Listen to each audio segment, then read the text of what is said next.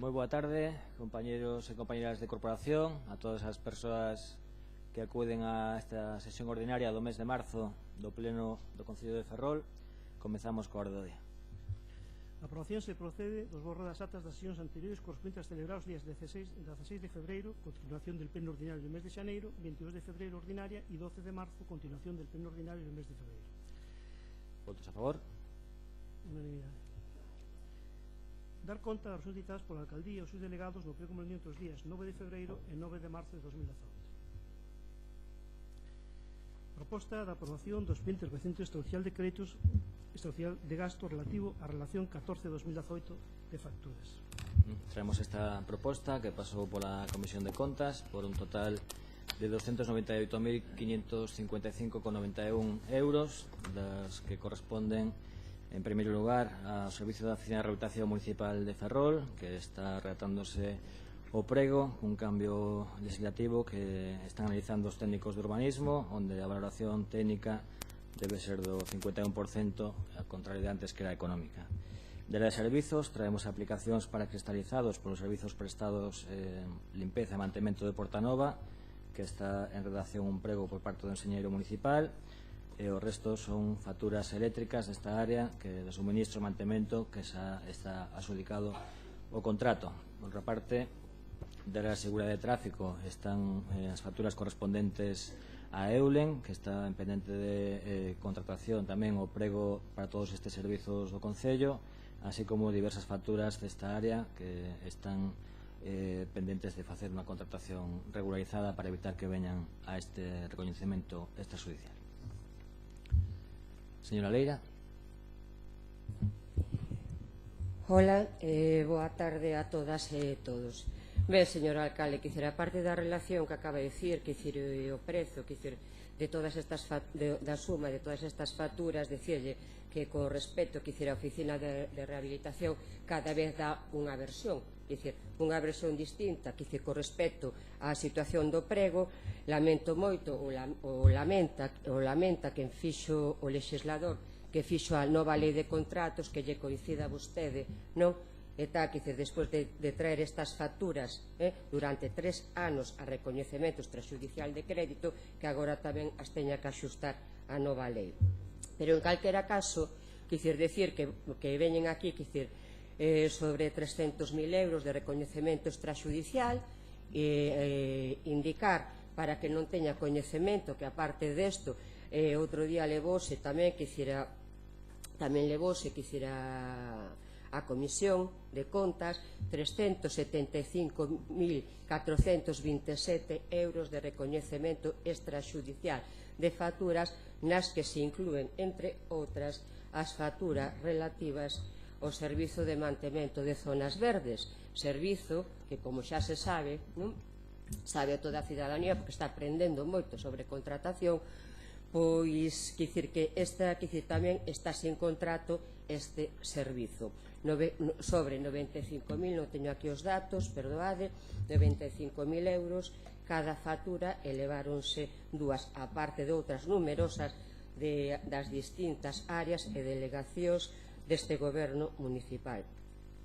E ben, a parte deste contrato, o sea que xa non hai contrato, o servizo de mantemento de xardís, faltan aquí, cales van faltar? Pois as que van faltar, está claro que son as facturas de Urbaser, chamémoslle así xa directamente. As facturas de Urbaser non aparecen aquí, xa non sei canto debemos en facturas, hayan hoxe cifras, probablemente debemos moito máis. É un goberno municipal que, sinceramente, non fai nada, non se aclara, non sabe que facer, pero aparte deso non ten ganas de facer absolutamente nada. E entón, sobre o culebrón, que é de Urbaser, non?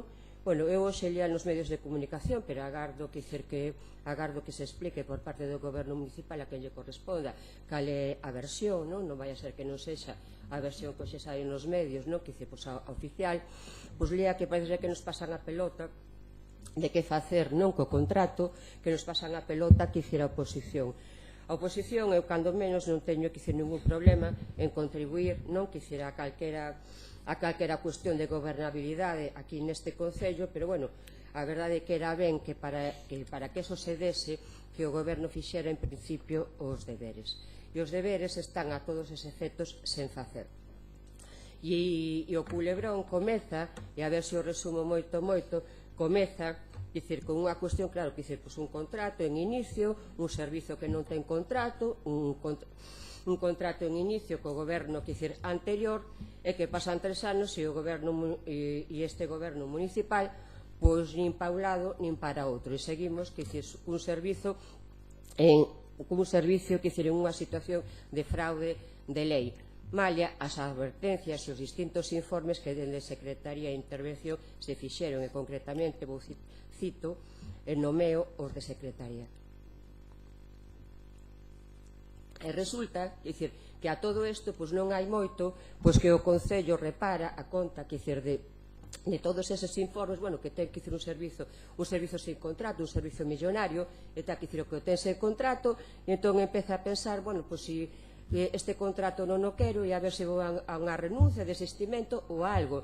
O que nunca se lle ocurre a este goberno, parece ser, é decir, pois vou a remunicipalizar, porque remunicipalizar resulta que o programa electoral de Ferrol en Común. E entón resulta que empeza a pedir informes, hai escasamente uns meses sobre a respecto, por un lado, que uns informes raros a respecto dunha renuncia, desistimento ou que poda facer con el, pero non pide un só informe sobre se é posible ou non a remunicipalización ou municipalización do servizo, que é o primeiro que ten que facer. Ríase, señor alcalde, xa sei que lle fai moita gracia cando eu falo, gracias, de verdade, e tal que dice, un só informe sobre eso, porque resulta que a mellor que non se pode. Pois se non se pode, teña vostede a valentia primeiro de pedir un informe a ese respecto e depois de dir a cidadanía, pois mira, non se pode facer por isto, pola lei Montoro, que vostede ten todo o día na boca, que efectivamente, que a lei é o que é, polo que se xa, pero pida vostede ese informe e despois descarta que non se pode municipalizar o servicio. Pero vostede, que esa primeira fase, que dicir, xa que nin a toca, porque claro, xa digo, ten o seu propio programa electoral, no co que se presentou. E entón despois resulta que aparece aquí unha cuestión que, por un lado, que dicir, imos, o sea, quere de repente o alcalde unha renuncia en base a mancomunar, bueno, cousas extrañas, ¿no?, que se lle ocurren, ¿no?, como é normal, que dicir, nel, quero dicir, pois que se lle ocurren ao alcalde. Pois agora vamos a renuncia. A renuncia, evidentemente, para, que dicir, sería, ¿no?, que dicir, digo, para mancomunar e facer outro contrato, porque outra cousa é que non o entendo, porque vostede renunciou directamente o que é unha xestión directa dese servizo. E vamos a renuncia, pero en cambio resulta que depois o informe que temos e o que se lle fai caso e se nos intenta colar, que dicir, nunha comisión de urbanismo, é un informe sobre desistimento. Quero dicir, se nos trae o informe do señor interventor, cando, que dicir, o punto da orde do día era o anuncio, que dicir, da renuncia ao contrato, que dicir, da renuncia, e se nos trae un informe do interventor que fala de punta a rabo de desistimento, que dicir, que o procedimento estaba viciado, que hai unha nulidade, etcétera, etcétera. E máis, para chegar a esa comisión resulta que, por indicacións do señor alcalde, que se nos di que se nos vai explicar a renuncia nesa comisión. Nesa comisión o concelleiro de servicio non sabe ni de que está falando. E depois a presidenta da comisión nos di que non é desa comisión, que ten que volver a comisión, que ten que volver a comisión de Facenda, e nunca máis volveu. Pero a todo isto, que dicir, tamén, que dicir, e hai un acordo a ese respecto, que dicir, que cando se decida algo, que dicir, sobre este contrato, pois xa falamos de contrato, está claro, sobre este contrato, e parece ser que a decisión, en principio, é que non se vai seguir, eu non sei cal é, tal, que non se vai seguir, que dicir, bueno, pois entón se fala desto, e entón que se está falando de mancomunalo. E de mancomunalo resulta que Narón xa ten uns pregos adiantados, que se supón se vai pola súa conta, que fai unhas declaracións públicas que non vai esperar a Ferrol, e nos di na Comisión de Facenda o señor alcalde que lle mandou un WhatsApp a alcaldesa do Concello de Narón dicíndolle que o que dixera nos medios de comunicación que non era certo. Pero vamos a ver, isto que os coitamos todos e todos nos estamos ali, isto é que xa é unha burla. Pero aparte deso, e hoxe, xa digo, vou reactivizalo, o que leo nos medios de comunicación é que se nos pasa a pelota. Ben, ao mellor é que resulta que temos que collela, pero digo eu, que se pasa a pelota dicindo que isto mesmo, que a taxa de saneamento, bueno, xa xa ten valor vostede, alcalde, que evidentemente non ten para nada, pero para mentir e para facer unha demagoxia e tal, por suposto que ten moito valor, moitísimo, señor Suárez, señor alcalde, pois ten vostede moitísimo para dicir unha taxa de saneamento. Ou sexa, que vostede está que dicir, quer un consenso previo, porque a taxa de saneamento resulta que nos opuxemos todos, lle montamos aquí un lío bárbaro. Bueno, eu a todo isto daquele estaba no goberno non podía dicir nada, pero bueno, mellor agora sí que podo dicir. E entón, que dicir, pois entón un lío, pero bárbaro, e está que dicir, e na última ocasión, non sei se foi a cuarta, porque xa non o podo seguir, de verdade, na cuarta di que vai aceptar aquelas achegas que lle fixeron determinados grupos políticos, a saber, o Partido Socialista, si, algunha que de Ciudadanos, e mesmo que ia contemplar algunha do Partido Popular. E estaba vostede nesas cando de repente convoca un pleno e procede o levantamento da suspensión da taxa do goberno anterior. E entón resulta que temos a oposición, que dicir, bloqueamos, non? Nos bloqueamos, así, tal, non é polo bloque, dicir, nos bloqueamos todo isto e entón agora vai facer vostede, bueno, realmente é a ver se o quitamos do lío, a ver se o quitamos do lío porque non saben nin que facer con todo isto. E insisto, sobre a renuncia, ainda non se comezou nin deu a orde, que o saiba, que tamén pode ser que non o saiba, de abrir un expediente, para que eso, que dicir, o que é unha renuncia, estea fundamentada. E entón se move entre unha cosa e outra, vai pasando o tempo e está claro que vai acabar o seu mandado, que, bueno, xa nos empeza a tardar a moitos e moitas, o seu mandado, e a esquerda, sobre todo, o seu mandado, que dicir, que acabe o seu mandado, e tal, que dicir, e isto estea, pois eso, pois, daquela maneira. Pero en calquera caso, se vostede vai reunir a oposición, os grupos municipais, eu xa non conto, por suposto, que se me chame, non? Faltaría, xa darei a miña opinión no seu momento, e entón, que dicir, pois, cando tal, e negocia isto, pois, agardo que o quiten do embrollo, non do bloqueo, sino do embrollo que ten de non facer absolutamente nada, e vai acabar este mandado con unha situación ao respecto deste contrato, bueno, por suposto, dicir, sobre todo, pois realmente tremenda, pero, bueno, entendo que a vostede tanto lle ten e estará contando os días, disfrute, como vexo que disfruta moito do que lle queda. Gracias. Señora Rodríguez Mazafret. Gracias. Bien, buenas tardes a todos. Yo simplemente manifestar, como siempre, la abstención en este punto. Y en relación al contrato de mantenimiento de basura y recogida de basuras a la que la señora Leira se ha hecho referencia, manifestar que sí nos extraña, pues no, más que extrañar es preocupar la situación que está generándose al no traer al Pleno las facturas por la prestación del servicio. Se van acumulando, como ha manifestado aquí la señora Leira, y en todo caso sí es cierto que la licitación de este contrato y el contrato en sí debe ser ya urgentemente hablado por todos, y entendemos desde Ciudadanos que es necesario que se inicie esas negociaciones o hablar con cada grupo político de una manera urgente ya, y es lo que le requerimos, que lo haga ya. Gracias. Muchas gracias. Señor Rivas. Grazas, señor alcalde. Boa tarde a todos e a todas. Bueno, eu creo que si se puidese facer un resume do pleno de hoxe sería como o Partido Popular nos meteu nun furado durante 4 anos e como Ferrol en Común tirou de nós cara ao fondo nos 3 anos posteriores, porque empezamos así. Empezamos co feito de que é certo, vostede non incorpora aquí a recoñecemento dos extrajudiciais de factura respecto ao servizo de lixo. Por que non o fai? Que está aceptando a chantaxe que lle fai o Partido Popular dicindo que non nos vai aprobar? Onde vai a moción famosa do Partido Popular que se iba a debatir neste pleno, unha moción que necesitaba uns informes da intervención municipal para ser debatida? Esa moción desapareceu.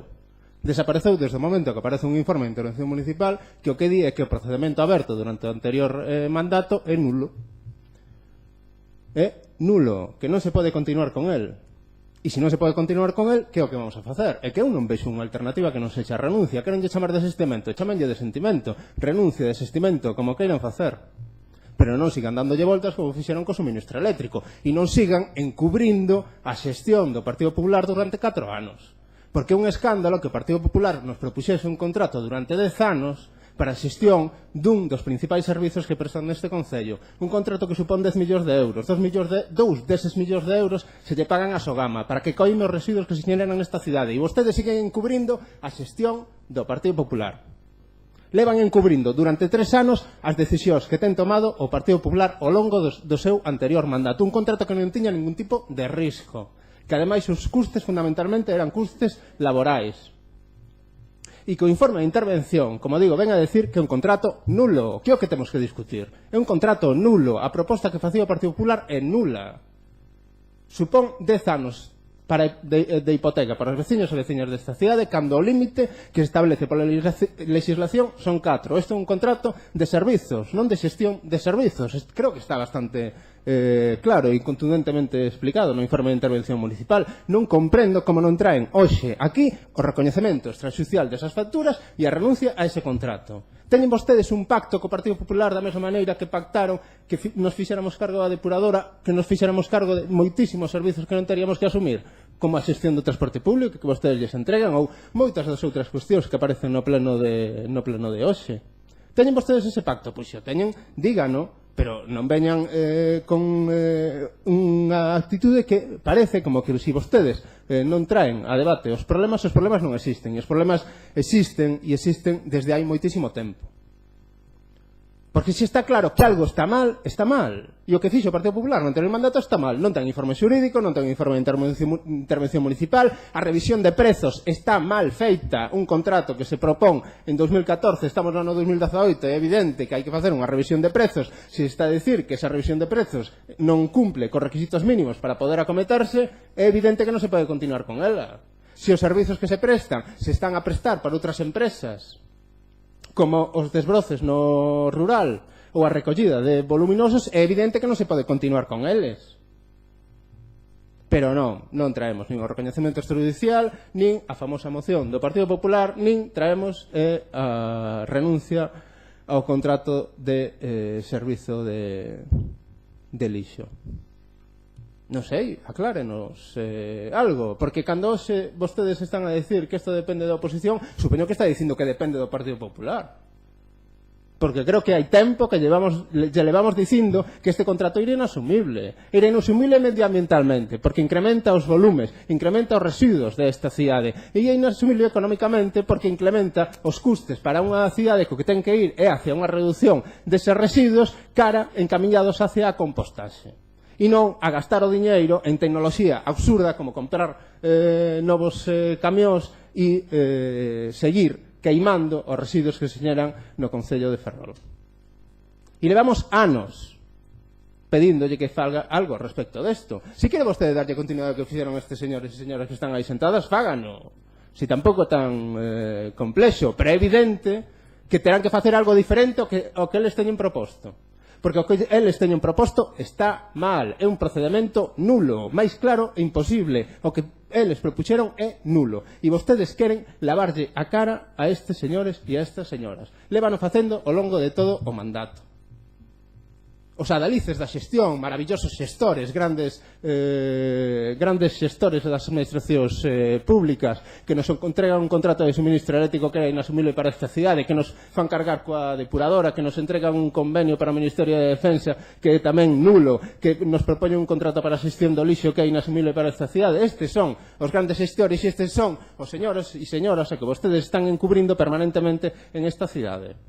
Esta é a realidade, así que algún día tenemos que tomar algunha decisión e vai sendo hora de que a tomen. Moitas gracias. Moitas gracias, señor Rivas. Señor Díaz. Ben, boas tardes a todos e a todas.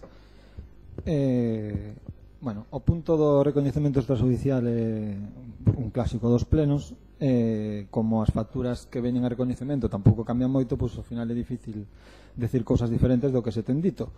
Precisamente, eu creo que o valor é que, como se pode facer un histórico do que se ten dito nos últimos plenos, é facilmente comprobable, pois se vai chegando ao punto que dende algunha intervención se decía que se ia chegar.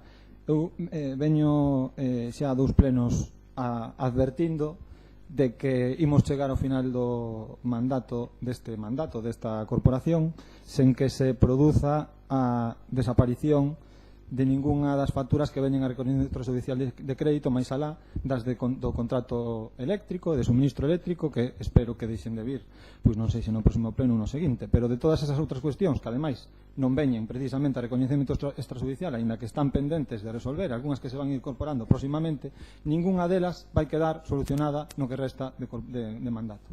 E non estamos falando de cuestións menores.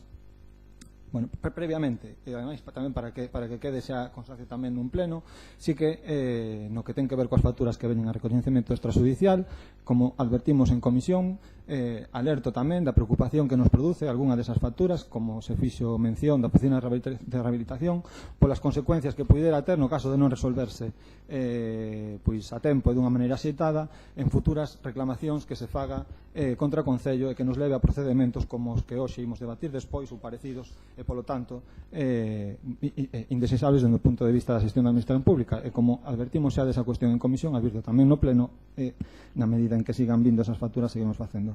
Decía que non estamos falando de contratos irrelevantes. De feito, en todos os concellos o contrato de recollida de lixo é o contrato máis importante do concello, tamén o é no caso de Ferrol. Estamos falando de 140, 150 persoas que traballan prestando este servicio, un servicio que é fundamental para que a cidade presente un bo aspecto, para que a cidade, polo tanto, os veciños e veciñas tengan un servicio axeitado no que isto se refire, ademais que dunha cuantía sustancial. E dende o ano pasado insistíamos en que esa prórroga tácita que había dese contrato sen contrato tiña que ser preciso resolvela de algún xeito, primeiro en comisión, despois en pleno. Advertíamos de que esa cuestión antes ou despois tería que ser pronunciada de maneira explícita polo órgano competente que é en pleno. Pois estamos a marzo de 2018 e aínda pendente de resolver un contrato ou un non contrato que eu creo que todos somos conscientes de que se ten xa resentido a cidade do xeito en que se está prestando o servicio precisamente pola falta dese contrato, pola falta de investimentos que irían asociados a ese contrato e polas propias condición de incertidumbre que afecta tanto os traballadores como a propia empresa, que eu creo que impide que ese servicio se preste dunha maneira eficiente. E ademais, un contrato, xa digo, precisamente unhas facturas que non veñen a recoñecemento extrajudicial porque deixaron de vir, pendente de que algún día se atope unha solución, pero que ademais hai outra parte dese contrato que non viu nunca a recoñecemento extrajudicial e a pesar de que está bloqueada ou esa outra parte de limpeza viaria porque as facturas deixan de vir a recoñecemento extrajudicial, esa outra parte de recollida de lixo non está bloqueada e se cobra mediante tasa do que se ten advertido polos informes emitidos de intervención secretaría como unha situación claramente anómala e que urxe resolver. E hoxe nos atopamos cunha nova que di que a ver se a oposición o soluciona ou algo así. Eso é o que traslecía do titular, non digo que sexa así.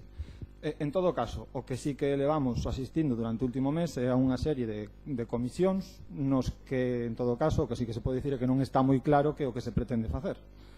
Se decía o voceiro do Bloque Nacionalista Galego, hai un informe de intervención recente que, atendendo ao que di, permitiría desistir dese contrato dunha maneira inmediata. Pero, pola contra, dende o Goberno se nos anuncia a vontade de renunciar a ese contrato, o que sería tamén unha solución no seu caso, pero que en todo caso obliga a emitir novos informes, contratar informes específicos para fundamentar esa renuncia, por lo tanto, dilatar no tempo.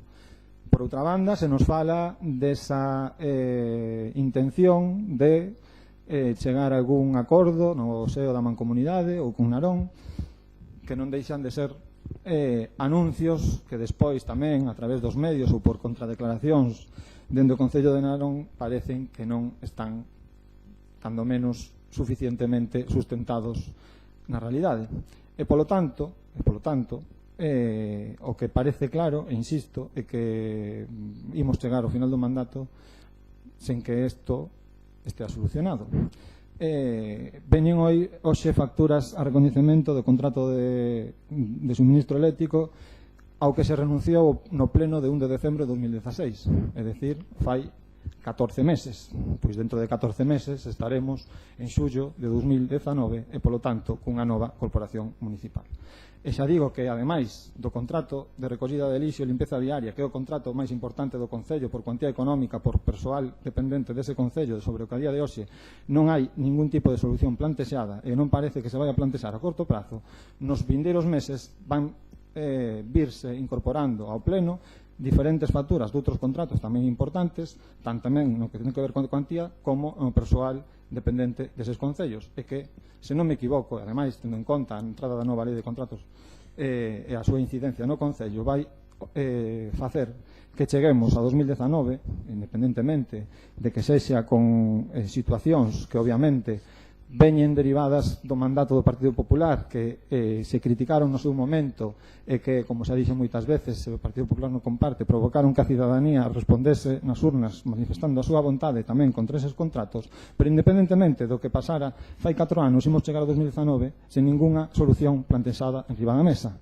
E, polo tanto, o que sí que espero é que ese contrato que estaba en licitación non teña posibilidade de ser continuado o proceso, aínda que xa está informado que algo, bueno, xa decía o voceiro do bloque, pero, bueno, a día de hoxe segue o contrato sen resolver e, polo tanto, se no futuro cambiase a maioría que existe neste pleno, sería posible que ese contrato fose adjudicado. Polo tanto, eu simplemente insisto en que algo no que existe maioría para resolver, e despois o que haberá que buscar, eso é evidente, unha solución ao futuro dese contrato que, xa digo, é importante para o conxunto, non só para o que ten que ver co orzamento do Concello, senón tamén para o servicio prestado á cidadanía. Moitas gracias.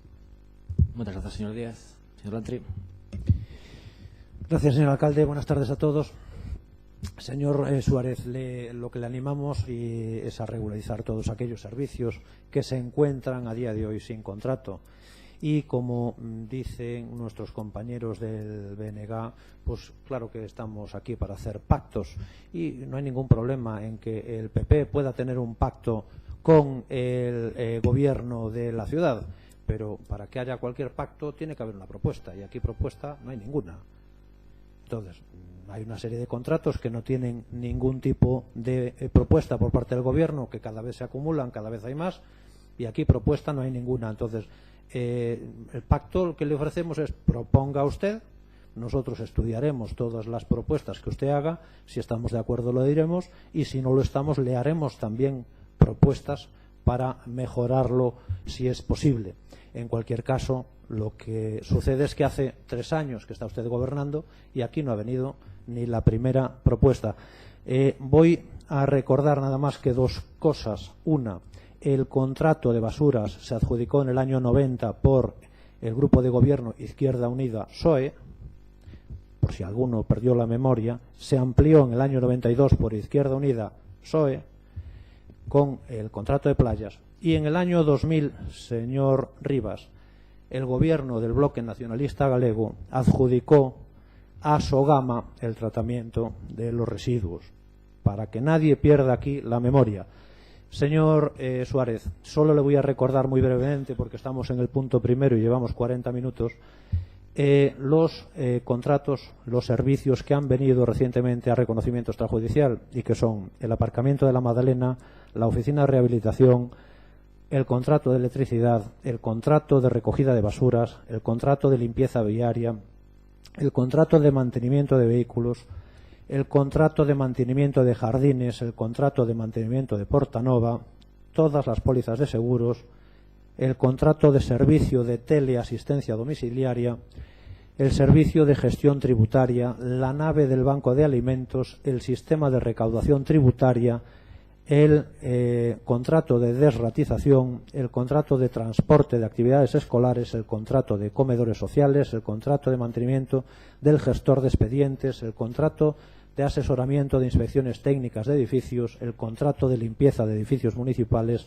el contrato de dirección de la banda de música, el contrato del mantenimiento del programas de los servicios de Internet, el contrato del mantenimiento del programa de nóminas, a lo que hay que añadir recientemente el contrato de los reconocimientos de las ITVs de los automóviles municipales y en la última comisión informativa hemos descubierto también que tienen sin contrato el parking de la Plaza de Armas, donde además ni siquiera han pagado un solo euro desde que ustedes están gobernando. Entonces, como decía al principio de mi intervención, lo que le ofrecemos es que proponga usted qué es lo que quiere hacer con todos estos servicios y, por nuestra parte, lo que haremos es estudiar todas esas propuestas y darles nuestra opinión. Si estamos de acuerdo, pues contará con nuestro apoyo y si no lo estamos, contará con nuestras propuestas. Muchas gracias. Moitas grazas. Bueno, un punto de 40 minutos para unhas facturas de reconhecemento extrajudicial. Non está mal para empezar. Dicir únicamente respecto ao debatido que se sae da marxe da relación de facturas que ven aquí, que ten relación co contrato de residuos sólidos urbanos, que, bueno, eu creo que a empresa presentou un recurso de reposición que terá que ser analizado por este pleno, onde se está a prestar un servizo, ainda que sen contrato, creo que prevalecerá o enriquecemento injusto da administración ou esa posibilidade antes que a falta de contrato, e o pleno terá que pronunciarse ao respecto.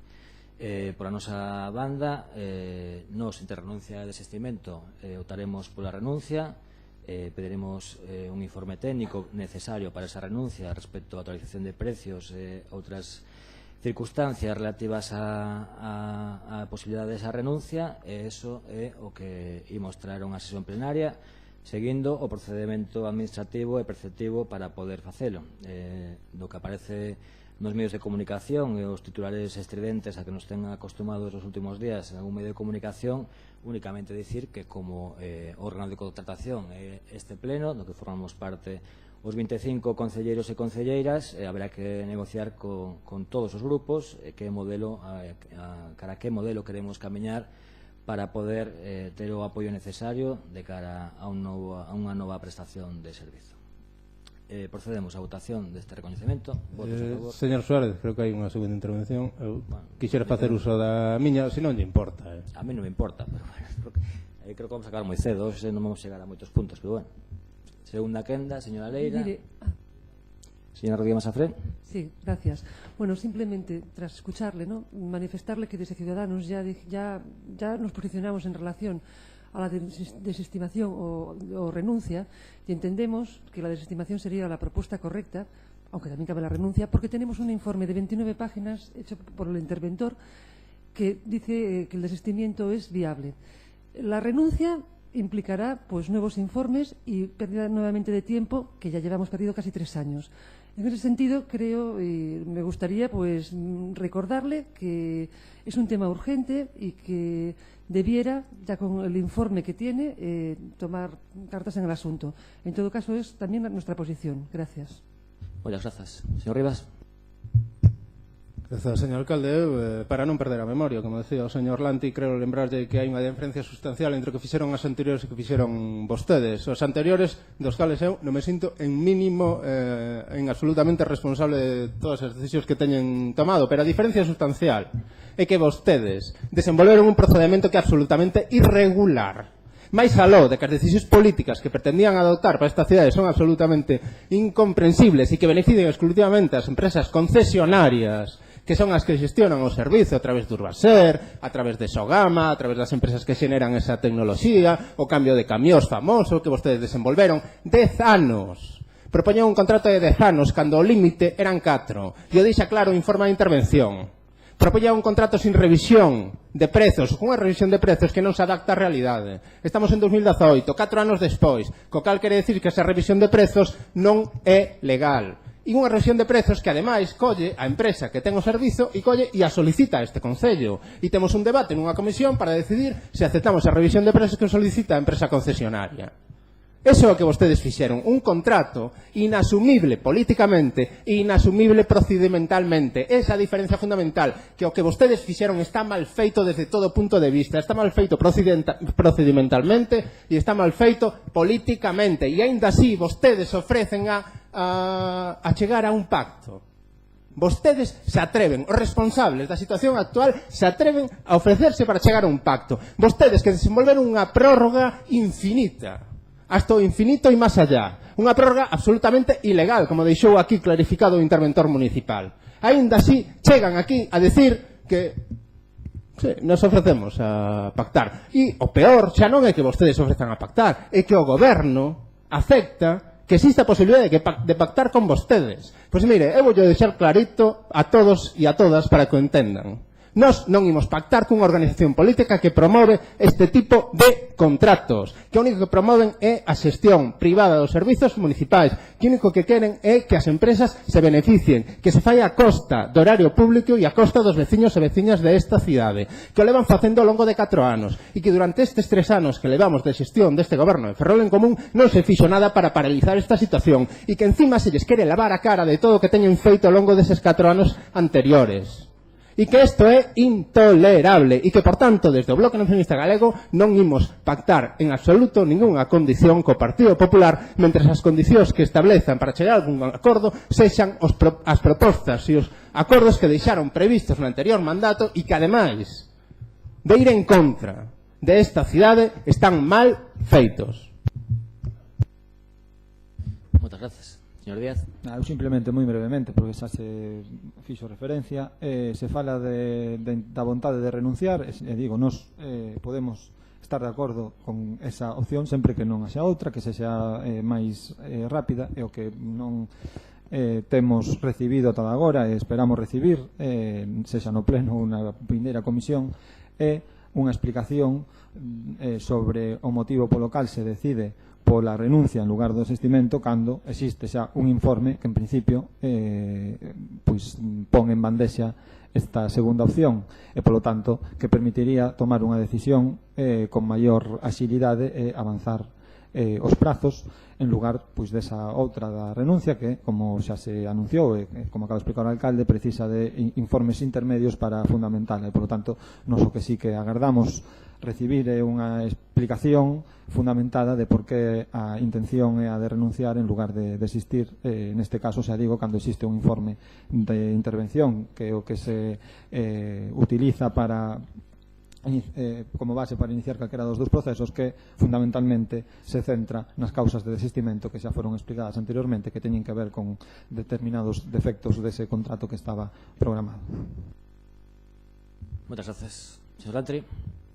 Gracias, señor alcalde. Yo insistir que efectivamente, a pesar de que a alguno le pueda pesar, pues ofrecerle ese pacto de que a pesar de que no es usted el alcalde que por parte de esta bancada se ha elegido, es nuestro alcalde independientemente de ello y por tanto es a quien le corresponde hacer las propuestas. Usted haga las propuestas y nosotros les corresponderemos con el apoyo o nuestras contrapropuestas como es nuestra obligación y como es nuestra obligación no solo políticamente sino para quitar las cuestiones adelante, aquellas cuestiones que aquellos que precisamente le han situado ahí con su voto lo han hecho únicamente para obtener rédito político porque al final no le apoyan ni en las más mínimas cosas, al final lo dejan a usted sus socios tirado constantemente y lo tienen ahí para acusarle y usarlo de saco permanentemente. Yo no le puedo decir, señor Rivas, en los entresijos de la contratación porque no era mi área y no conozco sus contratos. Habrá más adelante motivos para debatir a fondo de ese asunto, pero lo que sí le puedo decir es que hay una serie de contratos que se están acumulando, los he leído antes, que son una relación que cada vez es más interminable y que a usted no le importa, porque lo único que le importa es quitar rédito político de esta situación y a lo que a otros nos importa es que las cosas se solucionen, que se tome de una vez decisiones por parte de quien gobierna, que es que no se toman. Y la decisión que hay que tomar es qué se va a hacer con cada uno de los contratos y hacer una propuesta. Y esa propuesta saldrá adelante o no saldrá adelante. Pero si hay una propuesta de encima de la mesa, en ese momento será responsabilidad de quienes vamos a votar, de votarla o no votarla. Pero hasta ahora no la hay. Como no hay presupuesto, como no hay 1000 cosas más. Entonces, primero usted tiene que trabajar, traer esas propuestas y aquí las debatiremos y veremos a ver si logra usted los apoyos o no los logra. Ahora bien, deje de echar la culpa a la oposición, porque a quien le toca mover ficha es evidentemente a quien gobierna, con el apoyo de aquellos que le prometieron sus apoyos para dejarlo vendido también, ¿eh? Muchas gracias. Muchas gracias. Pues sometemos a propuesta a votación. Votos a favor. 7 a favor. Votos en contra. Ninguno en contra. Abstencións. 18 abstencións. Seguimos. Punto número 4. Dar conta do informe de morosidade do cuarto trimestre de 2017 en cumprimento dos prazos da Lei 15/2010. Ben, transe o informe de morosidade da Tesourería que pon en 47 días o período medio de pago e dende intervención o período medio de pago está en 21,96 días, por lo que se cumpre a normativa estatal que establece estes prazos en 60 días por cuarto trimestre consecutivo. ¿No? Ben. Respecto ao punto número 5. Sí, ¿quién? Yo. Señor Lantri. Decirle, señor Suárez, que a la vista de los datos, reconocer que por fin van cogiendo un poco de senda de mejora, por lo menos en los datos de pago. Y hombre, y pues igual que cuando se dice lo malo, se dice también lo bueno. Decir que llevan ustedes 4 trimestres seguidos cumpliendo los mínimos legales exigidos y que poco a poco ese porcentaje de facturas que se pagan en plazo han ido pasando del 26% al 44% y al 53% en este último trimestre. También hay que decir que la realidad es que todavía les queda mucho para recuperar la buena gestión que recogieron en herencia, porque lo cierto es que el periodo medio de pago que ustedes heredaron era de 15 días y se pagaban en plazo el 80% de las facturas. Así que el ánimo para continuar con esa mejora de esa desgestión que por ahora llevan para poder dejar al siguiente gobierno al menos unos datos cercanos a los que ustedes recibieron y que se ve que les va a llevar todo el mandato recuperar para ponerse en el punto de partida. Está bien que ahora el señor Montoro va a venir a echarles una mano a mejorar los datos, ya que han flexibilizado con los cambios normativos el cómputo de plazos y por tanto a ver si así notamos una mejora un poco más amplia. Y solo decir que es una pena que lo que es la propia ciudad no pueda recuperar también toda esta desgestión, porque el tiempo pasa, las cosas no se hicieron y lamentablemente, bueno, pues empiezan ya su último año de este mandato y no ha pasado nada, no se ha hecho nada, y cuando nada se hace las cosas empeoran y es así que no se recuperan. Muchas gracias. Muchas gracias. Respecto ao punto número 5, vamos a deixalo sobre a mesa para a seguinte sesión plenaria, retirarlo da orde do día. Esta proposta de modificación puntual da relación de postos de traballo que ven derivada do cumprimento de diferentes sentenzas judiciais, seguiuse o procedimento dende o negociado de recursos humanos, tiña informes favorables de intervención. O sábado publicouse un real decreto onde fai perceptiva o informe da Secretaría respecto a estas modificacións puntuais da relación de postos de traballo, a vista do informe da Secretaría no día de hoxe, que se lle deu traslado a todos os grupos. En tanto non se clarexe a situación, como digo, queda sobre a mesa, se retira este punto e continuamos coa sesión plenaria. Continuando coa sesión plenaria, decir se os grupos queren facer debate conxunto ou non. Hai 2 intervencións pedidas respecto ao punto número 8. Se hai debate conxunto, anticipamos as intervencións ao debate destas propostas. Sí? Ben, pues, teñen a palabra vamos a ver, por orden de presentación. Señor Carrodeguas.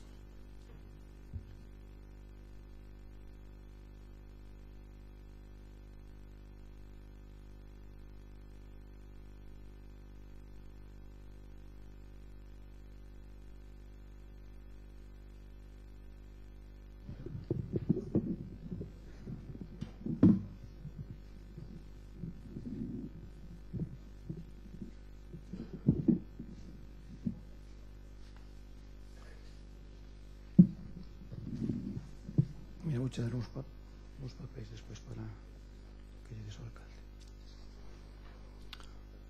Sí. Hola, boa tarde. Moitas grazas, señor alcalde, pola intervención. Actuará o Concello de forma inmediata contra a taxa de saneamento? A loita contra a taxa de saneamento foi fundamental na nosa campaña. Vai ser unha batalla moi dura, que seguramente terá consecuencias a todos os niveis, mesmo chegando a posibles imputacións de alcaldes. Pero non debemos ceder, debemos ser firmes. Imos levar a cabo un saneamento real da ría, con canles separativas, asumindo o Estado o custe da obra, como sempre se debeu facer. Jorge Suárez, Praza Pública, 2015. Compartimos totalmente a súa preocupación, señor alcalde, como moitos e moitas veciñas de Ferrol. Estes días, que está tan actualidade o tema da taxa, a xente párame pola rúa, entrégame facturas de Mafesa polas irregularidades, os cobros indebidos, sabe que se fan consumos estimados, que se fan demasiados consumos estimados. Pois ben, teño dúas facturas, unha de 3.779 euros e outra de 860 euros.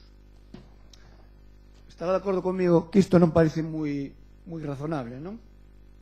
E non hai explicación posible a este tipo de facturas que se lle están pasando a algúns veciños de Ferrol. Sabemos que non é xeneralizado, pero hai preocupación polo que está facendo en Mafesa.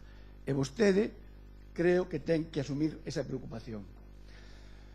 Hoxe chegábame tamén un informe sobre a situación das edares no Estado español.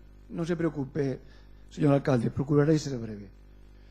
En este documento, leo ya a introducción, se recopilan 30 ejemplos de estaciones de depuración de aguas residuales que aún presupuestadas y proyectadas no se han construido, que se han empezado a construir y se han abandonado, que se han construido y nunca han funcionado, o que incluso funcionando nunca han depurado debidamente. En definitiva, son ejemplos que constatan que las edares convencionales utilizadas durante muchas décadas en el Estado español son casi siempre un gran fracaso, un auténtico fiasco relacionado normalmente con los intereses económicos, la incompetencia política o el amiguismo entre grandes empresas constructoras y gobiernos corruptos. O primeiro exemplo da edar que dá este informe é a nosa edar de Ferrol, que titula Florentino Pérez se llevó más de 20 millones de euros con la depuradora de Ferrol que no funciona. Las empresas de ACS se encargaron de la construcción, de la conexión con el puerto exterior y de la gestión de la edar de Prioriño, que no depura el agua, pero cobra la tasa por hacerlo.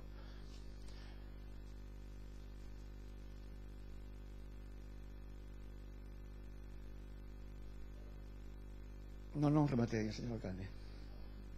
Como plataforma, non podemos pasar por alto que se cobre unha taxa inxusta do ano 14. Non só porque loitamos contra esa taxa con antelación cando estaba gobernando o Partido Popular, senón porque é inxusta e o goberno tamén o sabe e o manifestaba con anterioridade. E aínda así seguen pasando os recibos. O goberno tamén fala de que ten contratado un informe para axustar a taxa ao seu custe real. Mais ese informe xa o tiña que ter contratado en agosto do ano 2015. Só un mal goberno fai as cousas así. E por iso que presentamos o recurso contra o levantamento da taxa e o cobro dos recibos, que agora vostedes van a rexeitar dunha forma injusta e abusiva. Señor alcalde, vostede sabe que esta taxa non ten os correspondentes informes de intervención e de facenda. Ten un vicio de raíz. Nos consideramos que é totalmente nula a teoría en dereito que se chama árbol envenenado. Polo tanto, unha taxa que non ten os correspondentes informes é unha taxa totalmente ilegal. Están saindo multitude de sentencias de xurisprudencia do Tribunal Supremo. Acaba de sair o mes pasado unha sentencia do Tribunal Superior de Xusticia de Andalucía anulando unha taxa moi similar en Almendralejo. Eu creo que debería reconducir o proceso. Fai un momento falouse de que está disposto a negociar co resto dos grupos para negociar o tema da situación do lixo. Eu creo que debía facer algo parecido co tema da taxa de depuración e saneamento. Se algo caracterizou a esta plataforma foi o traballo constante para abrir o proceso de debate social sobre o rescate dos servicios básicos para a xestión pública, xa non pola falla de control, senón tamén polos sobrecustes que conleva a privatización, que van do 22% a máis do 90% en algúns casos. Cantidades nada despreciáveis que se tiran dos cartos públicos dos veciños e veciñas para o peto de empresas como Socamés, a parte privada de Mafesa, que o teñen amenazado a vostede, señor alcalde, con levalo ao xulgado ou con disolver a empresa mixta alegando falla de ingresos por unha taxa que non cumpre os requisitos legais. Pero ante esta situación agardaríamos que un goberno de cambio non só non se enfrontara ás plataformas veciñais e cidadáns, senón que con mutuo apoio, sumando esforzos entre todas e todos, fora quen de defender os intereses da veciñanza frente aos oligopolios das empresas que someten a estes servicios básicos, ou cando menos non rexeitara o asesoramento profesional de persoas como Luis Baviano, Jaime Morel, Jordi Colomer ou Fernando Urrutico Echea, ou mismo o apoio do alcalde da Coruña. Eu estuve falando co alcalde da Coruña para axudarnos aquí, para intentar fiscalizar a parte privada de Mafesa. Algo moi necesario, que vostede sabe que é imprescindible, que teñamos unha auditoría técnica e de xestión para facer esa fiscalización, cousa que todavía non ten ocurrido. Levamos en inacción demasiado tempo, señor alcalde. Sobre todo, vostede, non tendo maioría absoluta, o seu goberno municipal tería de ter asumido a situación de febleza e procurar os apoios necesarios tanto dentro como fora deste concello. Apoiarse na veciñanza consciente. Iso sí sería de recibo. Si tivera intención real de loitar contra os tiburóns da auga dos que tanto ten falado vostede, ou da trama dos trileiros da auga, como se fala no documental que vamos a presentar en Ferrol. Gustaríame, señor alcalde, que asistira á presentación deste documental que vamos a facer o mes que ven. Está invitado. Pode expoñer as súas razóns ante a veciñanza que vaya. Pediríamos de que asistira para ter un debate real sobre a situación da auga nesta cidade. Vou rematando, señor alcalde, non se preocupe. A auga, a xestión do lixo teñen que volver a ser dereitos básicos, esenciais, e non suxeitos a negocio privado. Creo que vostede en isto está de acordo. Nin a especulación para beneficio de multinacionais que teñen os usuarios como meros mercados cautivos. Agora Urbaser acaba de ser absorbida por un fondo de capital especulativo chinés. As consecuencias das privatizacións que se levaron a cabo nos últimos anos conlevaron tamén casi sempre as subidas das tarifas, as desinversións, a exclusión social por impago, a falla de transparencia e a ausencia de participación real da veciñanza.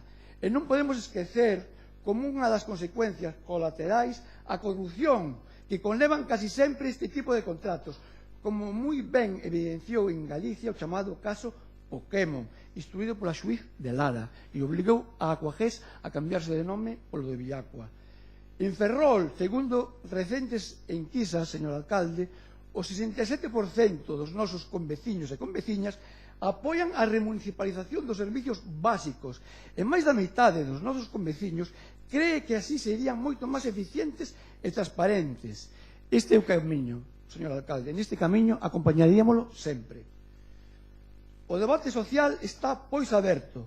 Cidades como Valladolid ou Tarrasa xa o fixeron, o están a facer, con grandes melloras no servizo e novas formas de transparencia e participación real da veciñanza. Compostela, a cidade irmán, acaba tamén de rescatar o seu servicio da hora e encara xa a xestión pública da auga para o próximo mandato, co apoio da cidade da Coruña, como vostede sabe, co apoio da empresa Emalsa, que está colaborando na fiscalización do servizo para encarar o 19 e o próximo mandato coa remunicipalización da auga. Aí se debería fixar, aí, señor alcalde, neses exemplos que os hai, e tería o apoio para iso. En Ferrol, despois da chamada crise dos trialometanos e da suspensión da taxa, a veciñanza non pode aceptar que quen nos estafou e enganou coa depuradora e co cobro dun servizo que non se estaba prestando dende agosto do 14 ata setembro do 15, que sexan agora estes mesmos os que xestionen o servicio da depuración, que se lles dé outra vez o servicio da depuración despois da relación que temos con eles. Sabemos que é imprescindible para a nosa ría o seu saneamento, pero tamén sabemos que non podemos hipotecar máis o futuro da cidade a empresas como Socamés, Urbaser, que foron os que nos teñen cobrado por servizos inexistentes, como vostede comprobou en setembro do 15. Por iso, señor alcalde, vou rematando, de verdad, reclamamos que se cumpla o que se aprobou no pleno de setembro do 15, que vostede aprobou con outros membros desta corporación, que se audite xa a Enacesa, que se lle abra un expediente sancionador. Non se entende, señor alcalde, que se suspenda unha taxa e que non se lle abra un expediente sancionador á concesionaria. Iso non ten explicación posible. Que se leve xa a Fiscalía, como vostede ten anunciado, no camiño de acadar xa unha xestión pública, eficaz, democrática, transparente e participativa do ciclo da auga en Ferrol. E temos xa as gadoupas das grandes multinacionais da xestión da auga da nosa cidade. Saneamento sí, pero non así. Polo tanto, podemos e debemos. Se se quere, pódese. Somos quen, señor alcalde. Moitas grazas. Moitas grazas.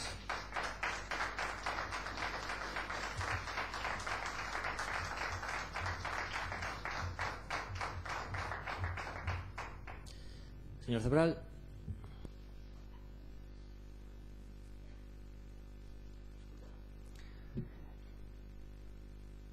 Xorxe, estou aquí.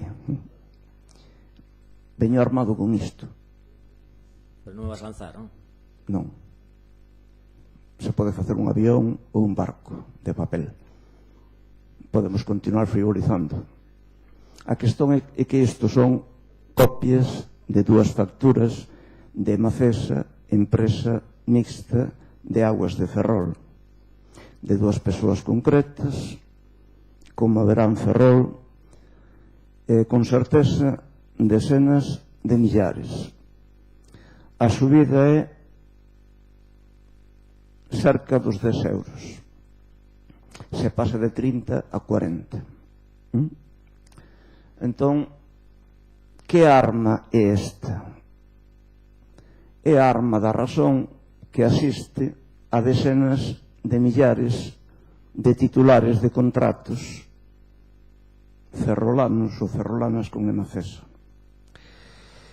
E eu, se veño hoxe a falar aquí, é a falar de unha única cuestión, E quero dirixirme en particular a Iván, a Roberto, a Esther, a Costolla, a Bruno e a Beatriz para que asinen unha solicitude de manifestación que pode ser o día 28. Eu asinaría tamén, e acho que moita outra xente asinaría. E teríamos obrigadamente resultados en positivo. Sabe todo o mundo está ouvindo na radio que o Montoro afirma o 3% de subida nas pensións máis baixas. É moitísimo. Tolearía o señor Montoro? Louqueou? Acho que non. Falaba moito baixiño, mansiño. O señor Montoro e o goberno ou a tiranía franquista, presidida por Rajoy, teve que soportar mobilizacións dos pensionistas que non somos mileuristas vastas, grosas, asistidas de moita razón. Entón, cual é a causa de que o señor Montoro hoxe, moi baixiño, moi mansiño, anunciase unha subida do 3% das pensións máis baixas? Pois que houve mobilizacións, porque estou a falar disto. É unha obviedade. É unha obviedade, só que é unha obviedade que nunca, no tempo que levamos nesta corporación municipal, non sei nin como chamarlle, o de corpo non me soa moito. A questón é sempre a mesma, non? A un bocadiño se colocou un ponto que era recoñecemento extrajudiciario de facturas. Eufemismo que quero ocultar que é un sistema de financiamento do Consello ilegal, non contemplado na lei. E qual foi o resultado da votación? Saiu favorável, con os votos de quen? De Ferrol en Común. E as abstencións de quen? Reparai, Partido Popular, Cidadáns, Bloco Nacionalista Galego, Esther, que non sei a quen representa, disculpa, que grupo, e o Partido Socialista Obreiro Español. É coherente que vos absteñedes, refírome a vos, é coherente que vos absteñedes cando estades en desacordo con iso? O voto tiña que ser non. E máis, eu levo reiterando aquí, desde este micro, de má maneira, se queréis, non? Porque me poño nervoso, se me seca a boca, non sei que, sí, faço cosas así.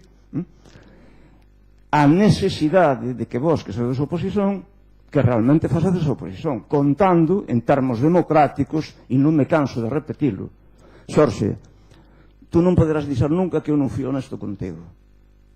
Antes de ser ese alcaide, dixente ali na rúa do hospital, naquela capela reconvertida non sei no que non eras nen honesto, nen demócrata. E dixente, non podes gobernar con un voto de cada 8 votantes. Iso non lle entra na cabeza a ninguén. Falando bien, non é? Ridicularizándonos a nós propios, ¿sí? Facendo racismo contra nós propios en termos fonéticos.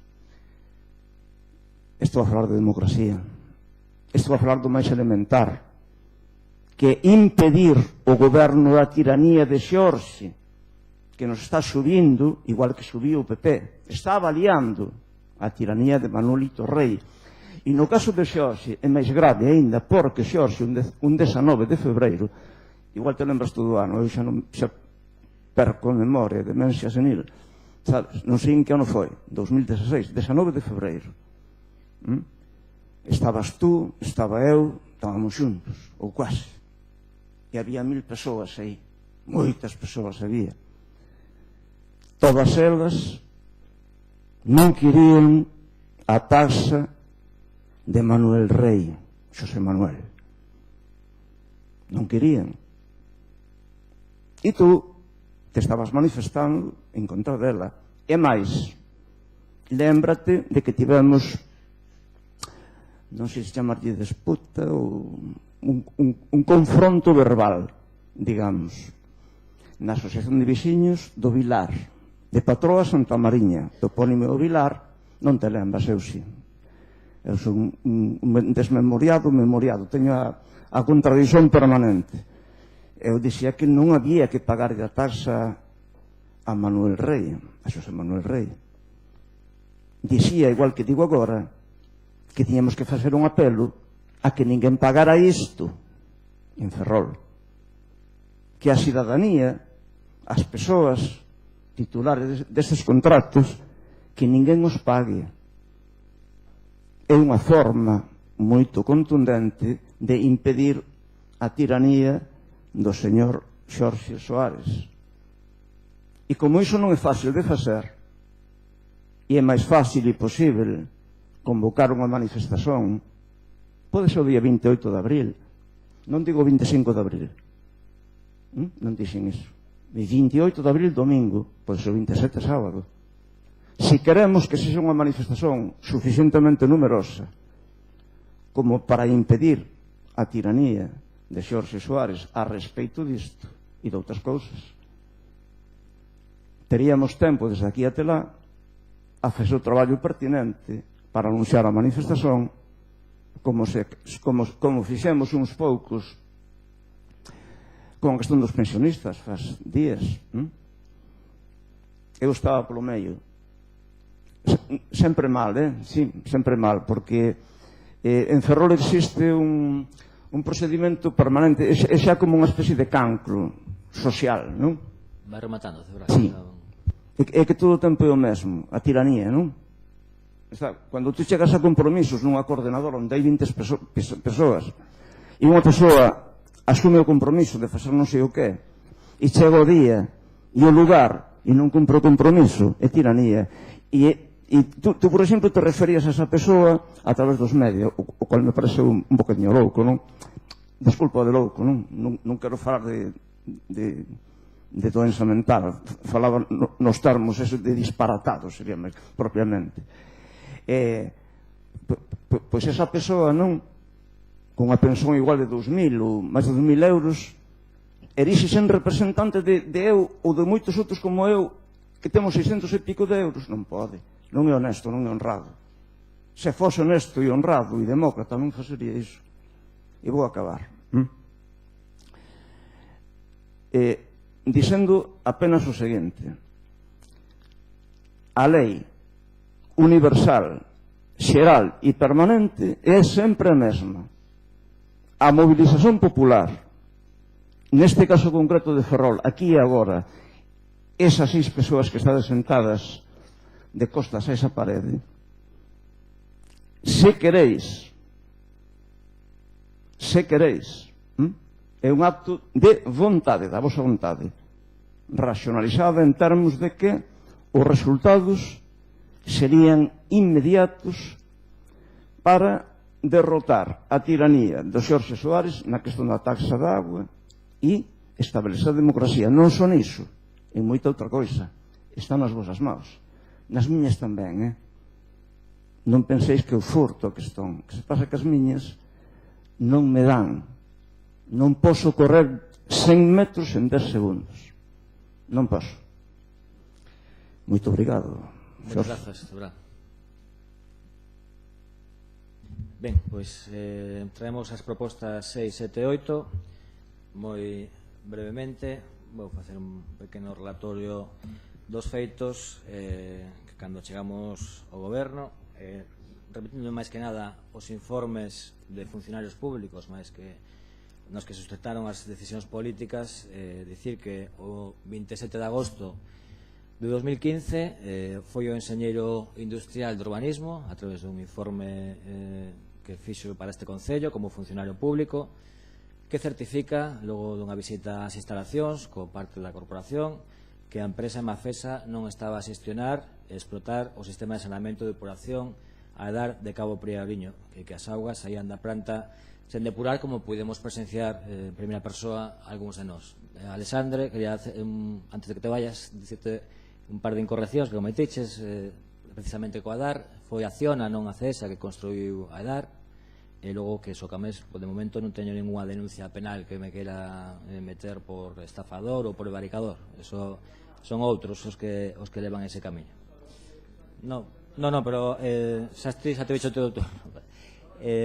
Por outra banda, por favor, ese informe do conselleiro municipal foi o que deu lugar o 18 de setembro de 2015 a suspensión da ordenanza reguladora da dita taxa.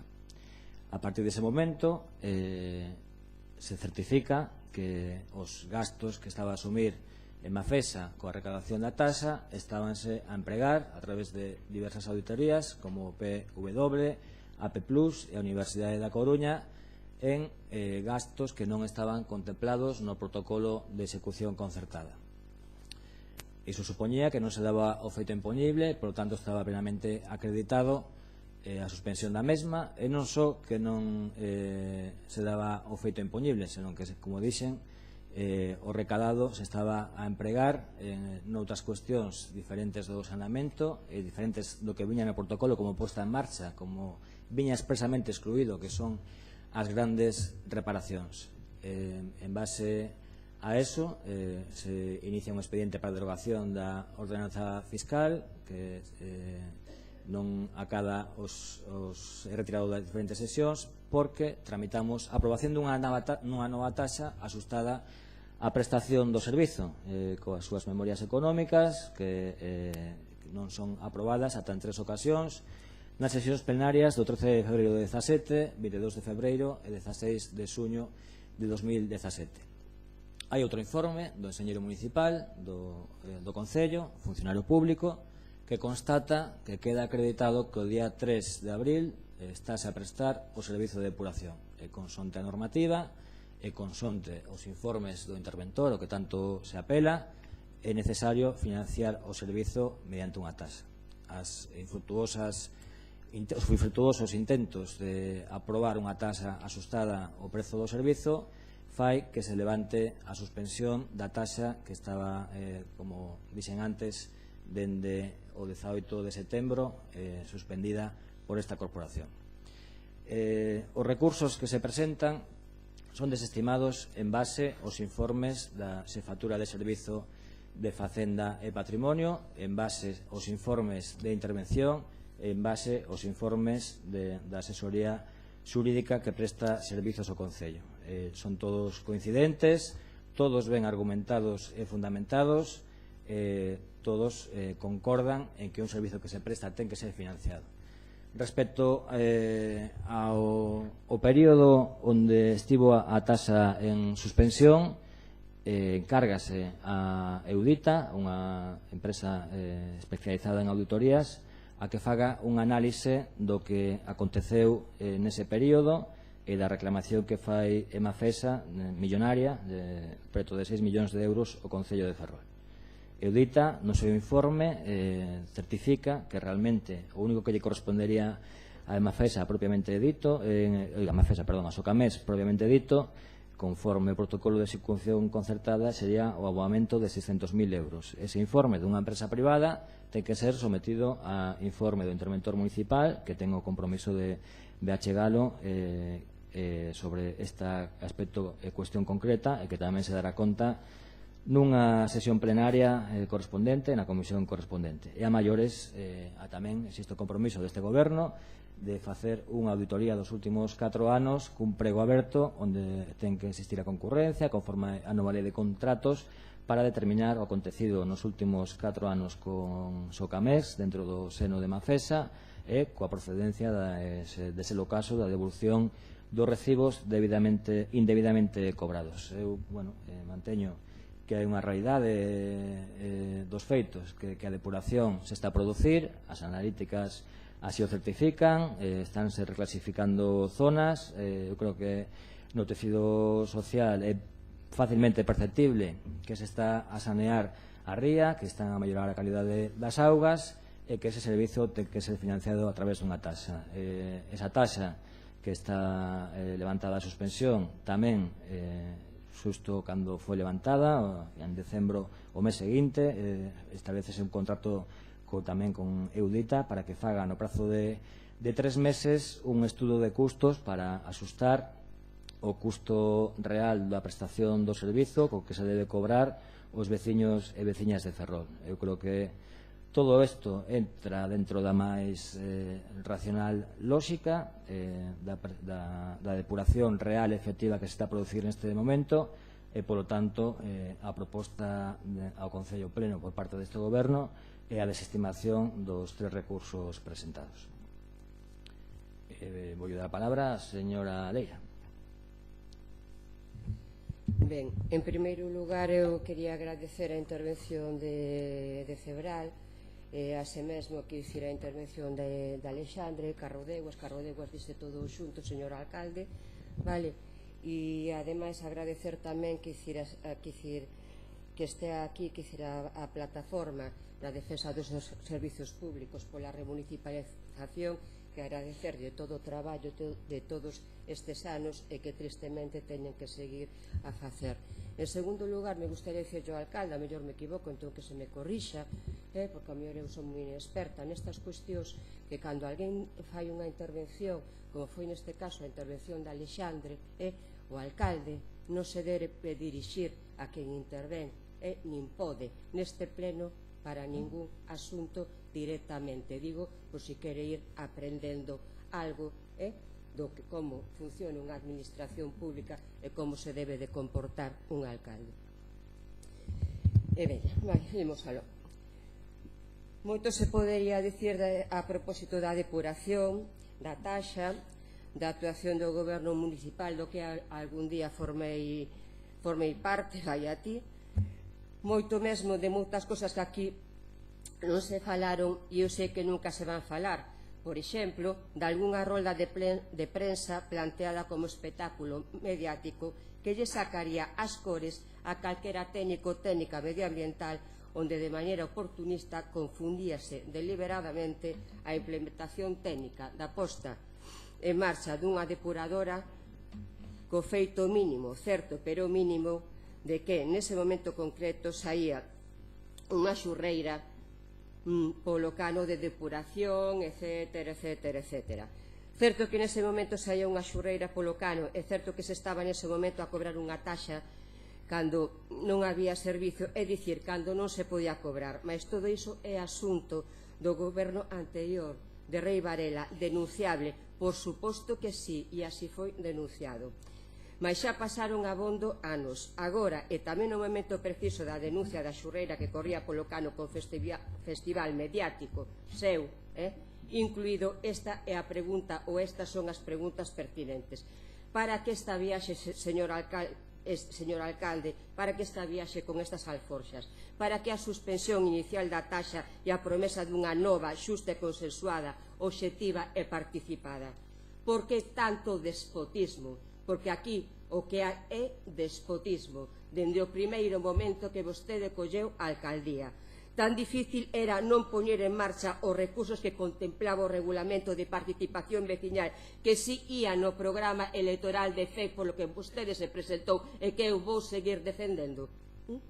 A suspensión inicial da taxa levouse por diante a unha concelleira de FEC, tema do que nunca se quere falar. O alcalde entón colleu a Concellería de Facenda. Así foi.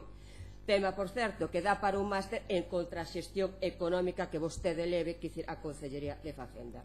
E despois todo o demais. Toda esa ladaíña de acontecementos narrados no informe da alcaldía, neses informes que fai vostede, todos esos supostos informes que nos teñen que ilustrar como corporación, é certo, non nos ilustran, pero para darnos información sobre o que nunca deberá de ser un informe técnico que parece ser que son os informes que vostede fai.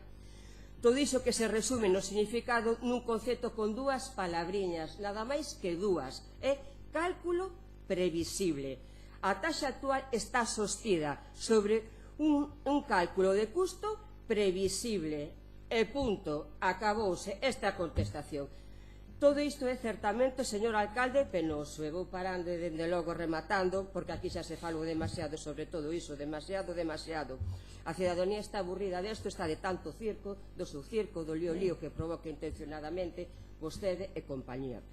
De farsa, de ver a ignorantes, me remito que dicir o dicionario da Real Academia Galega, tamén pode ser a española, non, que é o mesmo, pero ignorantes que fixeron antano fachenda da súa ignorancia, por eso tiro do comentario, sentados hoxe no Consello de Administración de Mafesa. O que hai que ver, o que hai que oír e tamén o que hai que ler nas redes sociais.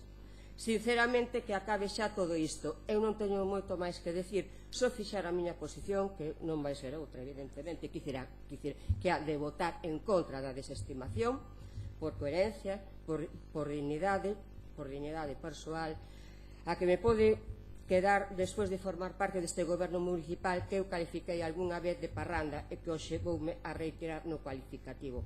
Vergoña, dende logo, para a esquerda de Ferrol. E máis, este goberno só actuou neste tema cando lle tocaron ou ameazaron o seu patrimonio persoal e a amenazaron pola vía penal. E daquela colleu correndo, foi o único que fixo, correndo e levantou a taxa do goberno anterior, porque do resto non fixo absolutamente nada. Pero tamén fixo outra cosa este goberno, que tamén únicamente, despois disso, únicamente actuou con rapidez, rapidamente, así como valentes, como soe ser, non? Así, tal que dicir, para agraviar a unha plataforma cidadá e as persoas que a conforman. Plataforma que Seica formou parte o alcalde cando era candidato a alcaldía, o candidato que dicir ao goberno desta cidade, pero claro, daquela só era candidato. E eu digo todo isto dende unha grande, dende logo, indignación. A indignación de quen se presentou por Ferrol en Común, cun programa electoral, cun respeto á ciudadanía e ve como as persoas que hoxe teñen o nome de Ferrol en Común agravian, difaman e se dirixen a unha ciudadanía con agravios, difamacións, etcétera, etcétera. Dende logo, isto é o non visto. Moitas gracias, señor alcalde, e dende logo teño que decir que a intervención do señor Carro Deguas, dende logo, foi impecable despois do que tivo que escoitar do señor alcalde, da ciudadanía, do señor alcalde de Ferrol en Común. E quero remitirme tamén o que dixo, acaba de facerlle unha oferta de negociación. Por favor, faga un esforzo, un único esforzo neste mandato e colla e póñase a falar con eles. Gracias. Señor Rodríguez Masafre. Sí, gracias. Bien, tamén querríamos desde Ciudadanos hacer una previa reflexión de cómo entendimos el tema del saneamiento, de la tasa y de todo lo que conllevó desde el 2015, y tengo que decir que manifestar que Ciudadanos votó a favor de la suspensión de tasa por la falta de gestión del saneamiento en 2015, y también votó a favor de la desestimación del recurso de Socamex en relación a esa suspensión, ¿no? Que iba en contra de esa suspensión. Ya 2 años después, también tengo que recordar, justamente el 15 de noviembre de 2017, que Ciudadanos se abstuvo también para facilitar la aprobación de la tasa de saneamiento. Y votamos así, aunque entendíamos que la tasa no era la adecuada, porque era mucho más alta que la propuesta por Ferrol en Común y negociada también con nosotros, con Ciudadanos.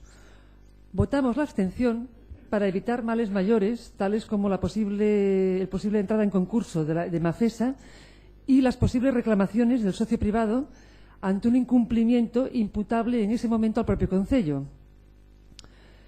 Votamos así, y también cabe decir que de esa votación salió la aprobación del levantamiento de esa suspensión, y no nos agradó tampoco la enmienda propuesta por el Partido Popular, porque también queremos recordar que el Partido Popular en ese momento no votó a favor de su propia tasa, se abstuvo también. Y esa enmienda que fue asumida por Ferrol en Común para poder aprobar esa tasa, que suponía la vinculación al Consello Consultivo de una materia competencia del Concello, cuando además existían informes suficientes que avalaban ya la propia propuesta. Y no nos pareció de recibo tampoco. El Gobierno se comprometió también, a partir de noviembre de 2017, a cambiar esa tasa de manera inmediata, porque comprendía que así tenía que ser, porque era una tasa que no se correspondía totalmente con la situación actual de depuración, y era una situación anterior, la anterior tasa, a un tiempo distinto. pero tampoco sabemos nada sobre esa modificación o esa posible revisión. Tampoco tenemos noticias, hasta que ahora lo ha manifestado hace un rato en el Pleno, sobre las necesarias auditorías que anunciaron y que ayudarían a dilucidar las posibles responsabilidades sobre la gestión realizada por Emafesa, bueno, en este caso por el socio privado, ¿no?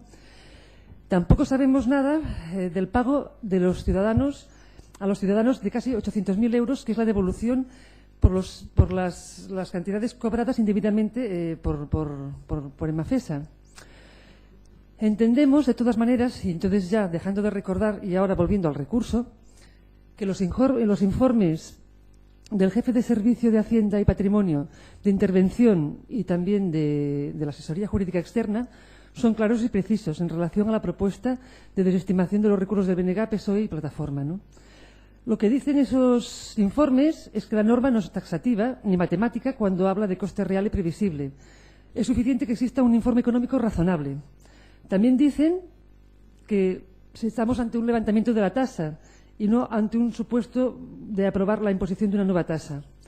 Y finalmente recuerdan que en el propio informe de intervención que la necesidad de imponer una tasa se produce desde el momento en que se produce el hecho imponible, 3 de abril de 2017, cuando existe depuración, y además es una necesidad dada los compromisos suscritos por el propio Concello desde el año 99 con la empresa mixta, ¿no? en la constitución en la creación de esa empresa mixta.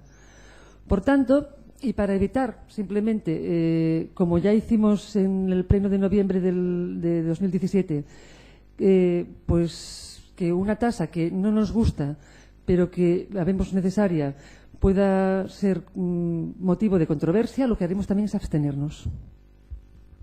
Muchas gracias, señor Rivas. Gracias, señor alcalde. O certo é que levamos meses e meses a voltas coa taxa, pero respecto do que a situación da Ría de Ferrol e do seu sistema de depuración permanecemos todos calados e caladas, e non só calados e caladas, sino que vostedes actúan como cómplices perfectos dos verdadeiros responsables da situación na que estamos hoxe. Da mesma maneira que o fixo o Partido Popular no anterior mandato, a ardanza maravillosa que falaba o señor Lantri. A ardanza maravillosa que fixo que nos entregaran unha depuradora que non podía funcionar, que o fixo que nos la entregou a Augas de Galicia, a ardanza maravillosa que fai que paguemos o 25% dunhas obras declaradas de interese xeral, e a ardanza maravillosa que fai que aquí o único obxectivo que se persegue é que a parte privada da empresa Emafesa incremente os seus beneficios incrementando o seu volume de negocio. E esta é a realidade, estes son os seus obxectivos. No seu discurso vostede dá dous argumentos fundamentais. Quixemos poñer unha taxa, pero non puidemos, non chegamos a un acordo, foi imposible. Co cal se evidencia cal é o seu obxectivo fundamental, é impoñer a taxa. Vostedes teñen que impoñer a taxa, sexa como sexa. No verán de 2015 lles dixemos, se a depuradora non funciona, devolvan ya a Augas de Galicia. Augas de Galicia, unha administración pública que nos entrega unha infraestructura que non pode funcionar, que recepcionamos sin acta de recepción, que o anterior goberno do señor Rei Varela fai oídos sordos e permanece en silencio ante todo este despropósito. E vostedes son cómplices de todo isto.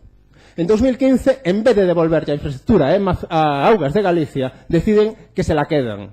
Non só que se la quedan, sino que ya volven a entregar a Emafesa para que siga xestionando da maneira en que o fixo, cobrándonos por un servizo que non existía.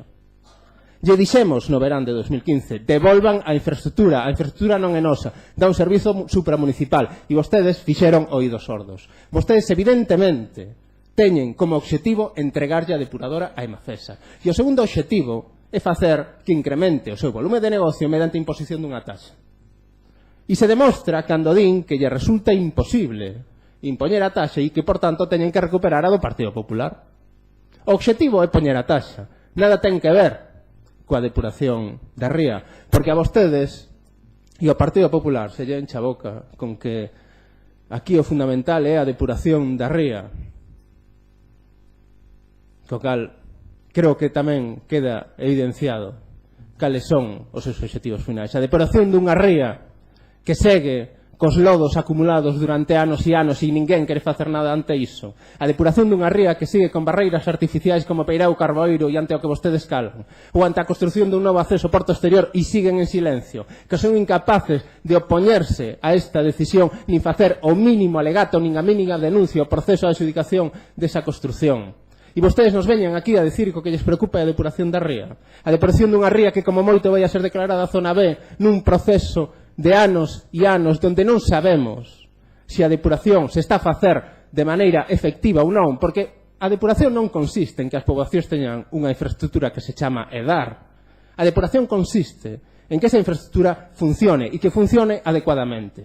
E non teño a seguridade de que iso está a acontecer. Non é que non teña seguridade, que vostedes son incapaces de certificar que esa depuración se está a producir nos termos que determina a normativa. Porque a normativa esta é moi curiosa. Vostedes agarran a normativa cando lles interesan e para o que lles interesa.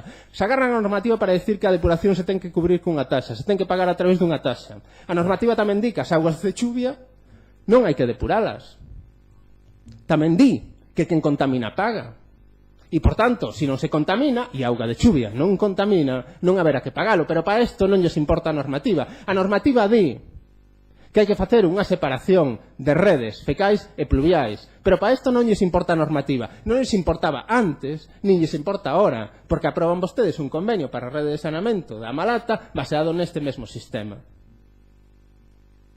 E toda esta normativa, o seu argumento final para decir que sí, que isto se fai, é o argumento do máis ou menos. Depura, sí, máis ou menos. Porque a normativa xa explica, teñen a vostede nos vosos escritos, nos seus escritos din que se agarran ao feito de que estas normativas son moitísimas, que son moi complexas e que permiten un grado de incertidumbre e incumplimento o cal se agarran. O que non sabemos é cal é ese grado de incumprimento. Pero isto lles dá igual. Vostedes veñan aquí a decir que o feito impoñible se está a producir, que aos veciños e veciñas hai que cobrarlles, que lles vamos a cobrar por depurar augas que non están contaminadas e que vamos a facer porque o noso objetivo fundamental é entregarlle a depuradora, a incrementar os volumes da empresa, da parte privada, da empresa Emafesa. Estes son os seus criterios fundamentais. E estes son os dous argumentos que vostedes teñen, de transformar a infraestructura e que isto vaya a cara a unha separación de redes fecais e pluviais. De eso non falamos. De exixir responsabilidades a Augas de Galicia por entregarles unha infraestructura que non podía funcionar e que temos que asumir os custes desa reparación. Tampouco falamos de que o Concello de Narón, que está a depurar esas augas pluviais, e que ademais o está a facer sin asumir ningún tipo de responsabilidade, deso tampouco temos que falar. Aquí o único que se pode falar é de como Emafesa ten que recibir a súa compensación económica polas súas decisións. Porque nas nosas alegacións hai tres aspectos fundamentais. Vostedes non contestan a ningún.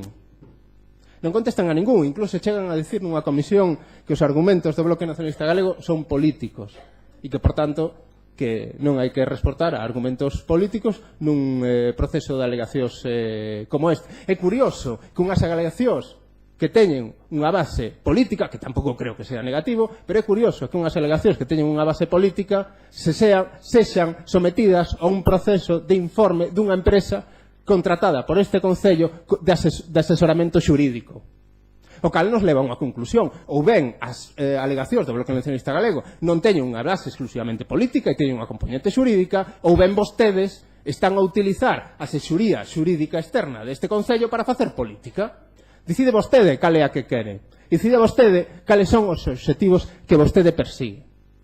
Porque o que primeiro que nos deberá aclarar é por que a depuradora está xestionada a través de Emafesa. Unha empresa que non ten contrato para poder xestionar a infraestructura.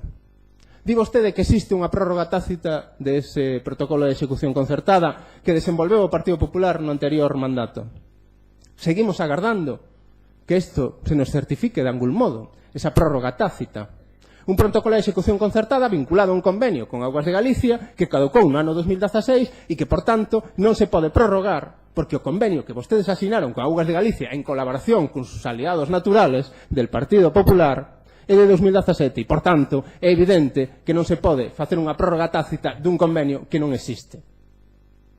Da mesma maneira que o convenio que existe con Aquaes, asinado polo Partido Popular, que carece de fiscalización da modificación que se fixo no ano 2015 e que supuxo que pasáramos de pagar o 10% ao 13%, carece de informe da intervención municipal. E isto a vostedes lles dá igual. Pero que non lles dá igual isto, e que lles dá igual que non só paguemos o 13%, lles dá igual que paguemos o 25% e que iso non se sometera a debate en ningún pleno municipal, en ninguna comisión municipal, e que vostedes decidan que os veciños e veciñas desta cidade van a pagar o 25% dunhas obras declaradas de interese xeral e que ademais o incorporen a esta taxa que estaba calculada para 3 anualidades, 2014, 15 e 16. Creo que estamos no ano 2018 e nada ten que ver o que ali aparece reflectido nese informe económico coa realidade actual. Fala vostede que nos achegaron informes económicos para o cálculo da súa nova taxa. Que informes económicos achegaron si existían discrepancias evidentes entre os informes que vostedes mesmos achegaban? Augas de Galicia chegou a asegurar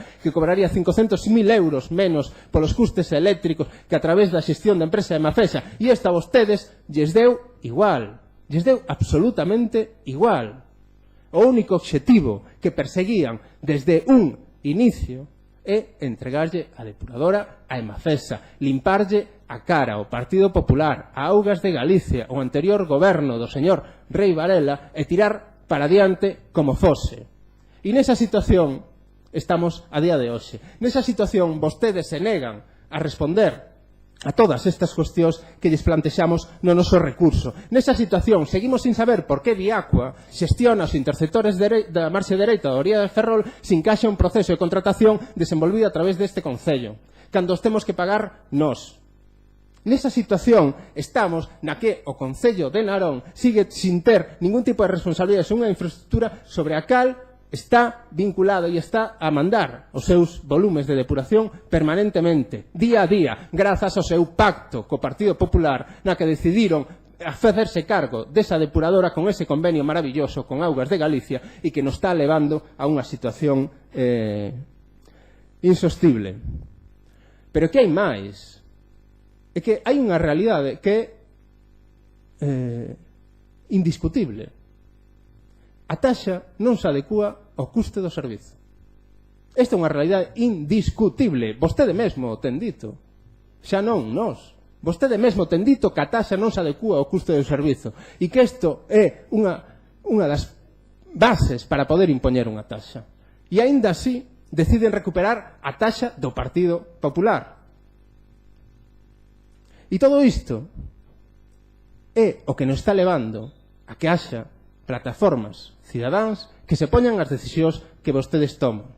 Todo isto o que nos está levando a unha situación que é insostible. E por moito que vostedes se neguen a responder ao recurso que lle temos plantexado, o levantamento da suspensión co argumento de que só vamos a falar do levantamento dun procedimento administrativo que consiste no levantamento dunha suspensión que xa estaba aprobada polo Partido Popular e non vamos entrar na cuestións de fondo, por moito que vostedes se neguen a isto, non van a poder evitar responder a todas estas cuestións.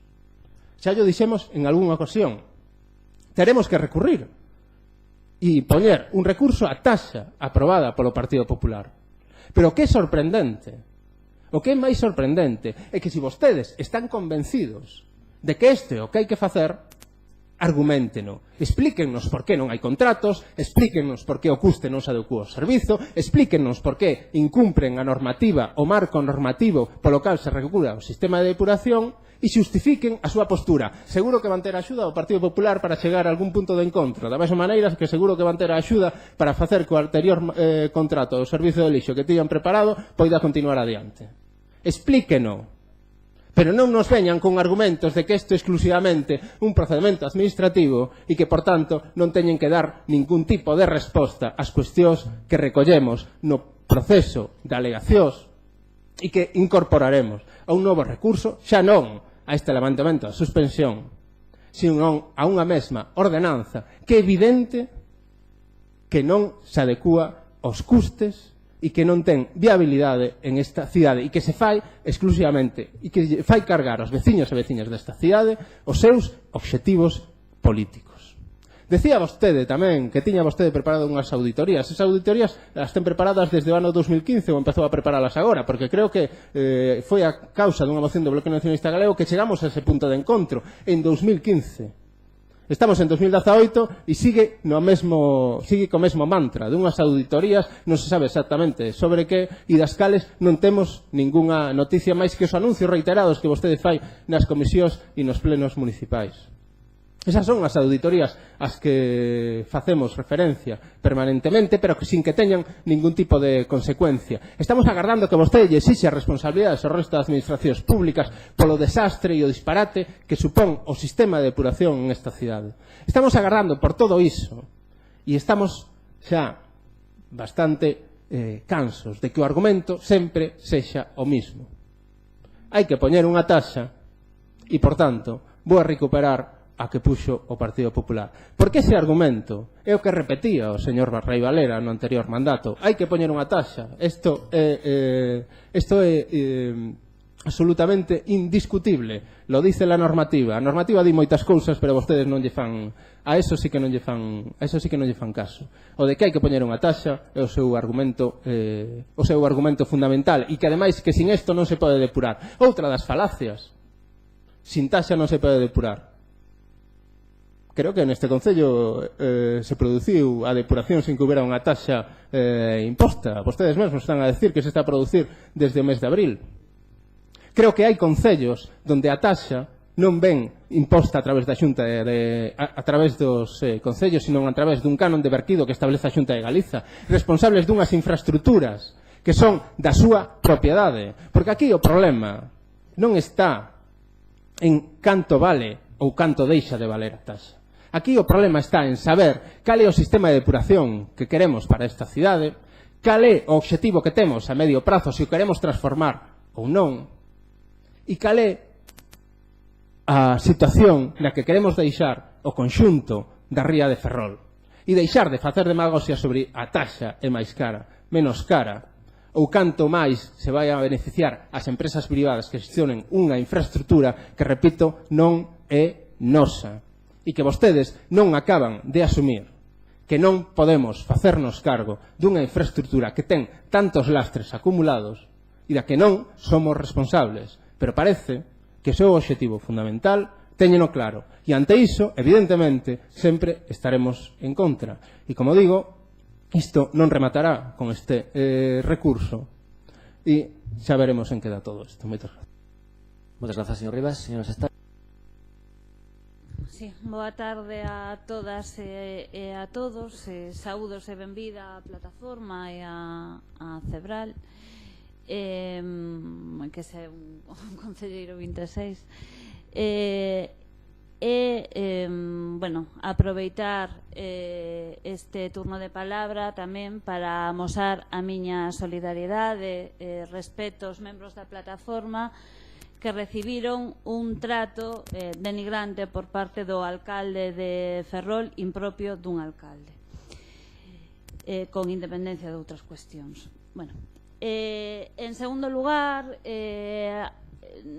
vou discrepar xa ca introdución que facía o alcalde respecto do contexto no que se debate. Non respecto ao que seguramente pensa, e iso daría moita explicación ao que ten acontecido despois. Decía o alcalde fai un rato que iba a facer un breve resumen, porque isto empezaba a partir de informes técnicos nos que se sustentaban as accións políticas. Bueno, isto é xusto ao revés. O cambio de goberno se sustentaba nun cambio de acción política, que levaba como compromiso electoral eliminar esa taxa imposta polo goberno de Rei Varela para mudar as políticas que levaba o goberno do Partido Popular. Ese foi o compromiso acadado, un dos compromisos acadados nos acordos de goberno. Ese foi un compromiso acadado nas forzas de esquerda, foi un compromiso acadado cola cidadanía e, ademais, cando se quere facer unha modificación, obviamente non pode ser arbitraria, despois da política, das decisións políticas, que para eso estamos todos e todas aquí, se buscan as articulacións técnicas para facelo posible. E foi posible. Polo tanto, non é os técnicos antes da política, é os políticos, a política antes dos técnicos. Por suposto, sempre avalados por cuestións da legalidade e das técnicas, porque senón estaríamos ante un goberno de burocracia. Certamente, hai que decir que si fora por este mandato, non sei en cantas cousas se notaría na cidade, pero é cuestión doutro debate. Pero o certo é que a política é a que nos obriga aos que estamos aquí, ou alo menos aos que decíamos fai anos que eliminaríamos esa taxa, a cumprir esa cuestión. Decía tanto o alcalde como a representante de Ciudadanos, e ten razón, que esta decisión estaba baseada en que nas declaracións de Mafesa, en as amenazas da parte privada de Mafesa, respecto a que, senón, pois podería dar lugar a quiebra, podería o que as debedas eran esas. Efectivamente, eso é certo. O que non é certo, o que alo menos non se ten comprobado, e si as declaracións que facía a parte privada de Mafesa, cando decía ademais no Consello do órgano que vostede preside, que eles tiñan que defender o seu, como din os conselleiros da parte privada, o que non se comprobou é si eso era certo. E iso é o que lamentamos. O que lamentamos é que estemos ante unhas decisións de tanta envergadura exclusivamente atados polos intereses dunha parte privada que nin siquiera se auditou. Eso é inconcebible, é intolerable, é incomprensible e, sen dúbida, é un fraude respecto ao comprometido ca cidadanía. Decía Descartes que é prudente non fiarse por entero de quen alo menos ten engañado algunha vez. Ben, pois, efectivamente, se falaba aquí dun engaño pola parte privada de Mafesa. Xa sendo moi conservadores, alo menos estaría ben que cando se recoñece un engaño, se recoñece un fraude, e podería citar aquí unha longa hemeroteca das palabras non xa do Grupo Socialista, sino do alcalde de Ferrol, veríamos todo o enorme relato que xa se ten debatido ou se ten argumentado neste pleno, e polo tanto, se non é necesario, non vou a repetir. Antes o representante da plataforma, Alexandre, leía mesmo un artículo desa hemeroteca.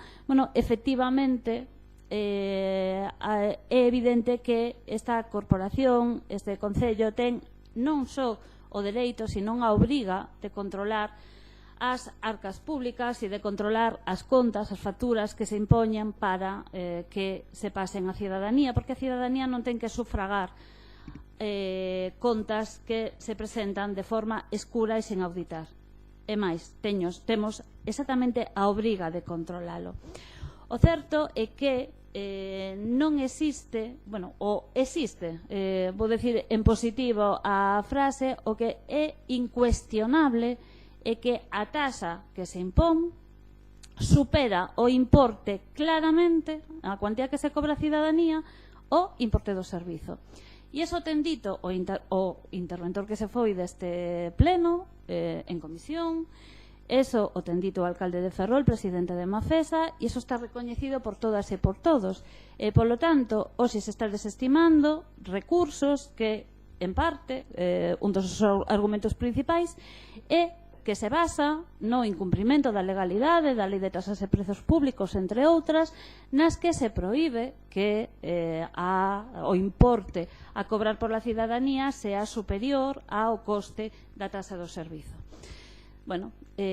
Sin embargo, se desestima.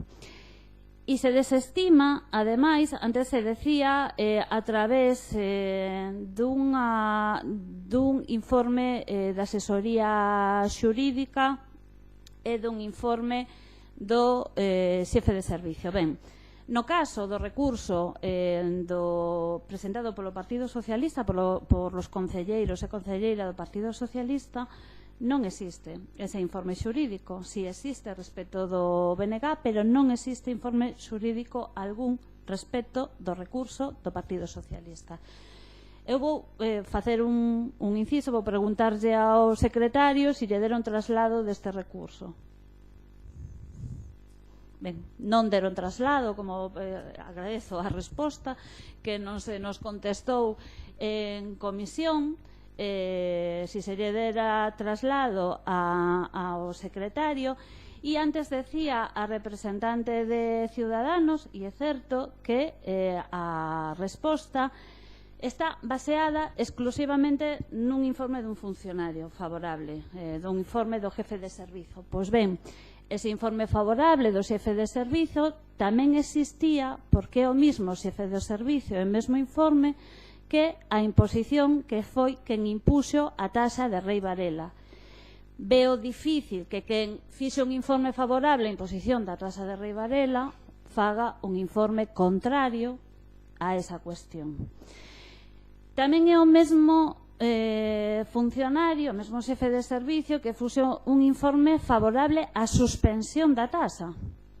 Polo tanto, tamén sería valorable esa suspensión no seu día a taxa que deu lugar, entre outros, a obriga, bueno, máis complicado que isto, pero simplificando, de devolución deses 800.000 euros dos que a cidadanía aínda non sabe onde van a parar a pesar do seu compromiso.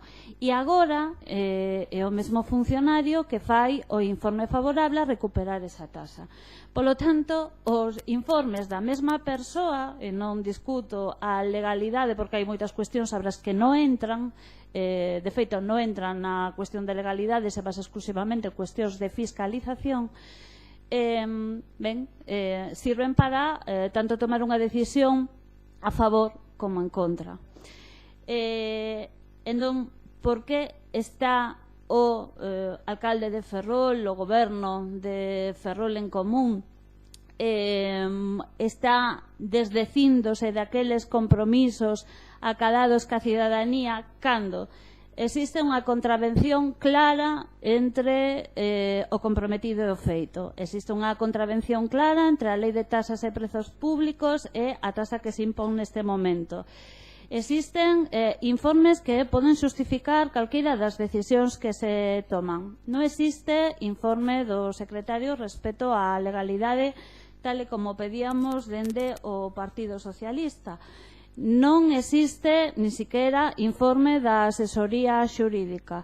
Existe evidentemente unha desconfianza, e molo deixar así suave nunha intervención, respecto dunha empresa que lembremos que cando xa chegábamos ao goberno decían que arrastraban xa dende facía tempo unha situación de quebra. Se fixéramos caso dende o primeiro día, se tivera mantido a taxa dende o primeiro día, porque evidentemente, e así hacían os conselleiros de Mafesa, da parte privada de Mafesa, insisto, decían que tiñan que defender o seu. Pero o que este Concello, precisamente, o que temos que defender é o de todos e de todas. E iso vai en contra da desestimación deste recurso. E ademais, dende o punto de vista exclusivamente xurídico, este grupo pediu informes ao abeiro do artigo 79 da Lei de Procedimento Administrativo, entre outras.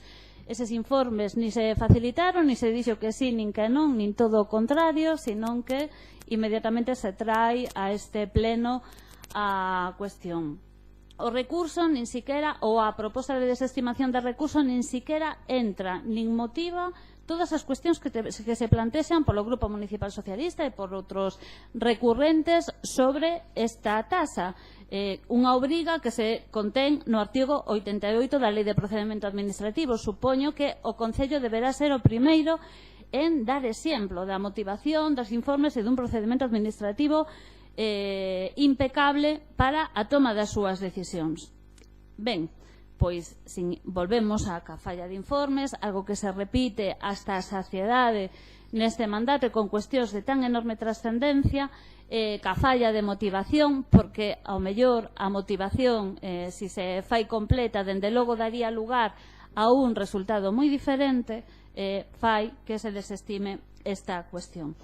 E, efectivamente, como consecuencia desta viraxe de 180 grados de Ferrol en Común, nos atopamos efectivamente con unha tasa con importe superior ao que correspondería por lei, nos encontramos con unha tasa que vulnera claramente xa non as previsións, incluso os custes que sabemos, que xa se saben da posta en marcha, por exemplo, da depuradora que Emafesa, a parte privada de Emafesa, colocaba en 4 millóns de euros e que resulta que son 600.000 en coste estimado, resulta que é igual, a cidadanía que pague demais, que aquí o alcalde de Ferrol invita a Emafesa a que siga obtendo privilexios a costa do común das persoas, como ten cambiado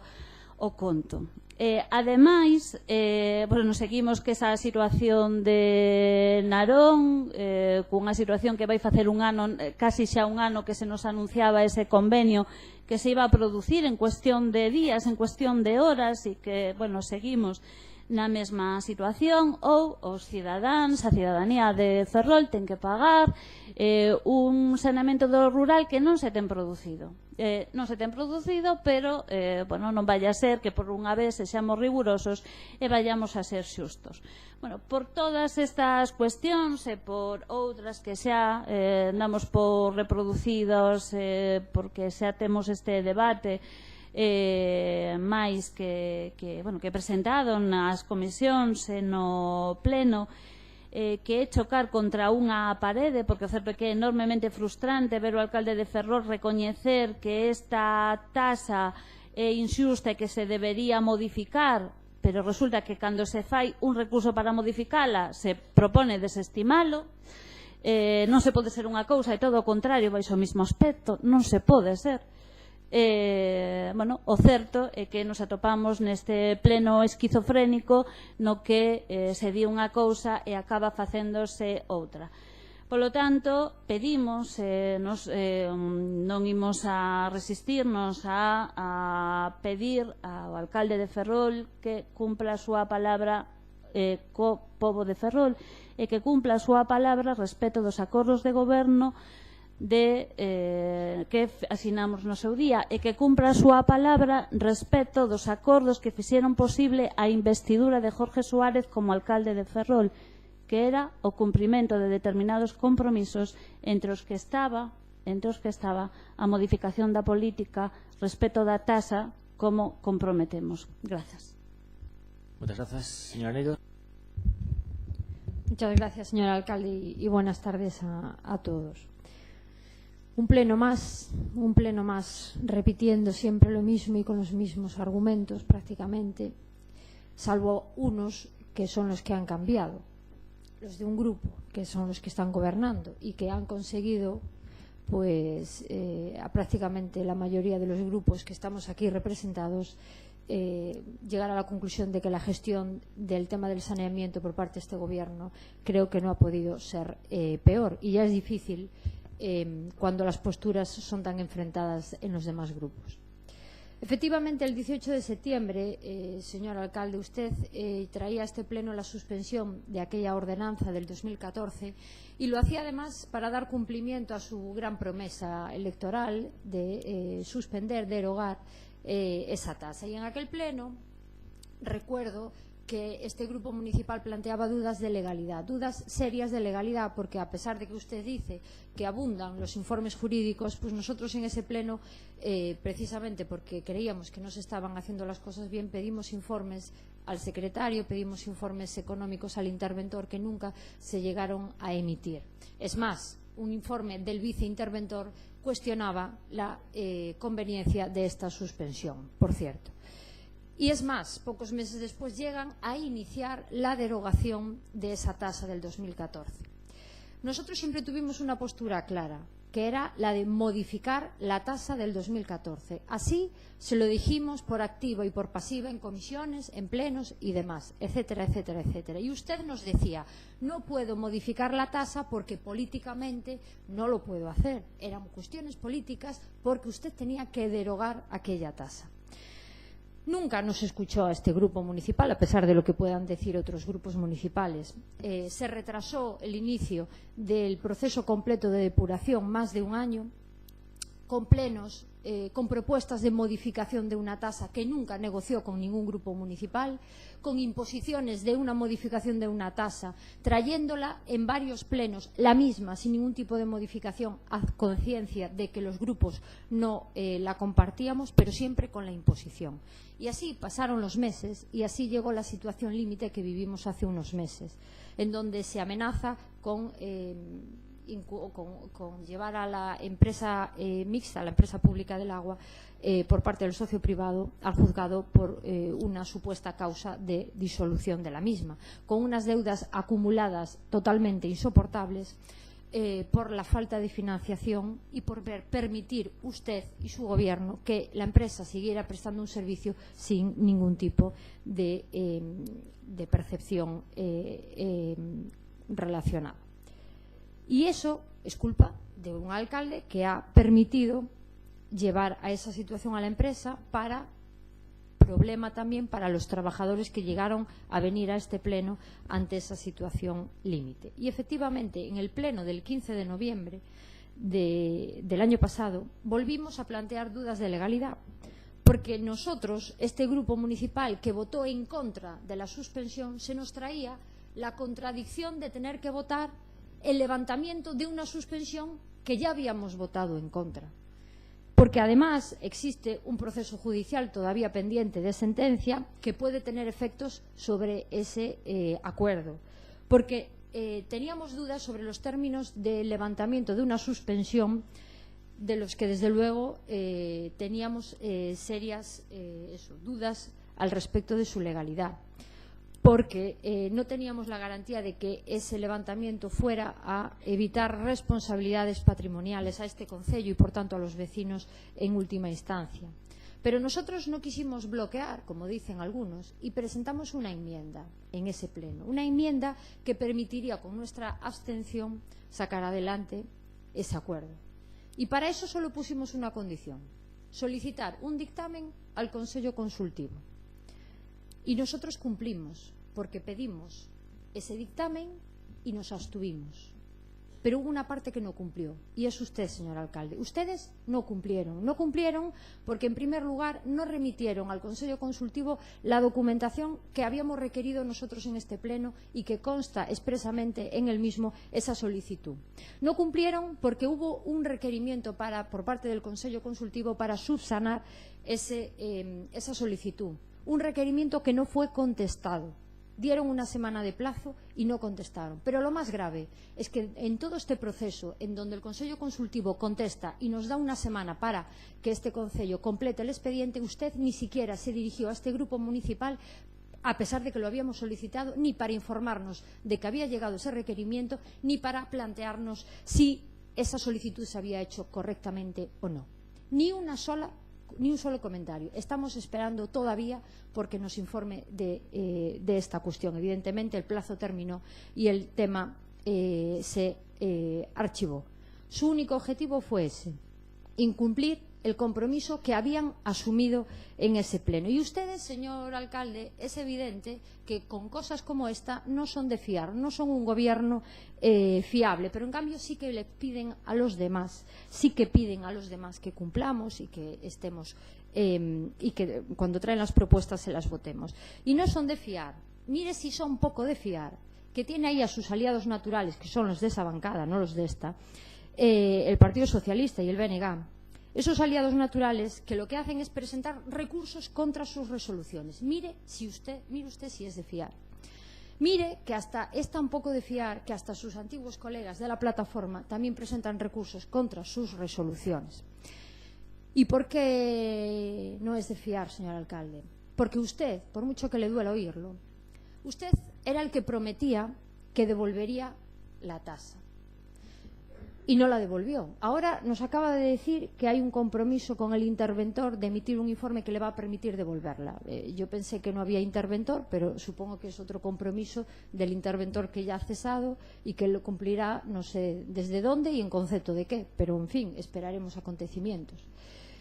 Dice y prometía que derogaría la tasa del 14, y no solo no la derogó, sino que terminó levantando la suspensión y cobró la tasa del 14. Y tampoco es de fiar, porque usted era el que decía que era posible sanear sin tasa. Y después pasó a convencer a todos de que la tasa era necesaria, y que la iba a cobrar, y efectivamente la cobró. Y eso, señor alcalde, es engañar. Y engañaron durante mucho tiempo. Y estas son las consecuencias de engañar. Que los suyos recurren sus resoluciones e incluso lo llevan al juzgado. Esas son las consecuencias de engañar a la ciudadanía. Y decía que no son de fiar, y más ejemplos tenemos. No son de fiar, porque no hay más que ver lo que ha ocurrido y lo que está ocurriendo con el vecino concello de Narón. Un año de promesas. En el mes de abril se cumple un año de promesas, anunciando cada 15 días que o convenio está pechado, que solo restaban pequeñas cuestiones menores para cerrar ese convenio, que llegan incluso a echarle la culpa a Augas de Galicia de que no se cierra ese convenio. Pero ¿a quién quieren engañar, señor alcalde? Porque con la gestión de este asunto lo que ha demostrado es que nunca defendió los intereses de Ferrol, que nunca defendió los intereses de los vecinos de Ferrol, que no tiene la capacidad necesaria como alcalde para llegar a negociaciones que fructifiquen, ni dentro de su propio ayuntamiento, en este concello con los grupos, ni tampoco fuera con los alcaldes de otros ayuntamientos. Ha demostrado que, en fin, ha sido incapaz de hacer lo que un alcalde tendría que hacer. Un alcalde hábil y al que le duele su ciudad habría cerrado ese convenio, pechado ese convenio, antes de que las aguas residuales de Narón entraran en nuestro sistema. Eso es lo que habría hecho un alcalde hábil, pero no lo hizo. Y ahora, después de un año haciendo el primo, engañando, nos dice que posiblemente tengamos que recurrir al juzgado y reclamarle en el juzgado a Narón lo que nos debe. Pero claro, mientras tanto, Ferrol está pagando los gastos de depurar las aguas de Narón. Y no seremos sospechosos, este grupo municipal, no seremos sospechosos de no haberlo advertido, porque desde el primer pleno, aquel pleno del 13 de febrero del 2017, empezamos a advertir lo que podía pasar. Y para ir acabando, no son de fiar tampoco, señor alcalde, porque desde luego que cada vez demuestra más su escaso, o más bien su nulo talante democrático, su ausencia de capacidad de negociación y que solamente sabe imponer. Hemos asistido con este tema a la aparición fortuita de informes elaborados a la carta, emitidos con la intención de condicionar el voto de los concejales que formamos parte de este pleno, amenazando con responsabilidades personales, algo que creo que nunca se ha visto en este concello. Y ahora tenemos que asistir como sus compañeros de la plataforma, que defendiendo, no seremos nosotros los que compartamos los criterios de la plataforma, pero defendiendo en lo que ellos creen, presentan una denuncia en el juzgado contra usted y tienen que ver su reacción. Su reacción es la amenaza. Su reacción es el anuncio de acciones civiles, de acciones penales por difamación. Supongo que sufragados por usted, ese tipo de acciones legales. Reacciona con insultos personales a varias de las personas que lo integran.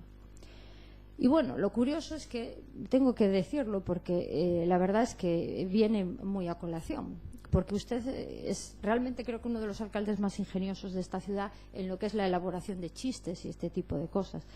Viene a calificar a los miembros de la plataforma como profesionales del ocio disfrazados de activistas. Es una frase muy buena. Profesionales del ocio disfrazados de activistas, es decir, lo que era usted antes de ser alcalde. Con una diferencia. Hoy usted es un profesional del ocio disfrazado de alcalde. Esa es la pequeña diferencia. Y por todo esto, porque no son de fiar, por todo lo que he dicho, no podemos compartir, desde luego, la gestión que este Gobierno ha llevado con este asunto. No podemos votar, por tanto, a favor de este punto, porque es evidente que si los suyos no se fían de usted, pues evidentemente nosotros tampoco nos podemos fiar. Lo dijimos y lo seguiremos diciendo. La tasa del 14, no la del PP, la tasa del 14 no es la tasa que tiene que aplicarse en el 2018. Y lo dijimos siempre.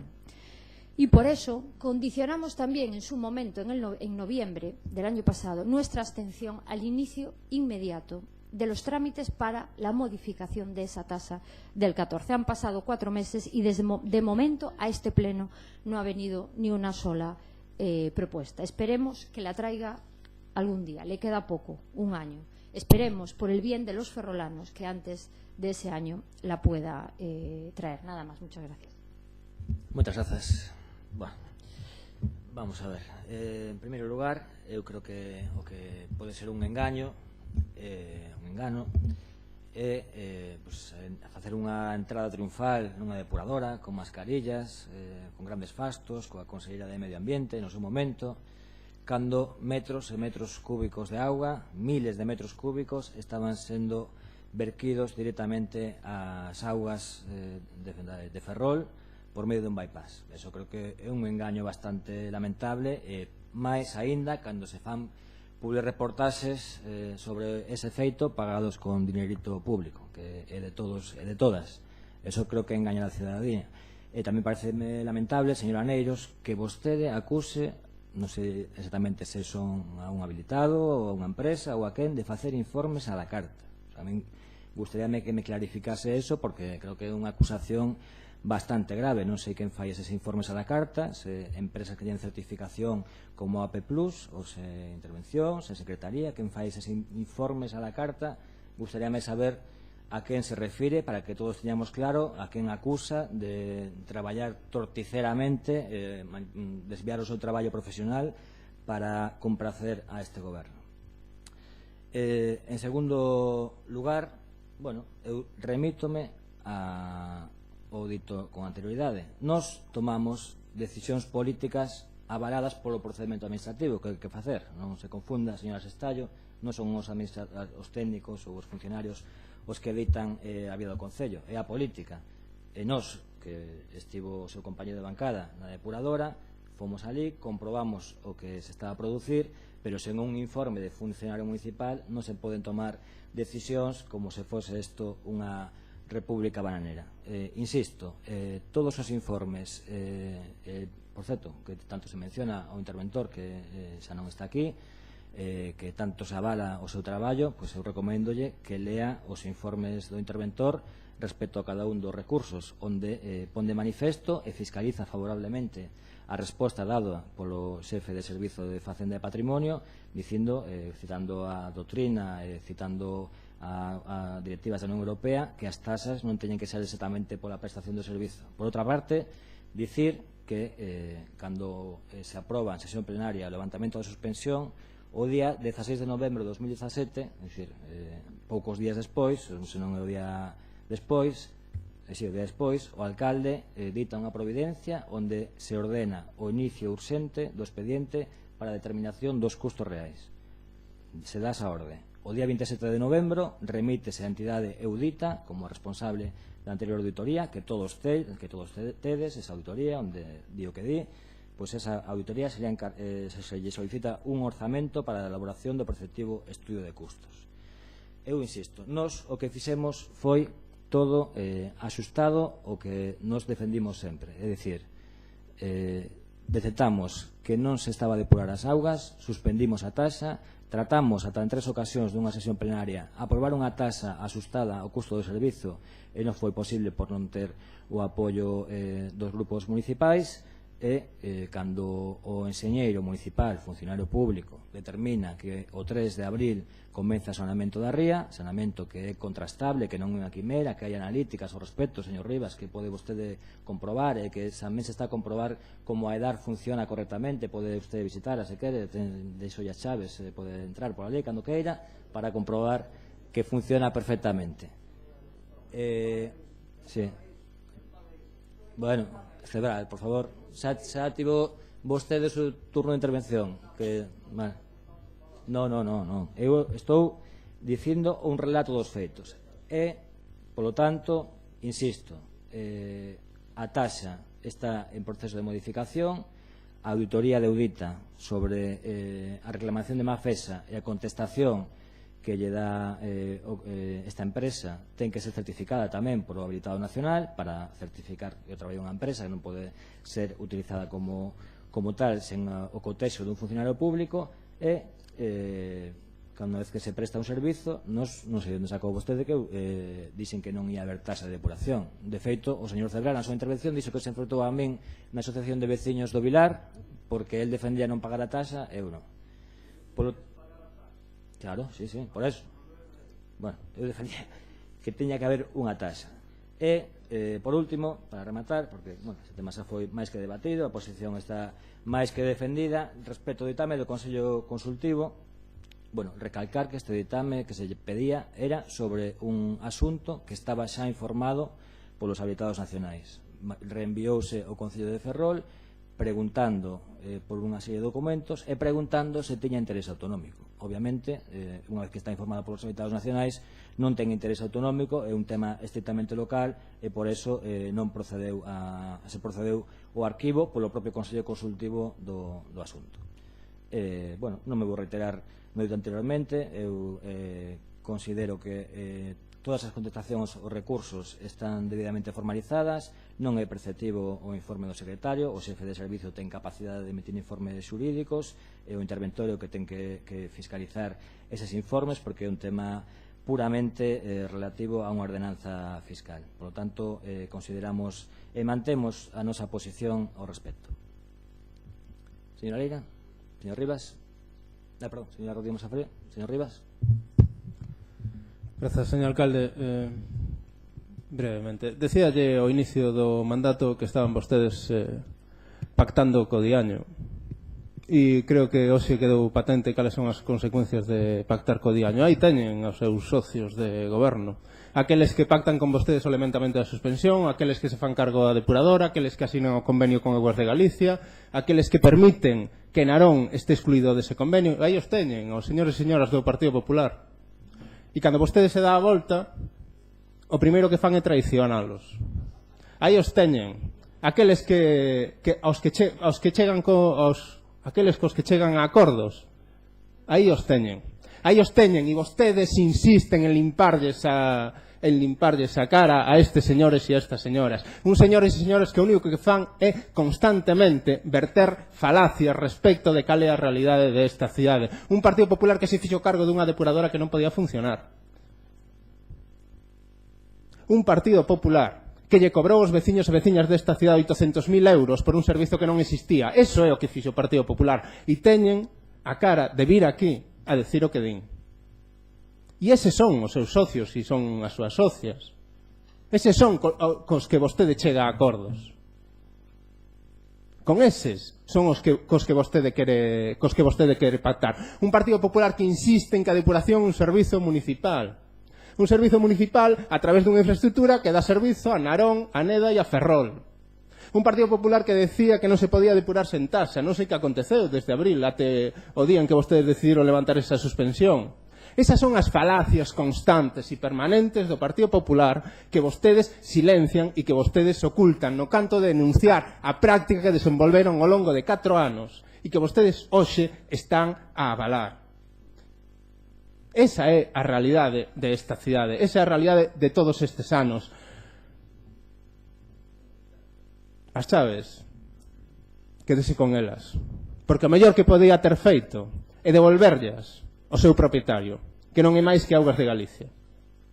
Ese é o mellor que podía ter feito en 2015, cando llo dixemos. E seguimos sin saber por que vostede non lle devolveu a infraestructura a Augas de Galicia. Seguimos sin saber por que Mafesa xestionou esa infraestructura sin que teña ningún tipo de contrato que avale esa xestión. Seguimos sin saber por que Vía Aqua xestiona os interceptores. Seguimos sin saber por que pagamos o 25% das obras. Seguimos sin saber cales son os incumprimentos ou cumprimentos que o sistema de depuración está a ter nesta cidade en base a esos informes dos que vostede fala. Seguimos sin saber por que incumpren a normativa nos convenios que pactan co Partido Popular, co seu socio preferente, co seu aliado natural ou innatural ou sobrenatural. Non sei xa como calificalo. Seguimos sin saber por que eses convenios, como da Malata, se siguen baseando nunha rede unitaria. Seguimos sin saber todo isto e vostedes se enrocan en argumentos que é evidente que non teñen máis xustificación que permitir que Mafesa siga estacionando unha infraestructura que está a facer nunhas condicións que non son asumibles medioambientalmente e está demostrado que non son asumibles económicamente. Pero isto parece que non importa, que aquí o debate si son informes ou o procedimento ou si isto non é unha alegación á taxa, sino que é unha alegación ao levantamento dunha suspensión. O levantamento da suspensión se fixo en base a dous argumentos: que os custes non se adecuaban ao servizo e sigue estando vixente esta realidade, co cal é incomprensible que vostedes procedan ao levantamento desa suspensión. E o segundo, o feito de que non se estaba a producir o feito impoñible e tampouco está confirmado que isto se este a producir. Pero ainda así, vostedes deciden levantar a suspensión porque o obxectivo é impoñer a taxa, cobrarlle aos veciños e veciñas e entregarlle ese diñeiro á empresa en Mafesa, no canto de retirarlle a xestión dunha infraestructura que se lle entregou, se nos cobrou por un servizo que non existía.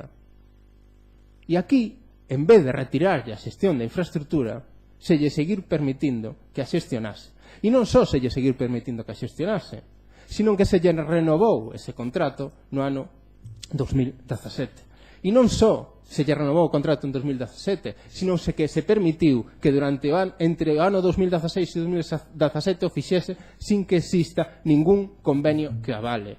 E non só se fixo sin ningún convenio que avale hasta o ano 2017, sino que no ano 2018 se fai sin que exista unhas condicións polas cales Mafesa presta ese servizo.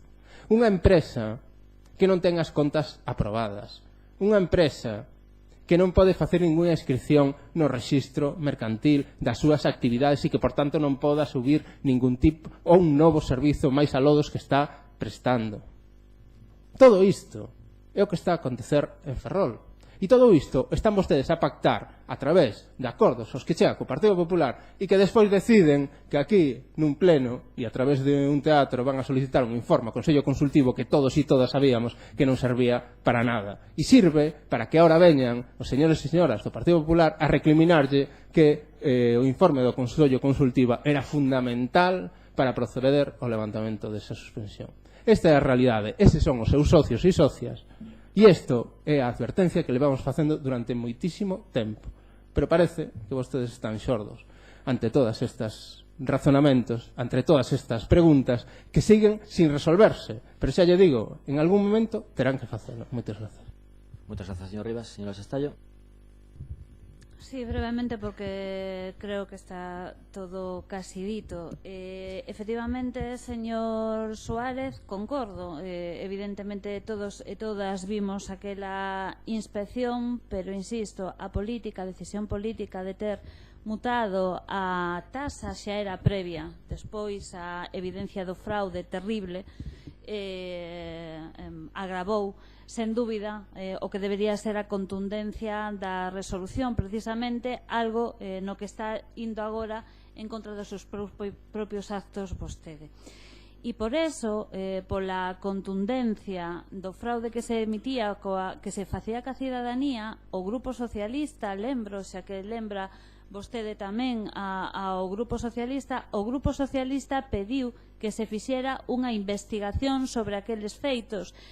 O Partido Socialista pediu que unha asesoría xurídica especializada para exixir responsabilidades sobre eses feitos, emprendendo as accións internas e as accións xudiciais que foran necesarias. E non foi o Grupo Municipal Socialista quen as parou, señor Jorge Suárez, foi vostede. E así está recollido nun acta dunha xunta de goberno local. Polo tanto, a coherencia sería facer aquelo co que mesmo agora vostede acaba de recoñecer. E nese caso, en caso de que se tivera feito daquela esas investigacións que procedían, sen dúbida estaríamos agora nun momento moi diferente ao que nos atopamos, nun momento moi diferente, e a responsabilidade de obstaculizar isto a ten só vostede. Vostede saberá por qué, e vostede saberá por qué comete eso que vou calificar como erro e dende logo despropósito. Falaba vostede do estudio de Audita, que efectivamente contratado a finais de ano.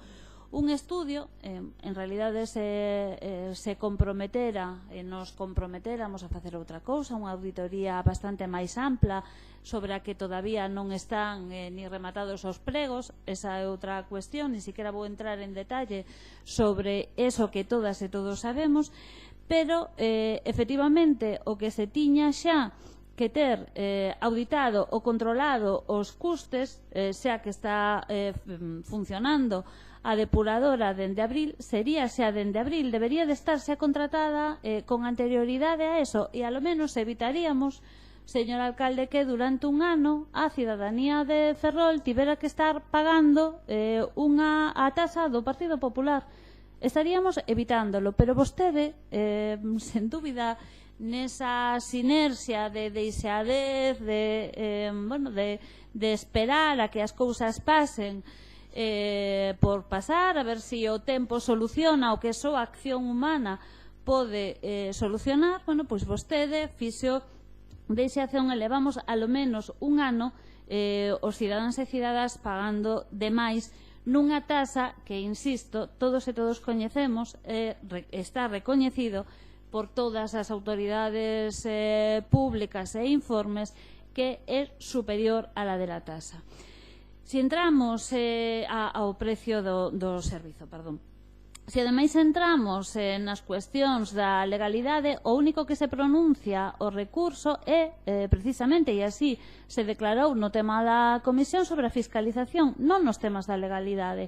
E así, consecuencia tamén desta aprobación, veñen os recursos contra os recibos emitidos, unos recursos emitidos a toda prisa, sin resolver esta cuestión con carácter previo, unhos recursos emitidos contra unhas decisións nos actos administrativos recollidos en recibos que foron emitidos sin siquiera ter aprobado o censo previo á liquidación, polo tanto vulnerando claramente o procedemento legal administrativo. Pero resulta que aquí ninguén cree que teña que falarse de legalidade. Aquí únicamente se fala da necesidade que tenga a parte privada de Mafesa para cubrir os seus gastos. Non se fala de legalidade, non se fala de procedimento, non se fala da necesidade de asistencia de padrón previo, da liquidación, dos custes, das auditorías, do convenio con Narón, do saneamento do rural. Non importa nada. Padezco Luz Casal, pero é que non importa nada neste concello. Polo tanto, o certo é que, señor alcalde, volvemos sobre a cuestión. Vostede ten unha contradición clara entre o comprometido e o feito. É evidente. Vostede ten na súa responsabilidade agora a proposta de mudar esta decisión para a fin de concordar a legalidade do procedimento administrativo ca acción política. E iso o ten simplemente con cambiar a súa proposta, a proposta de estimación dos recursos, unha proposta que dé a posibilidade de que, por unha parte, o procedimento administrativo se cumpla, e máis se pode completar ca emisión dos informes solicitados e ni siquiera denegados, non se teña feito o pronunciamento na comisión por parte de vostede, ni por parte de ninguén, nin siquiera con carácter previo pleno. Esperábamos que se fixera neste pleno, non hai ningunha motivación sobre por que a denegación de informes, tampouco se fai unha motivación sobre os puntos, insisto, que se recollen por parte do Grupo Socialista no seu recurso e os outros dos recursos, pero eu me cingo no que temos exposto, e ademais como eso vai haber consecuencia de outros actos nulos como son os recibos que xa están afectando as arcas aos bolsillos das veciñas e veciños de forma injusta. Rectifique vostede, convoque inmediatamente unha xunta de voceiros e voceiras, invite a plataforma e aos técnicos correspondientes, faga sobre os custes reales e faga unha rectificación inmediata e devolva a xente o que ten comprometido, señor Suárez. Cumpla ca súa palabra, cumpla ca legalidade, cumpla co procedemento e cumpla co compromiso ca cidadanía. Isto que demandamos dende o Grupo Municipal Socialista, que rectificare de sabios e que, polo tanto, neste pleno non se consume un fraude. Muchas gracias, señora Neros. Sí, señor alcalde, muy brevemente. Señor Rivas, no ofende quien quiere, sino quien puede. Y usted creo que no está en ese caso. Es que habla con un rencor, con un resentimiento que realmente, en fin, creo sinceramente que cada vez que nos nombra nos refuerza a nosotros y se desacredita usted, señor Rivas.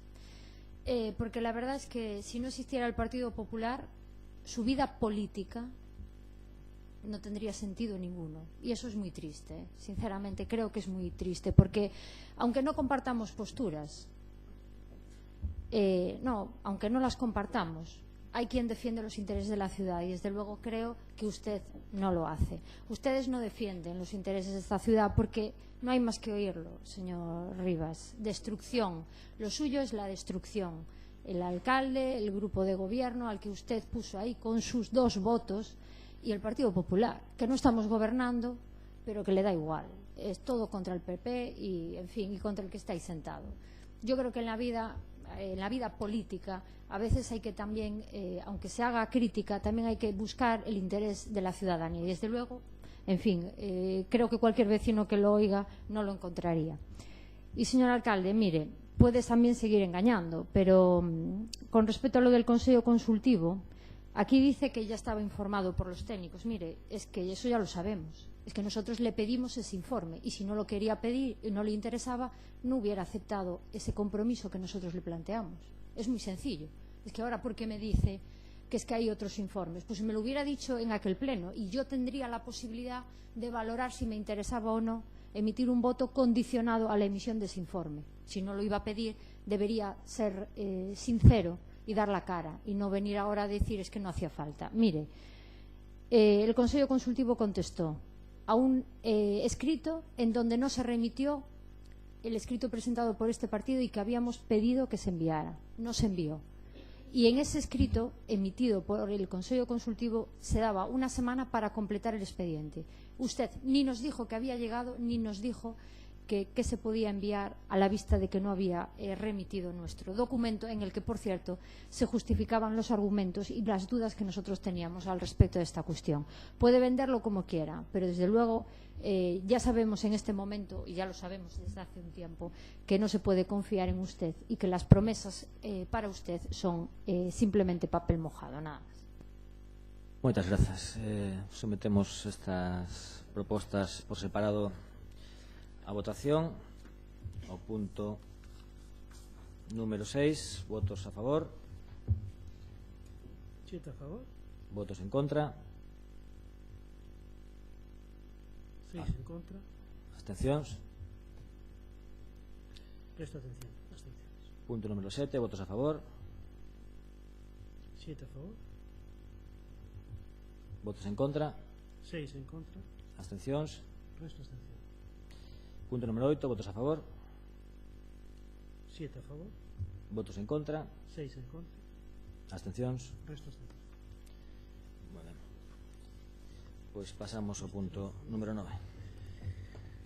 Proposta de acordo de rectificación de Instituto de Plan Provincial de Cooperación ás obras e servizos de competencia municipal, Plan Único de Concellos post-2018. Señor Vitoria. Hola, buenas noites. Buenas noites a todos e a todas. Nada, simplemente traemos a pleno a rectificación algúns erros que temos no plan provincial. Como xa falamos nunha comisión, simplemente vou a limitarme a ler un pouquinho como están as cousas e farei hincapié simplemente nas correccións. Vou a ler un pouco por departamentos os valores que temos, que son os que non cambian. O financiamento do pago a proveedores non cambia, son de 1.152,62 euros. A achega provincial 2018 tampouco cambia, son 273.459,56. A achega provincial 2017 tampouco cambia, son 346.119,3.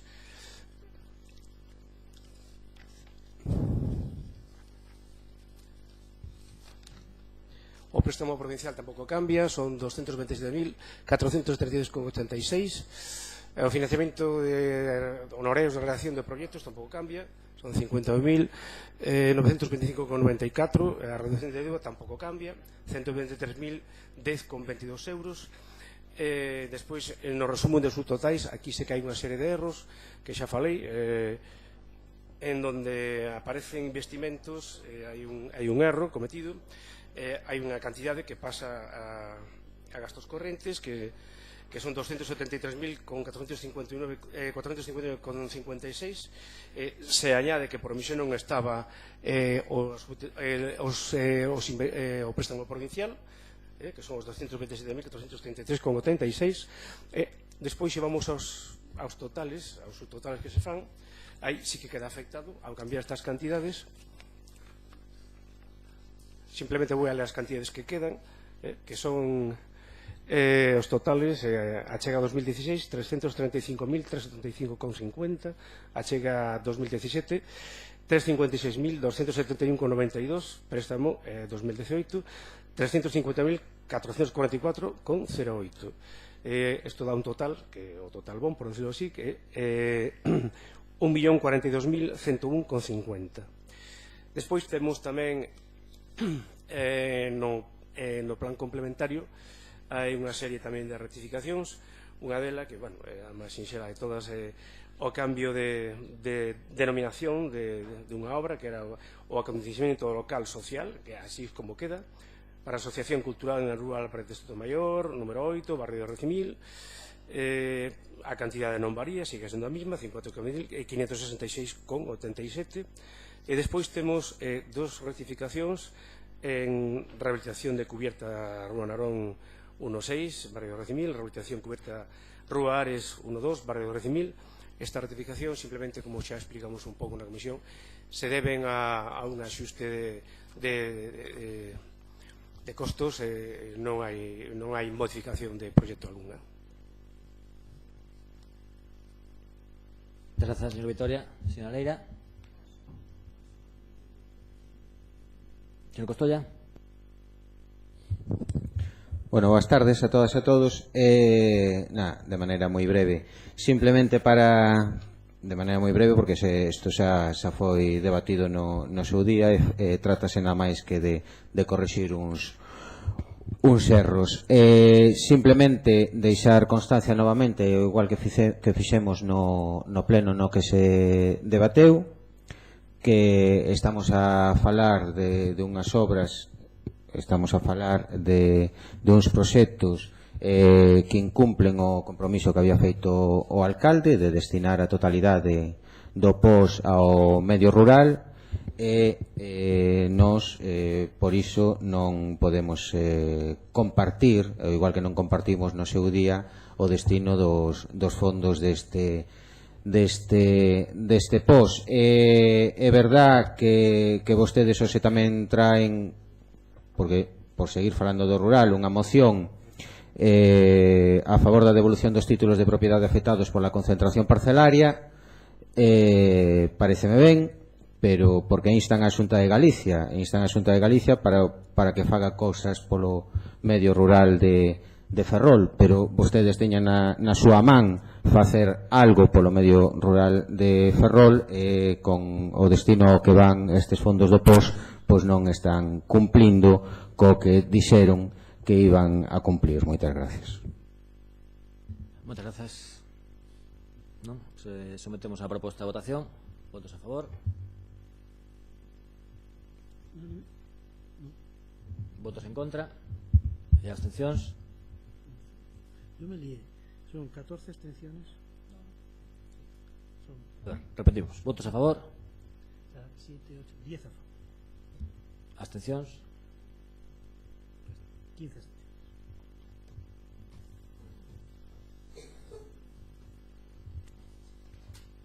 Punto número 10. ¿No? ¿Me equivoqué? ¿Sí? ¿Sí o no? ¿Seguro? Sí. No, tú no da 25. Y Cebral no está.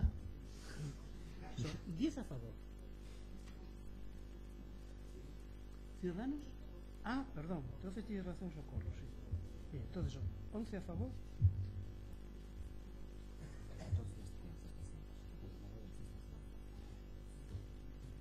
No me salen las cuentas. A ver, repetimos. Vamos a repetir, ¿no? Sí, es que el PP no puede ser, porque el PP son 11 a favor. 11 abstenciones. Pero es que... No. Está mal. No, es que el PSOE se PSOE abstuvo. PSOE se abstuvo. Vosotros A a ver, favor. Son Entonces son 15 PSOE y PP abstenciones. se abstienen. 14. Y el resto a favor. 11 a favor. 11 a favor y 14. Bueno, yo no sé si es la Semana Santa. Yo ya... PP y PSOE se abstienen. ¿Es así? Eso. Entonces a favor 11.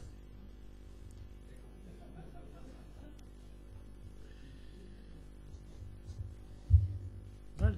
PSOE, PP. Vale. Punto número 10. Yo lo dije con mala intención, No.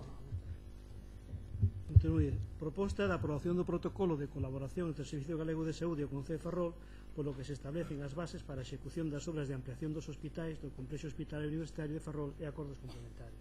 Señora Fran de Lemos.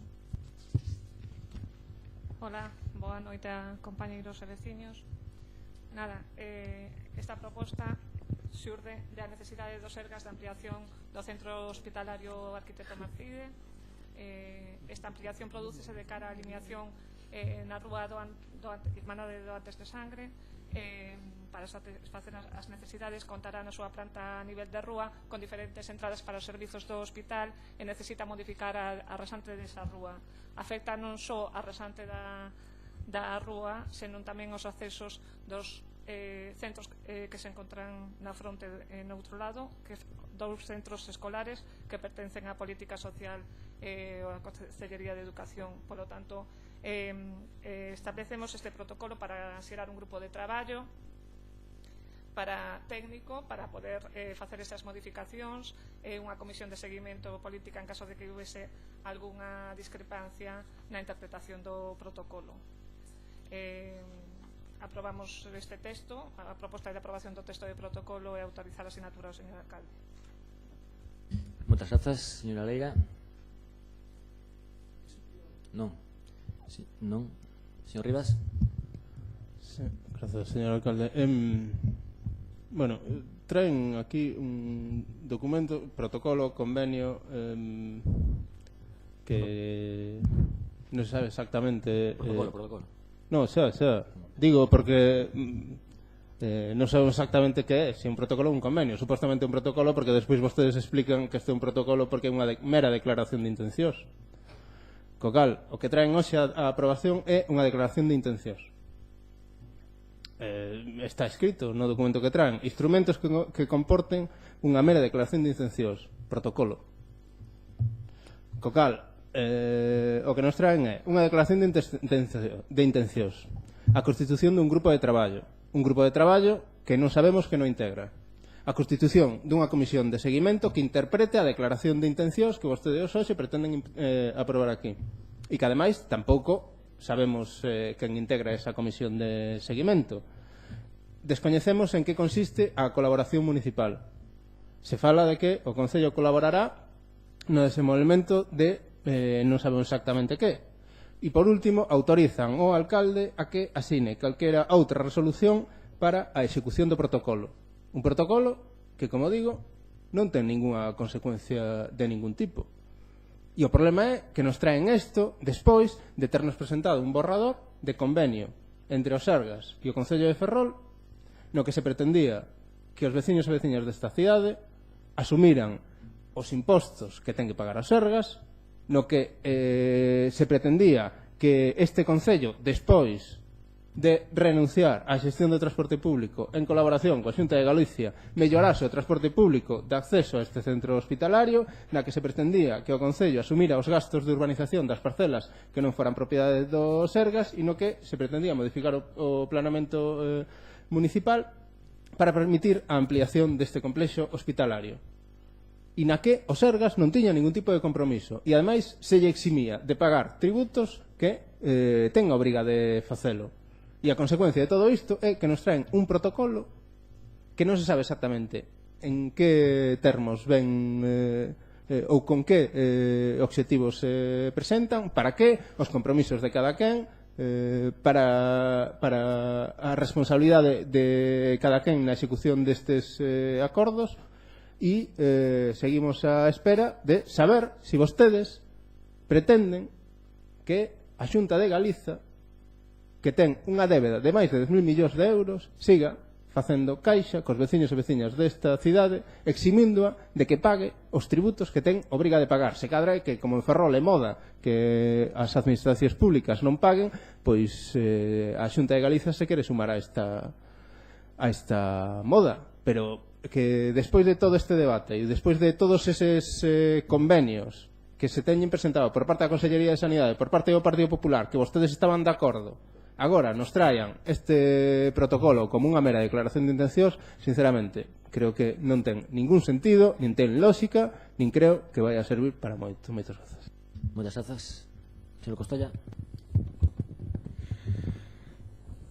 Bueno, hoxe traemos aquí un protocolo, xa que comparto en gran parte o que dixo o voceiro do bloque, porque é certo que traemos un protocolo, parece ser que é para ir gañando tempo, non sabemos gañando tempo para qué, porque en todo caso o que sí parece unha predisposición, ao menos, a aprobar o convenio con Sergas. Non sabemos se está nese camiño o goberno en aprobar e aceptar ese convenio que propuso o Sergas ou non, pero de momento vamos dándolle pa diante a un protocolo no que non queda nada claro unha serie de puntos que nel figuran, como hai un grupo de traballo, hai unha comisión de seguimento.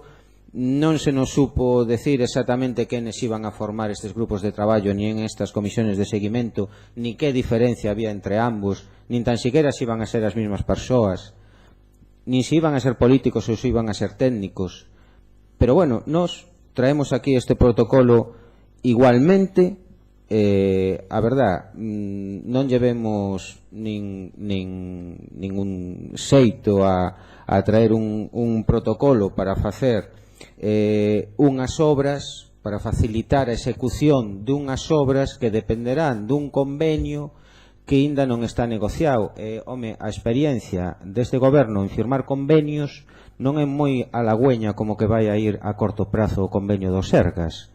Polo tanto, nós, dende logo, pensábamos que primeiro habría que tratar o asunto do convenio, chegar a un acordo e, posteriormente, cando se sepa exactamente que é o que hai que facer e en que condicións, pois a firmar un protocolo co que se poida levar a cabo. Moitas gracias. Moitas grazas, señor Neiros. Muchas gracias, señor alcalde.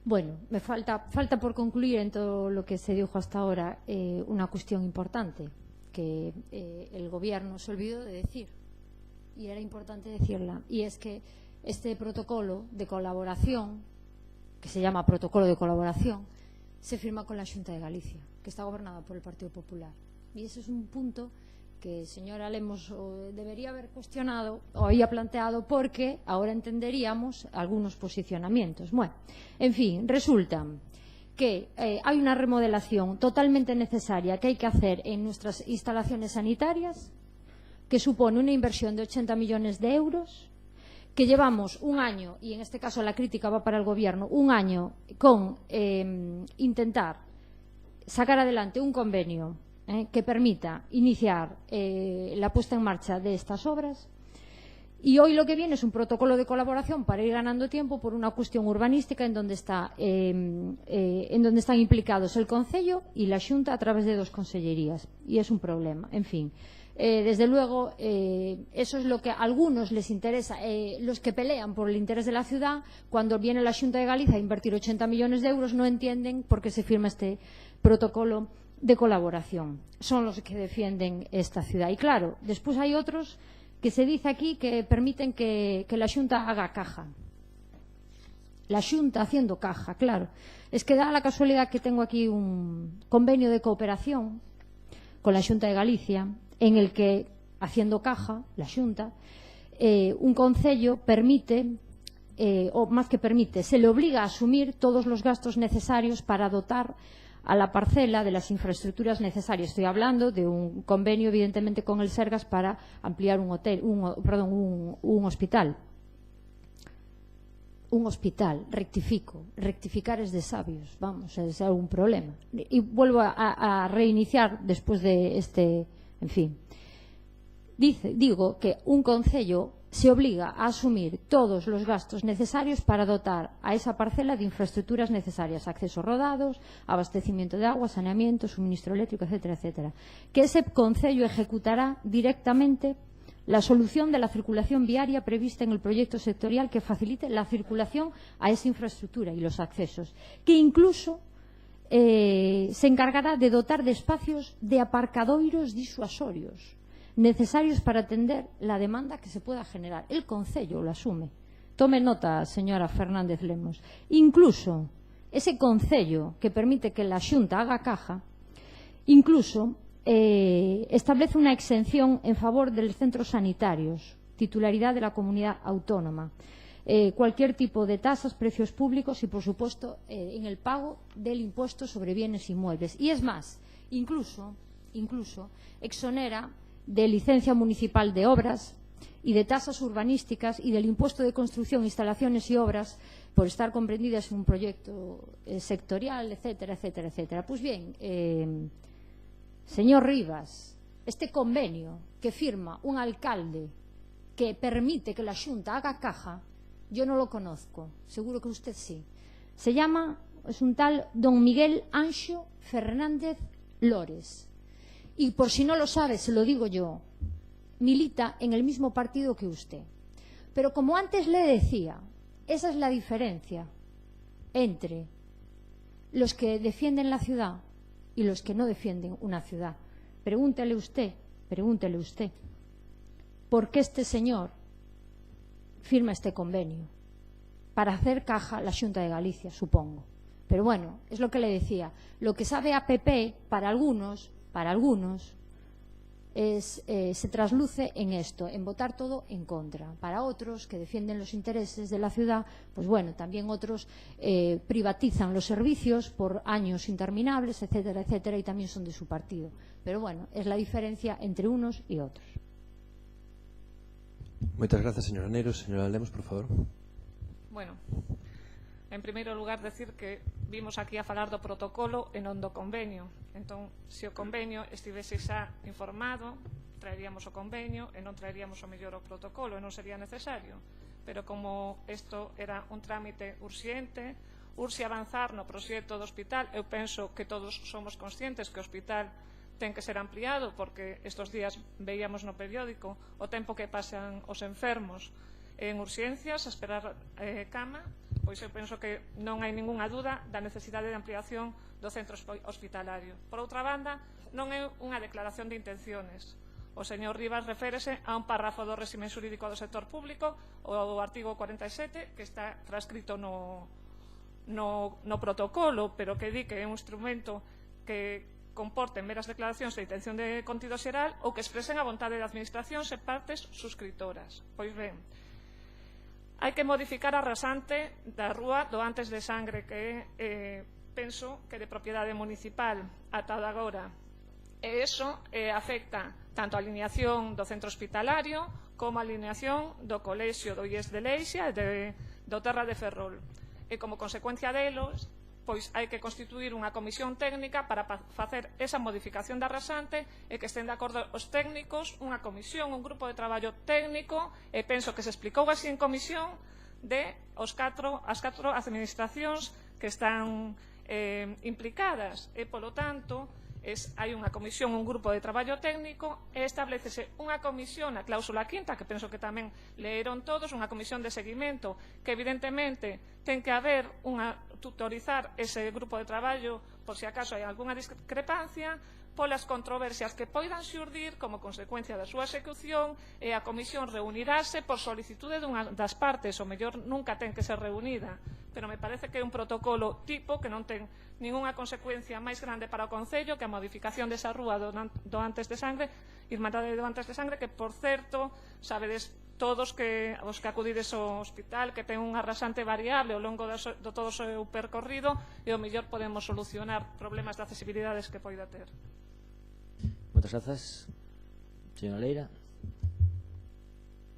Disculpas, porque antes que non tiño texto, entón non pude facer a intervención. Unha pequena cuestión, que na cláusula sexta de vixencia, non? E xa que se lle deu aquí tanta importancia, que evidentemente a ten entre convenio e protocolo, aparece o presente convenio. Vale? Entón é para comentar eso, cando se estamos falando dun protocolo na cláusula sexta de vixencia, haberá que corrixila. Entón dirá o secretario se vale así, con unha pequena corrección, ou como é. Pois moitas grazas pola detección do erro material. No. Señor Rivas. Gracias, señor alcalde. Señora Neiros, penso que podería acompañar ao señor Montes e presentarse nas próximas eleccións ao Concello de Pontevedra. Terán ali uns plenos equivalentes aos que se están a celebrar neste Concello, e así poderán facer o mesmo tipo de argumentacións e seguramente chegar aos mesmos acordos aos que chegan aquí, como este tipo de protocolos. Eu, o de que é unha declaración de intencións, me refiro ao que aparece aquí transcrito, pero eu debín traspapelar algunha das follas que aparece no protocolo, que debe ser aquela na que aparecen os 80 millóns de euros eses que se refería a señora Neiros.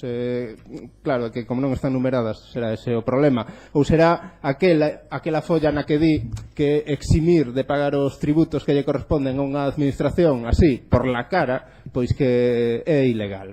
Será que perdín algunha desas follas, pero esas follas deben telas aqueles que miran polos intereses dos veciños e veciñas desta cidade, eso sí, sempre salvagardando os intereses da Xunta de Galicia e do señor Feijóo. Non vai a ser que non teñamos que servir ao noso presidente da Xunta de Galicia, que tanto bien le está haciendo a los ferrolanos, sobre todo despois de toda a debacle que produciu tanto no sector industrial en esta cidade, e despois de todas as decisións que ten tomado. Pois entón, o que tenemos que facer, xa que a Xunta de Galicia ten unha débeda, como decía antes, de 10.000 millóns de euros, facer que pague o menos posible. E en Ferrol, como non vai a deixar de pagar, se xa hai outras administracións que non pagan, coa colaboración do Partido Popular, ese Partido Popular que mira polos intereses dos veciños e veciñas, pero que prioriza o das empresas privadas e das administracións, sobre todo se son estatais, e sobre todo se son da Xunta de Galiza, como o Ministerio de Defensa, como a Xunta, como o Sergas, e como as empresas concesionarias que prestan o servizo neste Concello, como as que falamos antes, tanto o Servizo de Abastecemento e Depuración como o Servizo de Recollida de Lixo. Eses son os intereses que defende o Partido Popular, que creo que a señora Neiros fará moi ben en defendelos no Concello de Pontevedra, xusto o señor Montes, que, como decía, poderán chegar a acordos similares aos que chegan en este pleno municipal. Moitas grazas, señor Rivas. Señora Neiros. Es muy triste no tener argumentos, señor Rivas. Mire, solo le voy a decir una cosa. No voy a entrar en sus comentarios totalmente absurdos y fuera de lugar. Solo le voy a decir una cosa. Debería hacer usted una visita a Pontevedra, porque quizás si el señor Lores le escuchara a usted decir las barbaridades que dice, le daría muchos consejos. Por eso él está gobernando una ciudad como Pontevedra, por eso él tiene una representación de concejales y por eso usted y su partido tienen 2 concejales. Debería pensar que algo mal están haciendo.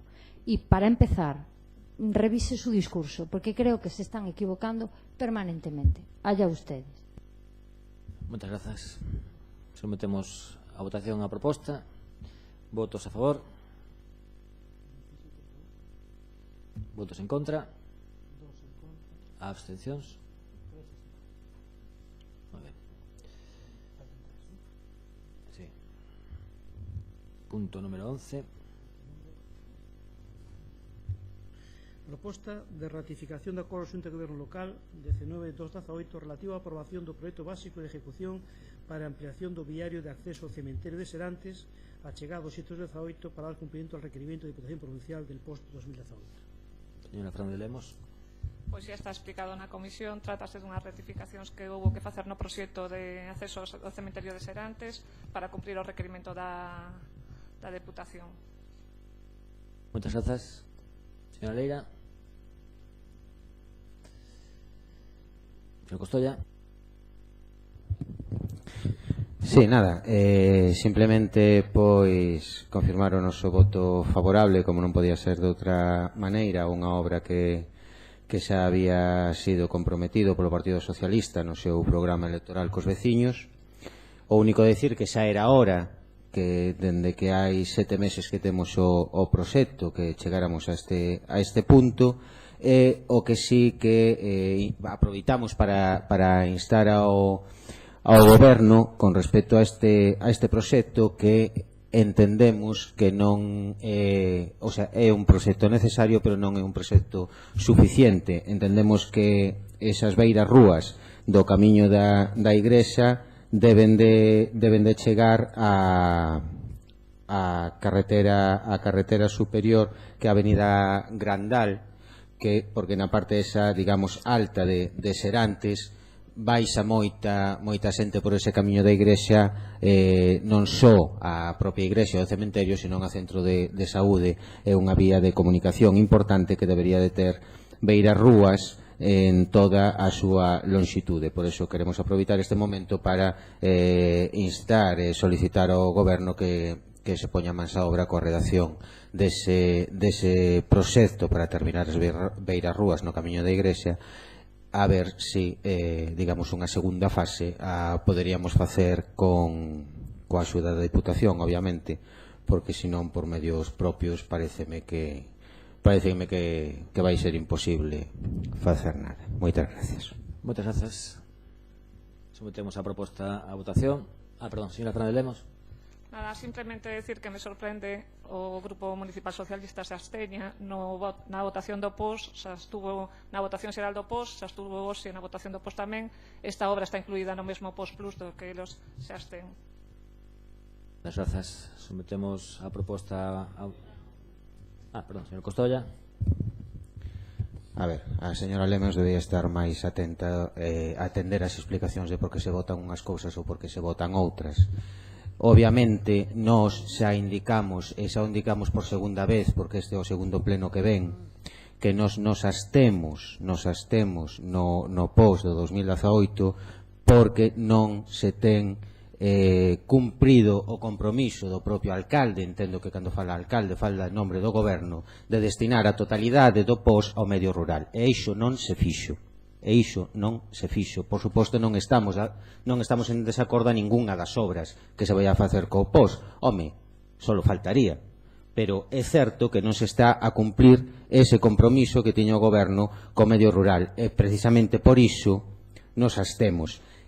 E, ademais, decíamos, e só dixemos en comisión, que os condicionantes que nos poñíamos para dar o noso voto favorable a ese POS 2018, ademais así debe estar reflexado en comisión, era, primeiro, que a totalidade dos fondos do POS foran para o medio rural, e nada máis que solicitábamos que se incluíran expresamente estas beiras rúas no camiño da igrexa de Serantes. Polo tanto, señora Lemos, polo menos, primeiro, atenda as explicacións que dan os grupos argumentando a súa votación antes de decir cousas que carecen absolutamente de sentido. Moitas gracias.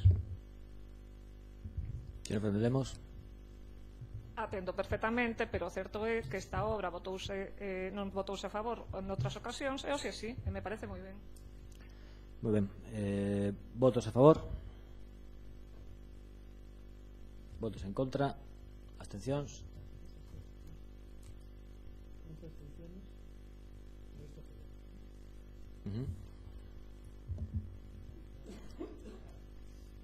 Punto número 12. Proposta de autorización das obras a realizar pola Deputación conforme a la fase tercera integrada do Plan de Travesías da Noria 2017. Señora Fernández Lemos. Pois nada, no plan de Travesías 2017, na terceira fase, está incluída o que chamábamos antes a fase 2 e 3 da estrada de Aneiros a Cabana. Este proxecto foi refundido, as dúas fases, foi presentado pola Diputación para a súa aprobación cos informes correspondentes por parte do enxeñeiro municipal, un orzamento, un investimento por parte da Deputación de 227.000 euros. A nós nos corresponde, cando se requiran, o pago das expropiacións. Como sabedes, o tramo principalmente da rotonda do centro de saúde a rotonda da gasolinera é moi estreito e teñen unhas expropiacións que afectan a muros de contencións, son bastante costosas, o valor estimado de 226.000 euros.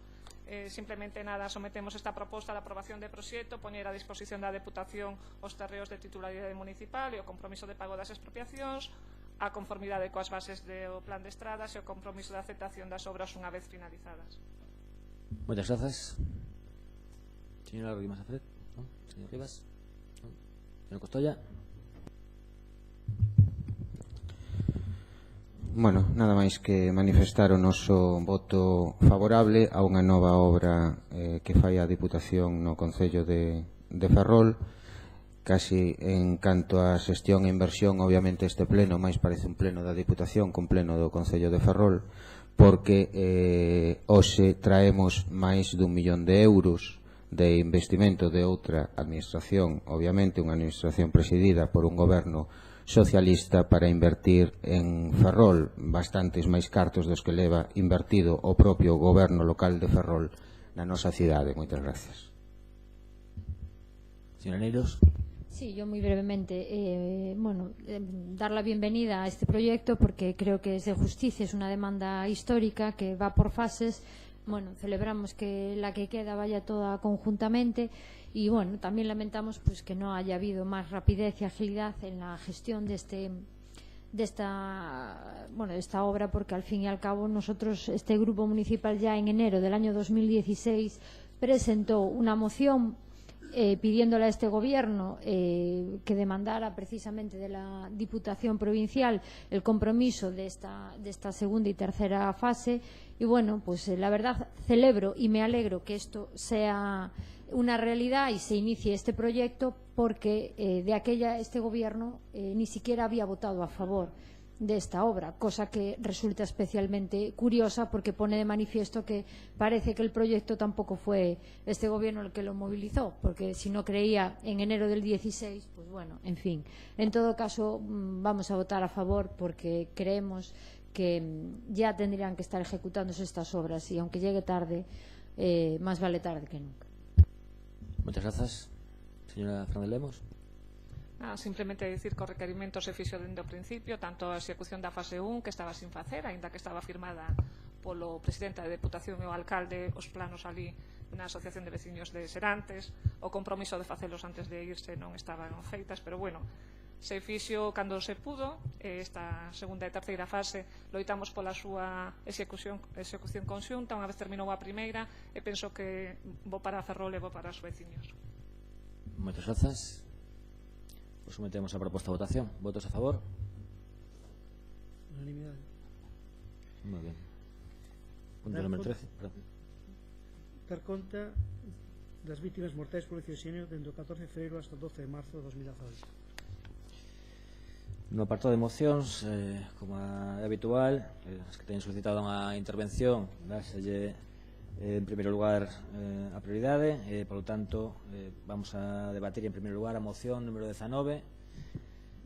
Moción do Grupo Municipal do Bloque Nacionalista Galego para declarar a Ferrol como cidade libre de eucaliptos. Ten pedida a palabra Miguel Anxo González García, secretario de Adega Ferrolterra.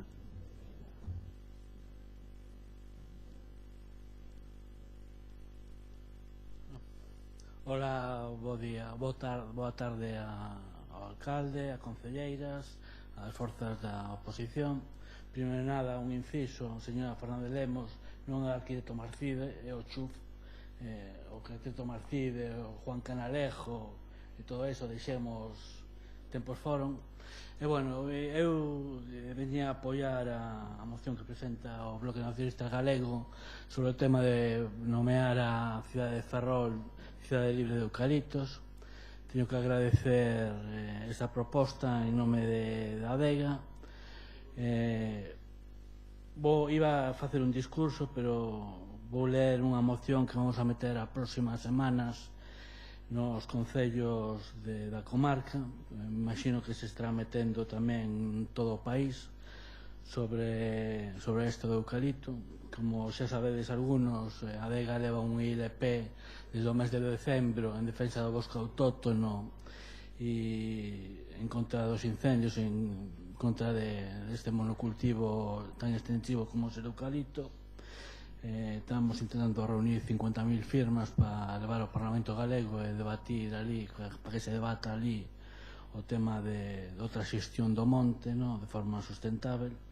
E, bueno, vou ler esta moción, só vou ler 3 líneas dun libro que teño aquí, que é O Monte Galego, un libro que está escrito en lingua galega, escrito por profesores desde a universidade hasta institutos e por xente que sabe bastante dos problemas do monte. O título é O Monte Galego, caos ou aproveitamento multifuncional. Antes de empezar a ler, tamén quería decir que o eucalipto é un problema medioambiental. Os problemas de Galicia son moitos, son bastante graves. Son problemas demográficos, económicos, sociales e medioambientales. E o eucalipto colle un pouco de todos, porque o eucalipto é un problema medioambiental, pero tamén é un problema demográfico, porque o rural se está quedando sin poboación, co cal se dá máis ao cultivo de eucalipto, como os lumes, cada vez máis virulentos, tamén por culpa deste árbore.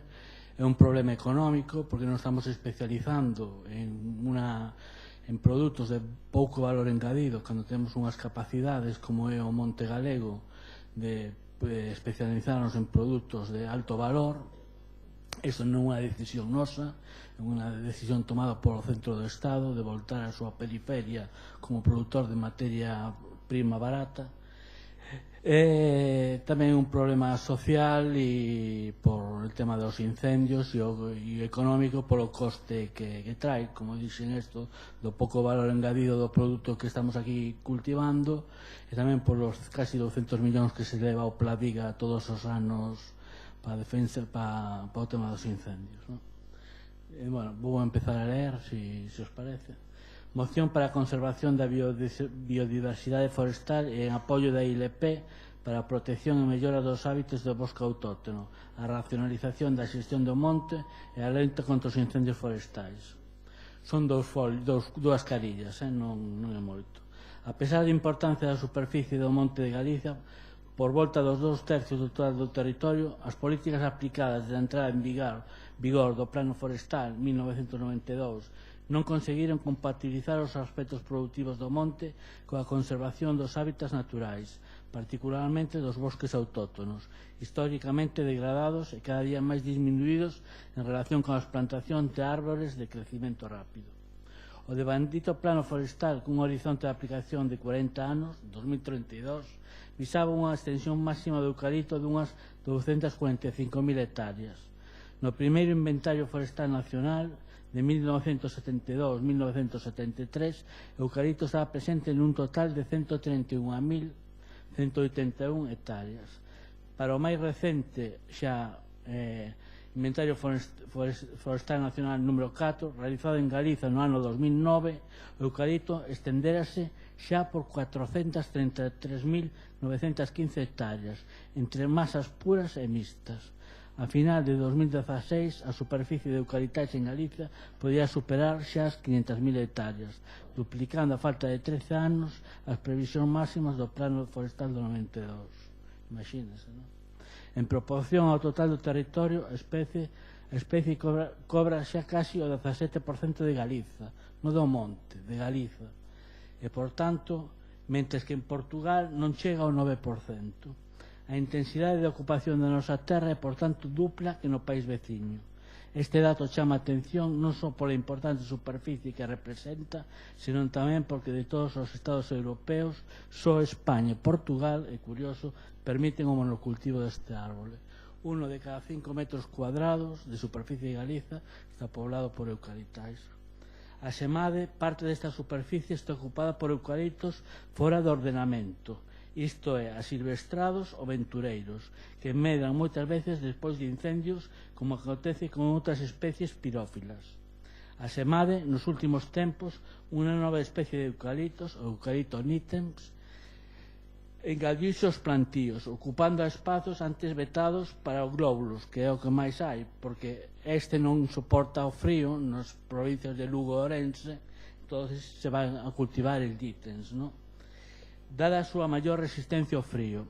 E o nitens foi considerado polo Comité Científico de Flora e Fauna Silvestres do Ministerio Español do Ambiente como unha especie exótica en expansión, con alto risco de invasión e perigosa para a biodiversidade e a funcionalidade dos ecosistemas, maila non estar formalmente incluído no catálogo estatal de especies exóticas e invasoras. Este forte aumento do eucalipto vese favorecido por un modelo de explotación do monte intensamente forestalista, que aposta pola produción de madeira con pouco valor engadido. Aquí quería ler 3 líneas do libro que citei antes.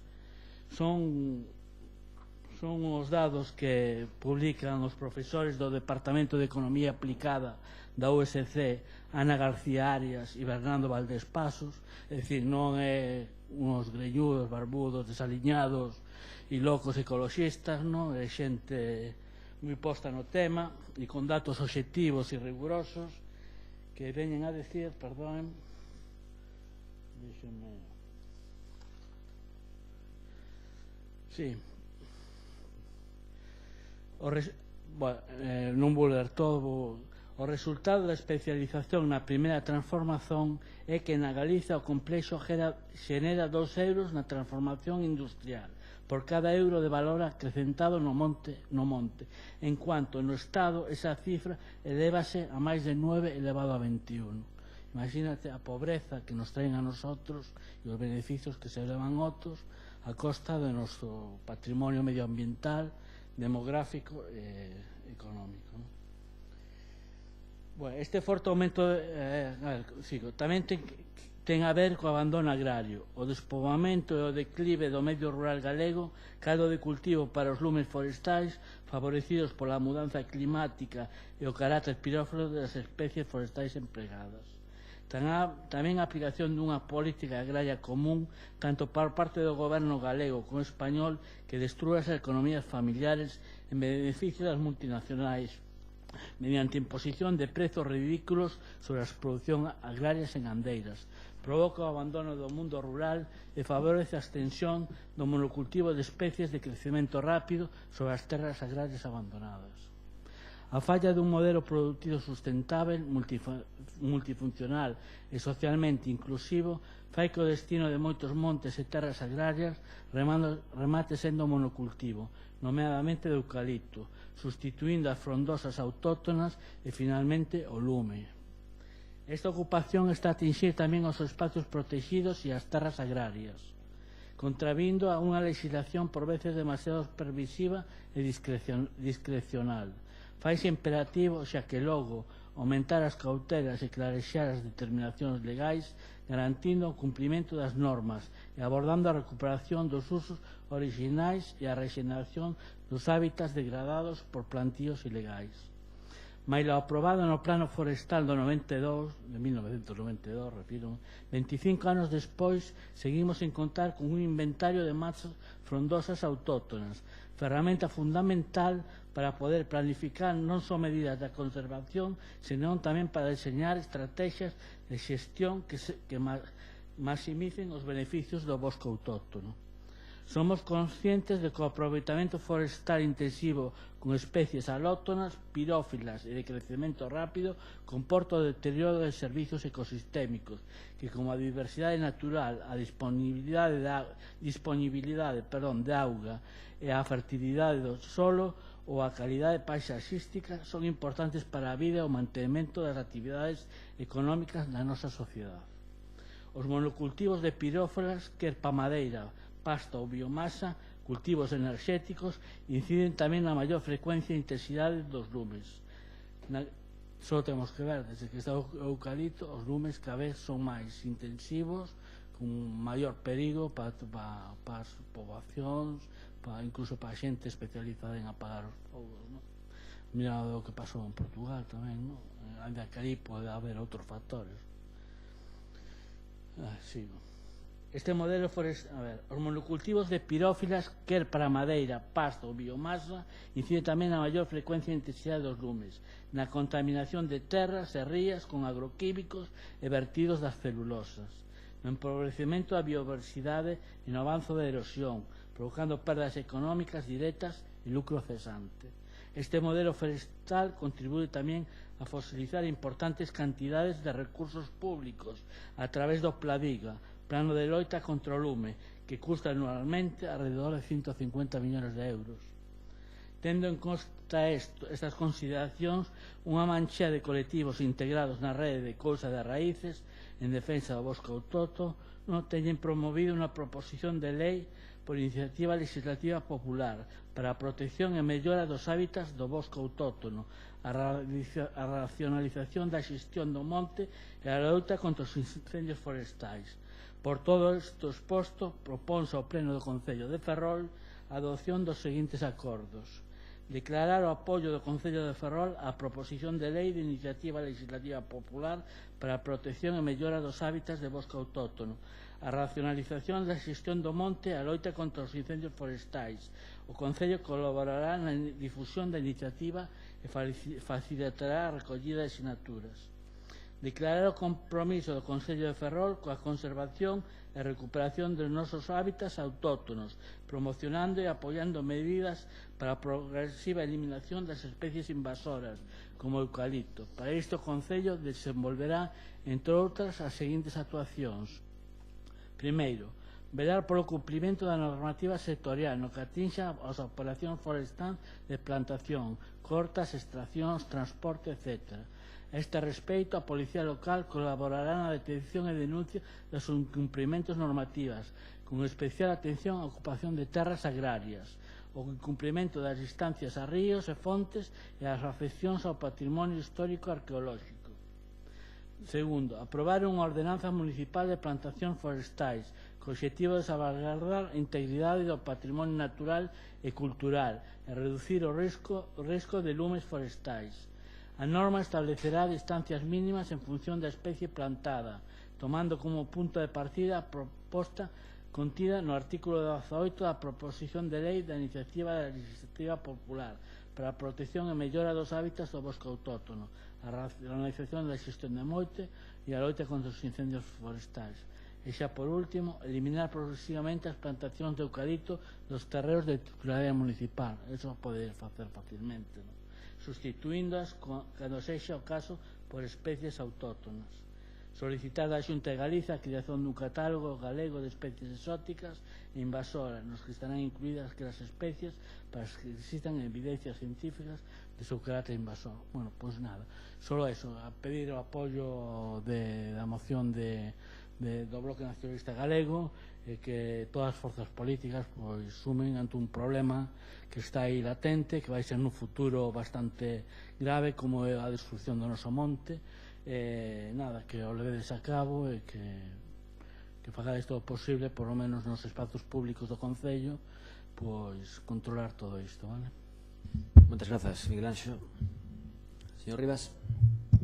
Grazas, señor alcalde. Ben, penso que tampouco hai moito máis que engadir, únicamente poñer de relevo o feito de que creo que a ninguén se lle escapa cal a situación do Monte Galego, que esta deriva dun proceso desenvolvido ao longo da dictadura na que o patrimonio forestal do Estado foi ocupado fundamentalmente por especies de crecemento rápido como o eucalipto en beneficio das grandes industrias de papel, que esta política foi asumida pola Xunta de Galiza cando asumiu as competencias en política forestal, chegando ao punto de que no momento actual, como se acaba de explicar, se supera con moito a superficie que debería estar ocupada por estas especies nos mesmos plans forestais da Xunta, e que a consecuencia disto son fundamentalmente dúas. Unha que ten que ver cun golpe ou cun deterioro da biodiversidade do Monte Galego producto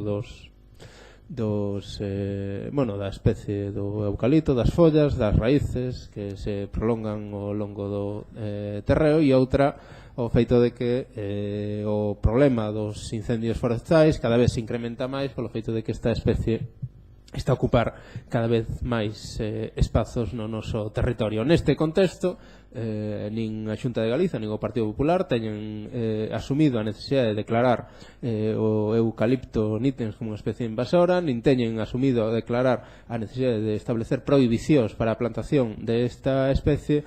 E creo que desde o Concello, desde a Administración local, deste caso desde o Concello de Ferrol, deberíamos asumir algúns obxectivos a desenvolver co fin de dar de paliar esta situación. Con este obxecto presentamos esta moción, en primeiro lugar co fin de declarar este Concello como Concello libre de eucaliptos, en segundo lugar asumir o compromiso de que as propiedades que sexan de carácter municipal pois non estén ocupadas e sexan eliminadas desas propiedades os eucaliptos e dos camiños que sean tamén propiedade municipal, e por outra parte que se lle cumprimento as normas e as distancias que existen e que están establecidas respecto da separación a vivendas, estradas, camiños e todo tipo de infraestructuras. Por último, dar apoio a unha ILP que leva meses explicándose na sociedade a través de charlas, recollida de sinaturas, e que pretende debatirse no Parlamento galego co fin de que sexamos conscientes de que esta problemática é unha problemática que cada vez se está agravando máis, e que un dos problemas estruturais que ten este país, que cal é o tratamento que vamos a facer dos seus terrenos productivos, e sobre todo cal é o tratamento que lle vamos a dar a un monte galego que cada vez a súa extensión é maior e cada vez é maior ocupado por este tipo de especies que, como digo, son especies que deberíamos desterrar polos perigos que supoñen medioambientais e tamén forestais. Moitas grazas. Moitas grazas, señor Rivas. Señora Leira. Darlle as grazas a Miguel Anxo unha vez máis, porque xa quizá interviu en varias propostas de moción que se trouxeron aquí noutras ocasións. Moi simplemente, así por ser así máis distendida a cousa, que eu comezaré por indicar que por motivos familiares coñezo ben a problemática dunha comarca como Ortegal e dun sector como Forestal ligado ao eucalipto. Mais aínda que en Ferrolterra ou nas Mariñas Luguesas sofrese ali o que a moción indica con total precisión, no seu preámbulo. E o que en tempos pasados e máis alá da valoración que podamos facer do monocultivo de eucalipto podía ser daquela unha sorte de libreta de aforro para moitas familias. Hoxe, co paso das décadas, é unha ruína que se pode sumar a xa por si preocupante problemática ecolóxica máis que preocupante do monte galego. Eu estou de acordo, por suposto, no preámbulo en todos os puntos da moción, e simplemente dareille que o meu voto a favor. Pero tamén sinalar que se poden tomar outras accións, como aquí se puxo en marcha unha exposición precisamente de plantas invasoras exóticas, pois na chamada Paxareira do Cantón, que organicei eu precisamente para ese coñecemento e para despois desenvolver iniciativas con que levemos todos os eucaliptos ali morren todos, así está a Paxareira do Cantón, que era ben que todos xa o sustituíran polas especies frondosas e se preocuparan un pouco dunha Paxareira do Cantón que foi unha exposición de carácter didáctico. Pois veña, agora vamos, por exemplo, con estas especies frondosas que sustituirán as outras, que aparte a todo isto é que morreron de vez. Vale. Sí, gracias. Bien, son varios ya los ayuntamientos que toman la iniciativa que apuestan por impulsar la eliminación paulatina y progresiva de las plantaciones de eucaliptos con el fin de preservar precisamente el medio ambiente. Entendemos que es necesario limitar la extensión de las plantaciones de eucaliptales, eliminar la especie de donde está contraindicada y garantizar la sostenibilidad de nuestros montes. Porque, además, como aquí ha manifestado el señor Rivas, el eucalipto es una especie pirófita que contribuye en gran medida también a la proliferación de incendios. Por lo tanto, desde Ciudadanos creemos necesario y útil que desde el Concello se fomenten políticas de repoblación y sustitución paulatina de eucaliptos por especies frondosas en los espacios públicos, y también entendemos que el Concello debe hacer todas las necesarias gestiones para que se cumpla la Ley Autonómica de Montes en relación a las distancias de plantación y demás de estas especies, ¿no?, que ya existen. En todo caso, lo que querríamos es solicitar al Bloque Nacionalista Galego el que nos posibilitara votar la moción por puntos, porque apoyaríamos los 3 primeros y en el caso del cuarto, la ILP, dado que no hemos tenido tiempo a analizarla con suficiente tiempo, querríamos abstenernos. Entonces pido esa votación por puntos. Nada más, gracias. Muchas gracias. Señor Díaz. Ben, boas noites. Tampouco vou ser moi extenso porque creo que pouco se pode engadir o que xa se ten dito. Simplemente facer 3 reflexións. O tema do monte, máis alá do tema do eucalipto, o tema do monte se ten convertido nuns dos debates centrais do país, e así vai ser no futuro, por consecuencia de sucesos tráxicos como os que aconteceron no mes de outubro, pero que non deixa de poñer en primeira liña de debate unha cuestión adiada, pero que ten que ser nuclear e trascendental, porque ten que ver coa propia ordenación de Galicia, do seu territorio, do seu desenvolvemento económico e da cuestión demográfica, que sen lugar a dúbidas é un dos desafíos máis importantes, o principal desafío que ten Galicia. Por lo tanto, xa tivemos aquí debatimos unha moción que tiña que ver pois co tema dos incendios no seu día, en particular pois o que aquí se trata non está ligado ao 100%, pero tamén ten que ver, e polo tanto dentro desa cuestión que é nuclear, simplemente comentar 3 cousas. Por un lado, dende a Xunta de Galicia o presidente da Xunta de Galicia anunciou esta legislatura como a legislatura do rural, na que pois o desenvolvemento do rural ia ser o principal reto. Mais alá de propaganda que ten que ver cos impostos no rural, pois creo que todos somos conscientes de que realmente os cambios sustanciais que permitirían que toda esa Galicia sustentada na parte rural se vertebre de maneira axeitada e permita que todo o país se desenvolva dunha maneira ordenada e racional, poñendo en valor aquelas cuestións que por unha que nos definen e que obviamente forman parte do noso da nosa identidade de todo tipo. Pois obviamente creo que está no debe claramente da xestión deste goberno. Non sei se en algún momento pois pasará a tomar decisións que realmente contribúan a elo, pero o poño en dúbida. Pero máis alá da xestión ou das xestións ou das legislación que se teñen que desenvolver dende o ámbito autonómico, pois dende os concellos tamén se pode facer algo. E creo que, todos somos conscientes. Hai iniciativas que dende o ámbito municipal se están desenvolvendo en múltiples concellos que teñen que ver precisamente pois coa eliminación de eucaliptos e coa sustitución por outro tipo de árbores autóctonas que permitan, polo menos facer unha labor xa non só, aínda que non sexa cuantitativamente sustancial, si que cualitativamente no que ten que ver coa concienciación e co espallamento dunha necesidade que creo que, xa digo, comparto totalmente o que se ten dito na exposición, pois creo que convinte facer.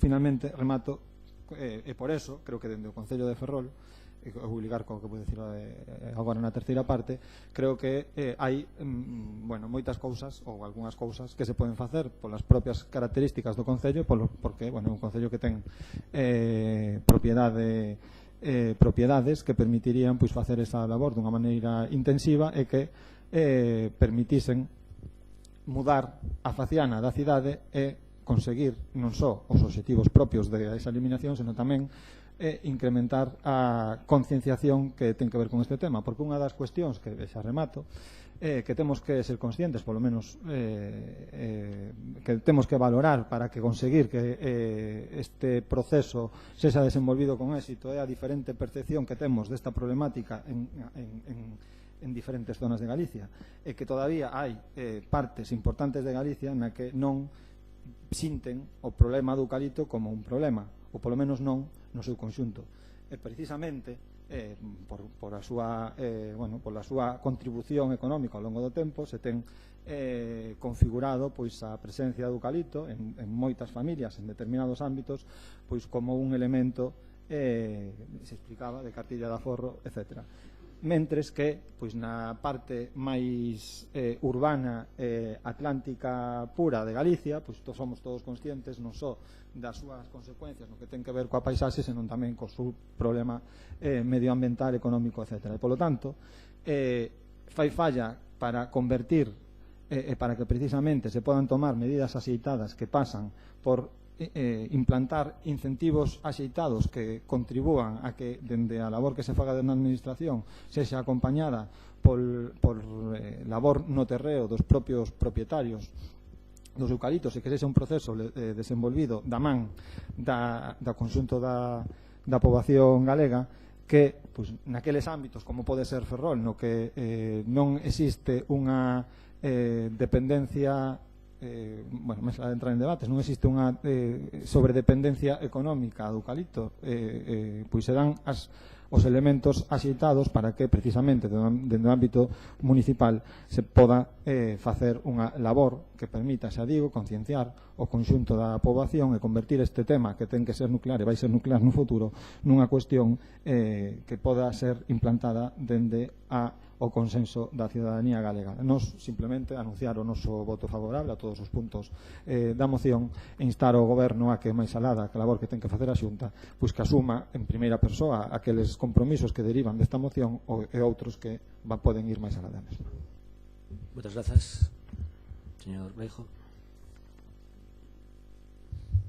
Buenas tardes, gracias, señor alcalde. Buenas tardes a todos y a todas. Bien, en primer lugar, decir que las limitaciones al cultivo del eucalipto están contempladas en la normativa forestal vigente. En el artículo 67 de la Ley 7/2012 de Montes de Galicia prohíbe la plantación de eucaliptos en terrenos agrícolas en los márgenes de los ríos y en las proximidades de las casas.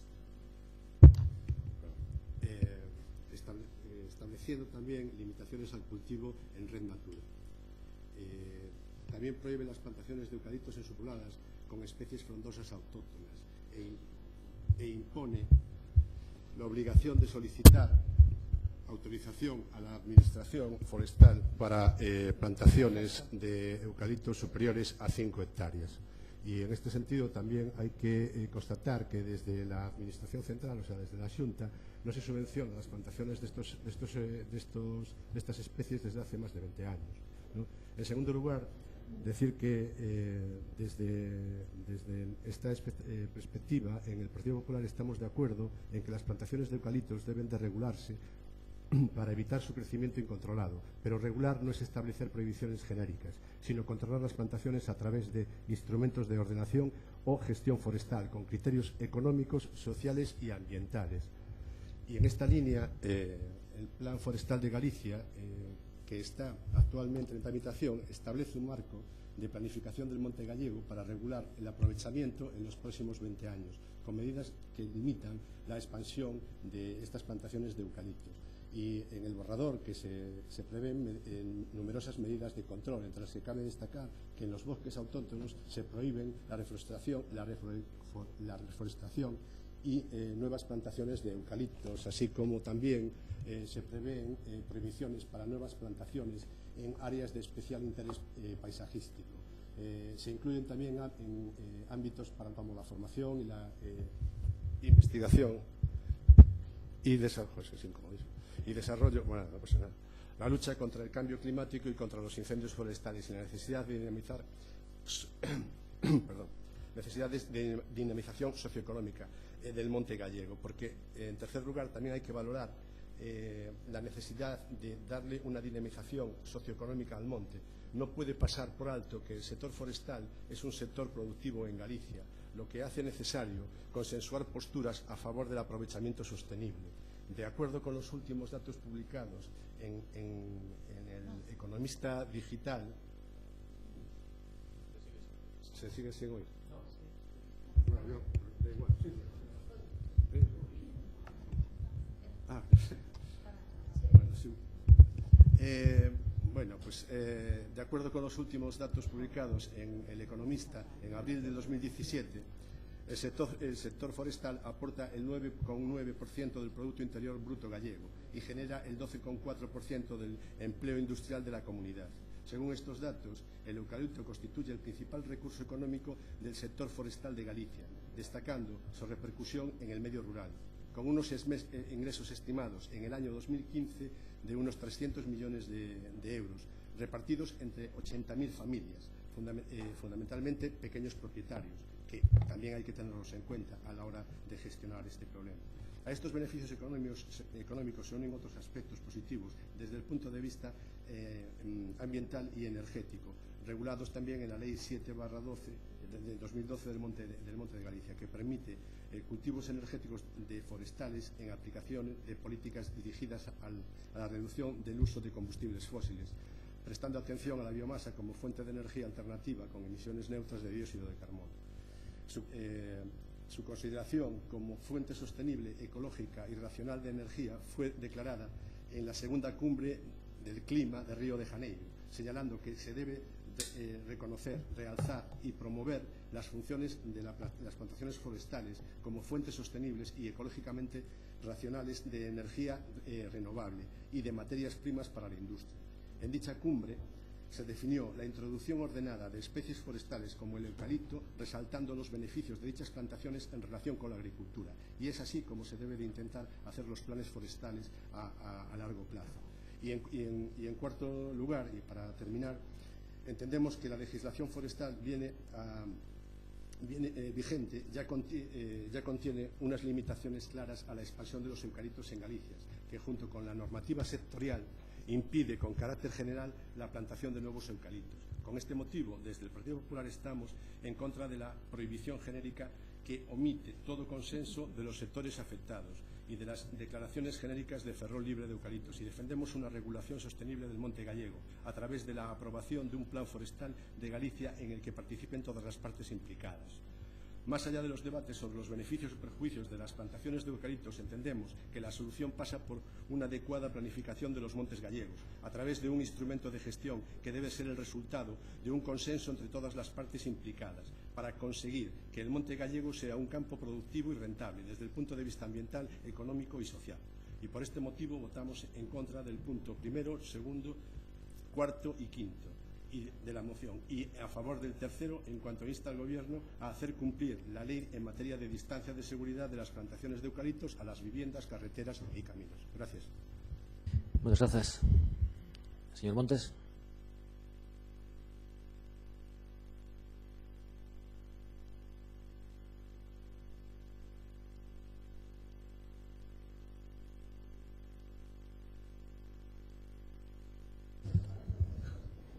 Que tal?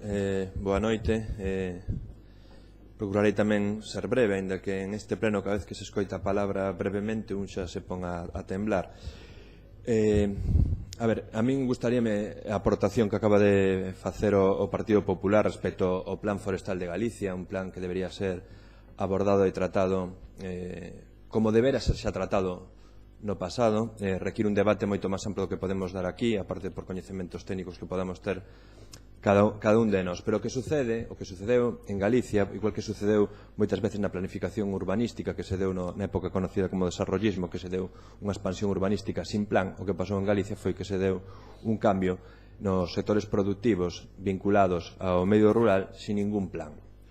Ou mellor dito, sí con un plan, pero que non era compartido nin coñecido polos veciños, sino por outras instancias e institucións. Se pasa dunha economía familiar basado nunha subsistencia a un desmantelamento dese agro, deses sectores productivos agropecuarios, a a unha economía de unhas granxas ou unhas producións de maior envergadura, sin entrar a debater como está ese tema actualmente, e moita parte da poboación do rural acabou abandonando o medio rural e acabou integrándose nas cidades e deixou o que moitas desas cuestións que antes eran unha economía de subsistencia nunha segunda actividade. E iso provoca que, unido a unha poboación envellecida, que parcelas ou fincas ou terreos que estaban destinados a prados agora están plantadas por eucaliptos, e porque a esa poboación lle resulta moito máis cómodo como complemento dos seus ingresos ter eucaliptos, e dado a súa avanzada idade moitas veces non se poden facer cargo do mantemento das fincas. Tamén existe unha falta de planificación por parte das institucións, tanto a nivel de Xunta de Galicia como a nivel do Estado, e non ter en conta un sector, o forestal, que cun debido ordenamento do territorio que tantas veces foi demandado por parte dos veciños e das veciñas, sí que poidera ter un sector forestal acorde a outros países como son os países bálticos ou mesmo outros países europeos, onde, por exemplo, a ventaxa que pode ter Galicia respecto aos países bálticos produtores de piñeiro, onde aquí tamén temos un piñeiro autóctono que mesmo sai recollido no noso himno nacional, pois a diferencia está que Galicia ten máis horas de sol que o teñen as repúblicas bálticas, e podía ser un produto forestal que tivera bastante aceptación no mercado, como ten, de feito, o piñeiro das repúblicas bálticas. E sucede o mesmo coa degradación que se deu do carballo autóctono por unha falta de planificación e por unha falta de apoio das institucións ás especies autóctonas. Actualmente, o mercado productivo da madeira está sustentado basicamente e apoiado basicamente no que é o carballo francés ou o carballo americano. E resulta curioso e paradóxico porque moitas veces cando falamos de eucalipto, e aquí, dentro dos nosos compañeiros e compañeiras do pleno temos polo menos 2 arquitectos que saben diso, a degradación que ten o eucalipto ven dado polo uso que se lle dá en Galicia, que é un uso destinado ao papel e é un uso destinado a madeira triturada para facer taboleiros de fins, por exemplo. Non é o mesmo ese produto, ese ciclo curto que ten o eucalipto en ese tipo de industrias que a que poda ter cando é destinado a madeira, ao moble e a construción. O que pasa é que en ese momento, cando temos un eucalipto, como o seu nome está un pouco degradado respecto a eses usos, tendemos a chamalo polo nome de roble de Tasmania, que non é un eufemismo nada máis que para venderche eucalipto con outro nome que parezca máis bonito. Repito que todo isto, e nós estamos a favor dos puntos que se presentan na moción, todo isto ven da falta de planificación por parte da Xunta de Galicia en canto a ordenación e usos do monte galego, e non é unha cuestión que sexa unha excepción, porque o mesmo sucede coa falta de programación que houve nas medidas preventivas de actuación, o mesmo que houve respecto ás medidas de emerxencia e de extinción de incendios, e podemos decir que realmente o traballo que fai a Consellería de Medio Rural en moitos dos casos é traspasarlle os problemas aos concellos. Vémolo tamén con especies invasoras como a velutina, que o único que fai é traspasarlle ese problema aos concellos, onde teñen que ser os propios medios municipais os que traten de eliminar esa especie invasora. O mesmo sucede coa errática política da couza da pataca, e o mesmo sucede con tantas e tantas cousas. Dicir que nos aceptamos e votaremos favorablemente a este acordo, pero tamén me gustaría engadir que hai cuestións que son competencia da Xunta de Galicia, e a Xunta de Galicia ten axentes no distrito forestal, axentes que tiñan que cumplir o seu traballo respecto a estas cuestión, por exemplo, que fala no punto 3 en materias de distancias de seguridade entre eucaliptos, vivendas, estradas e camiños. Unha competencia da Xunta, e nós trataremos na medida do posible tratar de axudar en esa cuestión, pero repito e reitero que é unha competencia da política autonómica da Xunta de Galicia. Moitas grazas, señor Montes. Señor Rivas. Grazas, señor alcalde. Un par de cousas que basicamente se poderían resumir en o eucalipto ha muerto e viva el eucalipto, porque o que non entendo é que máis aló do maravilloso que é o plan forestal da Xunta, que xa se ten demostrado que ten superado con creces a ocupación de eucalipto que ali se contempla, non vexo cales son os problemas das acordos que aquí se traen a debate. En primeiro lugar, o primeiro é unha declaración de intencións que debería facer este Concello. En segundo lugar, a eliminación dos eucaliptos nas propiedades municipais supoño que non será ningún perxuizo para os empresarios forestais, tal como vostedes relatan, que é un dos argumentos polos cales consideran que isto hai que tratarlo con cuidado, a non ser que aquí se este facendo negocio cos eucaliptos que existen plantados en propiedades de carácter público e de carácter municipal. E por último, xa sería de órdago que vostedes votaran en contra de que se dera cumplimento ás leis que vostedes mesmos desenvolveron.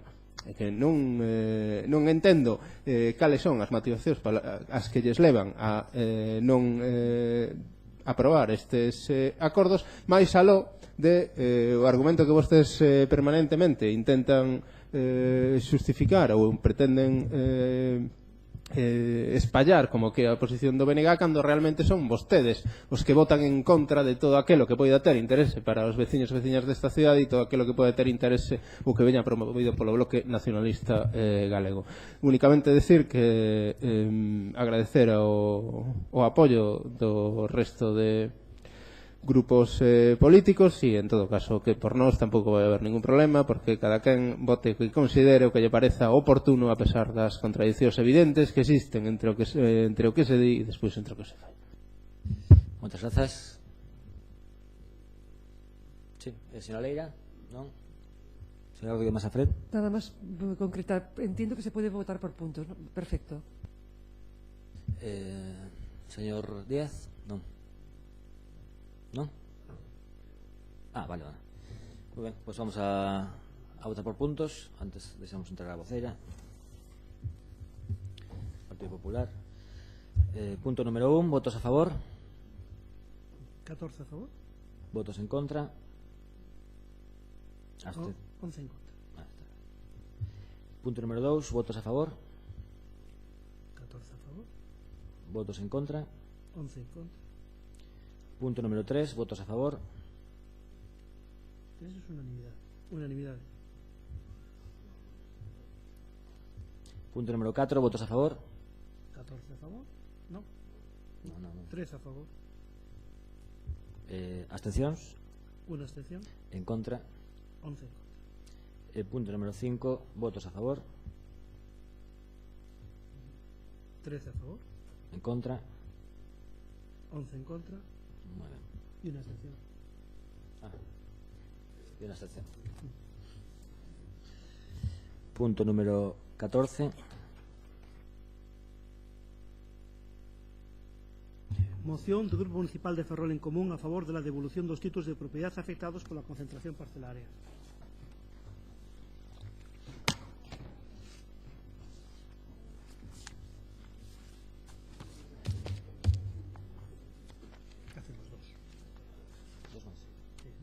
Señor Montes. Nos vamos, que quiere ver la decisión. No, son las. Sí. Como suxestión, si parece, despois de esta, bueno, non sei que planes ten para o pleno, pero decía adiantar, mientras se preparaba o voceiro de Ferrol en Común, perdón, que interrumpí, si se podía debater a de xustiza, porque a verdade é que supoño que teñen prisa tamén para coñecer un pronunciamento sobre o Concello de Ferrol. Por mí, encantado. Algún problema? En anticipar logo esta moción ou directamente xa a moción presentada en torno á xustiza, porque se o adiamos... No. Algún problema? Con algún grupo? Non?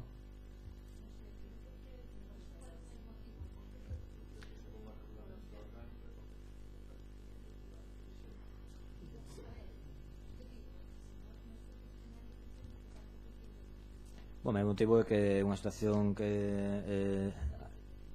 se me permiten, que levan arrastrando moito tempo e creo que están demandando un apoio ou un pronunciamento expreso deste pleno neste mes, non no mes seguinte ou na semana seguinte, senón neste momento preciso. A competencia para modificar? La competencia del alcalde, cuando el alcalde considera que el resultado de la votación puede ser de una manera u otra, por tanto es bastante subjetivo. Es decir, no he dicho nada. No. Que en el pleno del mes pasado, una moción nuestra del 8 de marzo quedó sin debatir porque cuando continuamos el pleno y no pedimos debatirla antes. Sí, lo que pasa es que ninguén solicitó... Perdió el sentido. No, ya lo sé, pero bueno, quiero decir, pero porque respetamos... Otra cosa es porque haya intervenciones, yo... En fin. Bueno, yo creo que el pleno del 8 de marzo está bien lo que pasó. No, quiero decir que el pleno no se debió de haber demorado hasta después del 8 de marzo. Bueno, pero... De todas formas, había una declaración institucional de ese tema. Bueno, pero había una moción del PP a que ver, estaba hablando del 8 de marzo. Sí. Vamos a manter a orde, por favor. Como hai algunha xente esperando por esta moción da concentración parcelaria, como esta moción de xustiza están realmente agardando os traballadores e traballadoras que teñamos un pronunciamento expreso, e así manifestaron aos grupos municipais recentemente, pues adiantamos, facemos o debate desta que corresponde agora e logo de xustiza. Bueno, en todo caso, esas cuestións que, bueno, tamén parece ser que habería que anticipar o debate referente á modificación do regulamento orgánico, porque esas cuestións tamén se recollen aquí, entón, sobre a modificación do orde do día e a competencia da modificación do orde do día. Bueno, vamos a manter o debate, vamos ao debate da moción.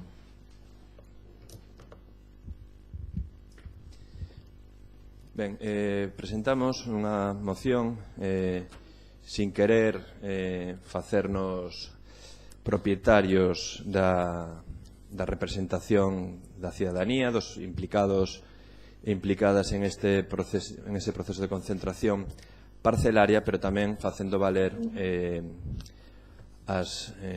o que o Concello de Ferrol ten que dicir en un proceso como do que forma parte, non? Entendemos que que teño aquí unha cronoloxía da que é a concentración parcelaria de Covas, Esmella, Marmancón e Mandiá, e se na moción anterior falábamos da nula planificación forestal que se deu en Galicia desde que se abandona un modelo productivo cara a outro modelo productivo basado en intereses de grandes empresas ou de grandes grupos. Aquí tamén se dá que desde 1980, porque cando as cousas non interesen sempre son lentas, e cando as cousas parece que interesan aos ricos e poderosos sempre se fan máis rápido, aunque sexa en consellos de ministros express. O 30 de decembro de 1980 se presenta na Delegación Provincial de Agricultura da Coruña a solicitude avalada da concentración parcelaria avalada polas firmas dos veciños de Covas, Esmelle e Marmancón. Despois dunha serie de anos, donde en 1975, por exemplo, se amplía a parroquia de Mandiá, en 1986 comeza a identificación de fincas, en 1988 publicación de bases provisionais, en 1990 publicación de bases definitivas, en 1993 comeza a apertura de viais, e podíamos seguir así a un lungo, etcétera, donde en 2015, por fin, é a publicación da firmeza do acordo da concentración parcelaria. Pero a pesar de todas esas trabas, despois de 38 anos, a día de hoxe está pendiente a entrega dos títulos de propiedade desta última fase do acordo. Quedan algúns flecos pendentes, como algúns viais, algúns marcos, algúns recursos, e todo debe dar información a estruturas agrarias. Existe, como digo, en reiteradas peticións dende o Concello de Ferrol xunto cos representantes veciñais das parroquias afectadas por esta cuestión para manter unha xuntanza co director xeral de Desenvolvemento Rural, Miguel Ángel Pérez, e de non obter resposta achegamos esta moción ao Pleno de Ferrol para que se adopten os acordos que sexan precisos para atender esta demanda que dende o rural leva anos facéndose. Solicitamos, polo tanto, en estes acordos a Xunta de Galicia a proceder á colocación das mouteiras das fincas que lindan co acceso a Caneliñas, a atender as demandas sobre a apertura dos camiños auxiliares da vía de acceso a Caneliñas e acelerar o proceso de entrega dos títulos de propiedade aos afectados pola concentración parcelaria. E digo eu, e aquí é unha interpretación que temos un pouco vendo o porqué se dilata este tema, porque creemos que existe unha discordancia entre os datos que ten a Oficina de Desenvolvemento Rural da Xunta de Galicia e os datos que ten o catastro. Por iso instamos a que o catastro asuma os datos que así lle aporta a Xunta logo de todo este proceso e se podan entregar así os títulos, porque esta cuestión, igual que a cuestión da entrega da planimetría, afecta o que o desenvolvemento do Plan Xeral de Ordenación Urbana do Concello de Ferrol. Sin ter en conta, ademais, ou tendo en conta, ademais, que as obras de acceso á Canaliña supuxeron algúns cambios que en este momento nós tamén como parte queremos que se acabe o trámite administrativo desta cuestión. Pedimos o voto favorable aos grupos para este tema que, como digo, leva desde o ano 1980 sin resolver e pedimos un voto favorable, como entendo que así vai ser, sin atender, como se falou noutro pleno pasado respecto á reivindicación da P9, sin atender os peros, sino atender o que o fin desta cuestión e desta moción. Nada máis e moitas gracias. Moitas grazas. Señora Leira. Sí. Ben, eu indicar que non teño que dicir ningún problema en absoluto en apoiar as reivindicacións que hai aquí, non? Eu entendo que son reivindicacións veciñais, pero, bueno, a mí o que me sorprende moitísimo é como está isto plantexado. E no sentido, bueno, aquí se fala de que houve reiteradas solicitudes do Concello, non? Dicir, cara, a xuntaza co Director Xeral de Desenvolvemento Rural, non sei en que consistiron, porque aquí que se fala que se dirixe a algunha administración, eu non sei se por fax, por carta, tal, ou como foi. E entón a mí me sorprende tamén eso, no sentido, de decir, si isto non o pode facer directamente o Goberno Municipal. Quero dicir, como o Goberno Municipal chega aquí con unha moción para que todos os grupos, que pasa? Que nos manifestemos que nos manifestemos diante da Xunta, que lle mandemos unha carta conxuntamente ou que lle mandemos un acordo. Desde o meu punto de vista, isto o que tiña que ser era que o Goberno Municipal se plantase diante da administración correspondente, que se plante e que non se me va dali en base a unha demanda dos veciños. E despois se quería tratar isto para o apoio de todo o mundo, que probablemente imagino que vai ter, non o sei, e tal, que o traia a través dun punto e non dunha moción. E por outra parte quería que se me aclarase se houbo xa, aquí se está dicindo cara a unha xuntanza co Director Xeral de Desenvolvemento Rural, e eu era que se me aclarase se esa xuntanza xa tivo efecto, porque teño coñecemento que algunha veciñanza, algunha representación da veciñanza tivo xa un contacto co Director Xeral, ou senón con outra. Vale, correcto, era ben que se nos dese tamén esa información de que xa se iniciaron, polo que vemos o consigue, a veciñanza, e non quen de conseguilo o Concello de Ferrol, pero, bueno, en calquera caso non me vou opoñer, evidentemente, que será isto. Señora Rodríguez Masafre. Voy a ser aún más breve. Simplemente manifestar que es lógico que un tema que lleva tantos años demorándose se agilice y, por tanto, apremiar a la Xunta de Galicia que realice y entregue la documentación que tiene que entregar y coloque los mojones pendientes y la apertura de caminos auxiliares, lo vemos de recibo, con lo cual apoyamos la moción sin ningún género de dudas. Muchas gracias, señor Rivas. Gracias, señor alcalde. Únicamente decir que imos apoiar a moción. Muchas gracias, señor Díaz. Sí, nos tamén brevemente, obviamente imos apoiar a moción e simplemente sí que, gustaríame comentar que sí que entendo que unha cuestión resultante dunha reunión do Goberno Municipal, eu entendo que non é a mellor maneira traela ao pleno a través dunha moción dun grupo político, porque non estamos falando dunha reunión que ese grupo político tivese con unha asociación ou con outra, e polo tanto se pretendía traerse este punto ao pleno, como se fai outras veces, podería incluso terse solicitado a firma conxunta de outros grupos para que xa figurase presentada conxuntamente, porque sí que nos parece que dende o Goberno Municipal se presente unha moción, xa digo, resultante dunha reunión do Goberno e se presente por un grupo municipal, pois nos creemos que non é o máis convinte. En todo caso, e obviamente imos apoiar a moción. Moitas grazas, señor Padilla. Ya rompiste.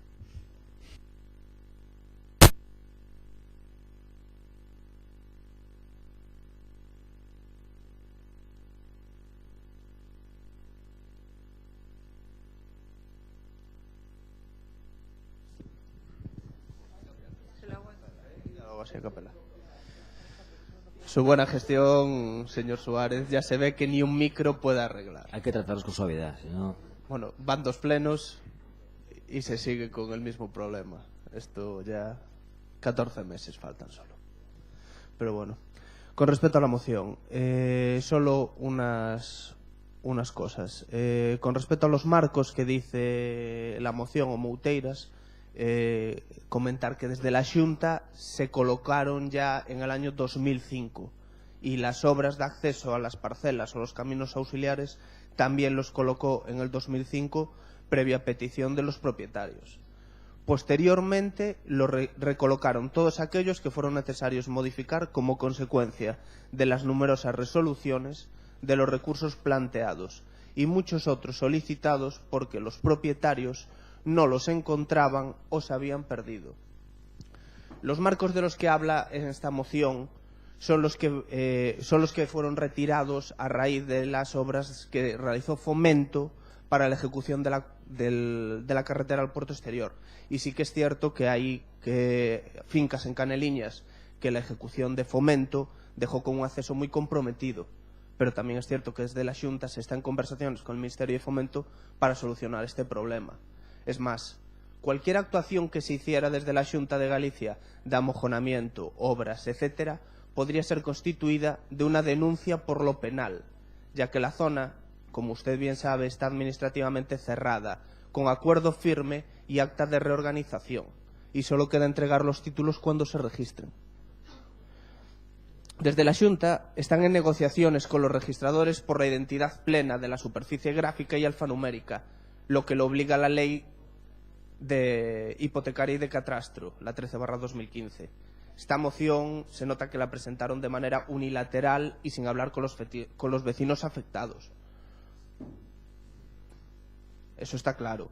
Sí, si hubiera hablado con ellos, sabría que en febrero los vecinos mandaron un escrito a la Xunta de la Galicia con respecto a la concentración parcelaria y la semana pasada lo recibieron en la Jefatura Territorial de la Xunta de Galicia. Y ahí, en esa reunión, al parecer, había una plena disposición entre la Xunta de Galicia con los vecinos para solucionar ese problema. Y de ahí que se van a trabajar conjuntamente para detectar los DNIs de los titulares que no se localizan para poder registrar los títulos. Un elemento imprescindible para poder tenerlo todo en orden. Por lo tanto, el interés y la colaboración por parte de la Xunta lo es todo. Así que, oiga, por favor, no vengan aquí ahora como los defensores de la zona rural, porque les recuerdo que son los que más abandonado tienen en la zona rural. No hagas así, por favor. Oye, si tanto escucharas a los vecinos de la zona rural, no tendríamos que haber sido nosotros los que trajimos a este pleno una moción para la construcción del polideportivo de Mandiá, algo que vienen demandando desde hace muchos años, que por cierto se aprobó por unanimidad y aún no habéis movido un dedo, ¿eh? Esta es la preocupación, o la preocupación con los desbroces. Esa preocupación, en verano ya se ve la preocupación que tienes con los desbroces de la zona rural, ¿no? Claro, o el saneamiento, que no sabes lo que quieres hacer.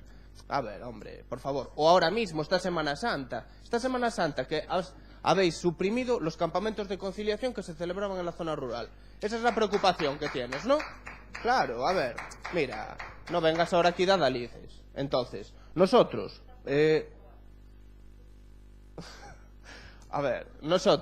que este problema se solucione, por supuesto. Por eso, con el fin de que esta moción pueda salir o esté mejor encaminada, yo propongo hacer una redacción que sería la siguiente: instar á Xunta de Galicia a que intensifique o diálogo co Goberno do Estado para atender as demandas sobre a colocación das mouteiras e a apertura dos camiños auxiliares da vía de acceso a Caneliñas e acelerar o proceso de entrega dos títulos de propiedade aos afectados pola concentración parcelaria.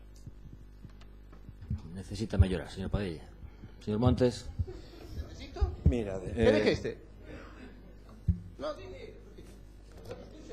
A ver, o que sucede, como xa expuxemos en algún outro momento, xusto cando vostedes presentaron unha moción falando de unhas medidas para fomentar o emprendemento basadas na reforma ou aprobación ou modificación dunhas ordenanzas fiscais e de apertura, onde vostedes meten unha moción antes de que os propios técnicos municipais puidesen facer un informe porque chegou 5 días antes. Vostedes, igual como a Xunta de Galicia, ou mellor dito, non a Xunta de Galicia, que a Xunta de Galicia é a institución, como o Partido Popular na Xunta de Galicia toma as institucións como o seu chiringuito, seguramente atenden a xente ou os veciños e as veciñas as institucións ou os concellos en función dos seus propios criterios que non son os da obxectividade e os da igualdade.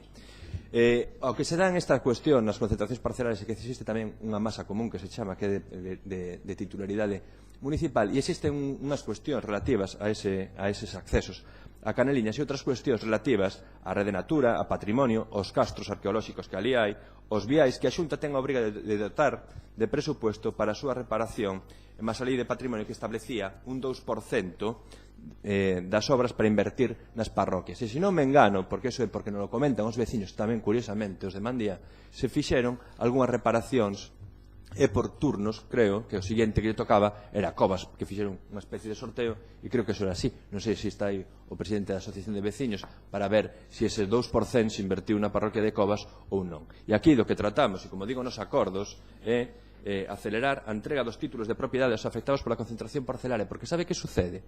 O mellor, o seu presidente do goberno, Mariano Rajoy, que de profesión é registrador da propiedade, sucede que o registrador da propiedade ten dificultade para entregar os títulos porque non existe concordancia entre a Oficina de Desenvolvemento Rural da Xunta de Galicia e o catastro do Ministerio de Facenda español. Póñense vostedes de acordo e acaben isto dunha vez.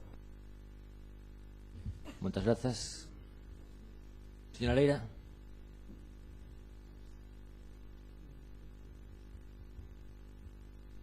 Pois sometemos a votación a votación. Votos a favor. Espero que entren aquí os votantes.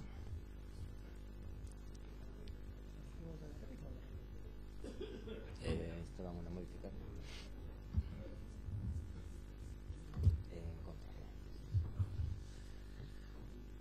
Votos a favor.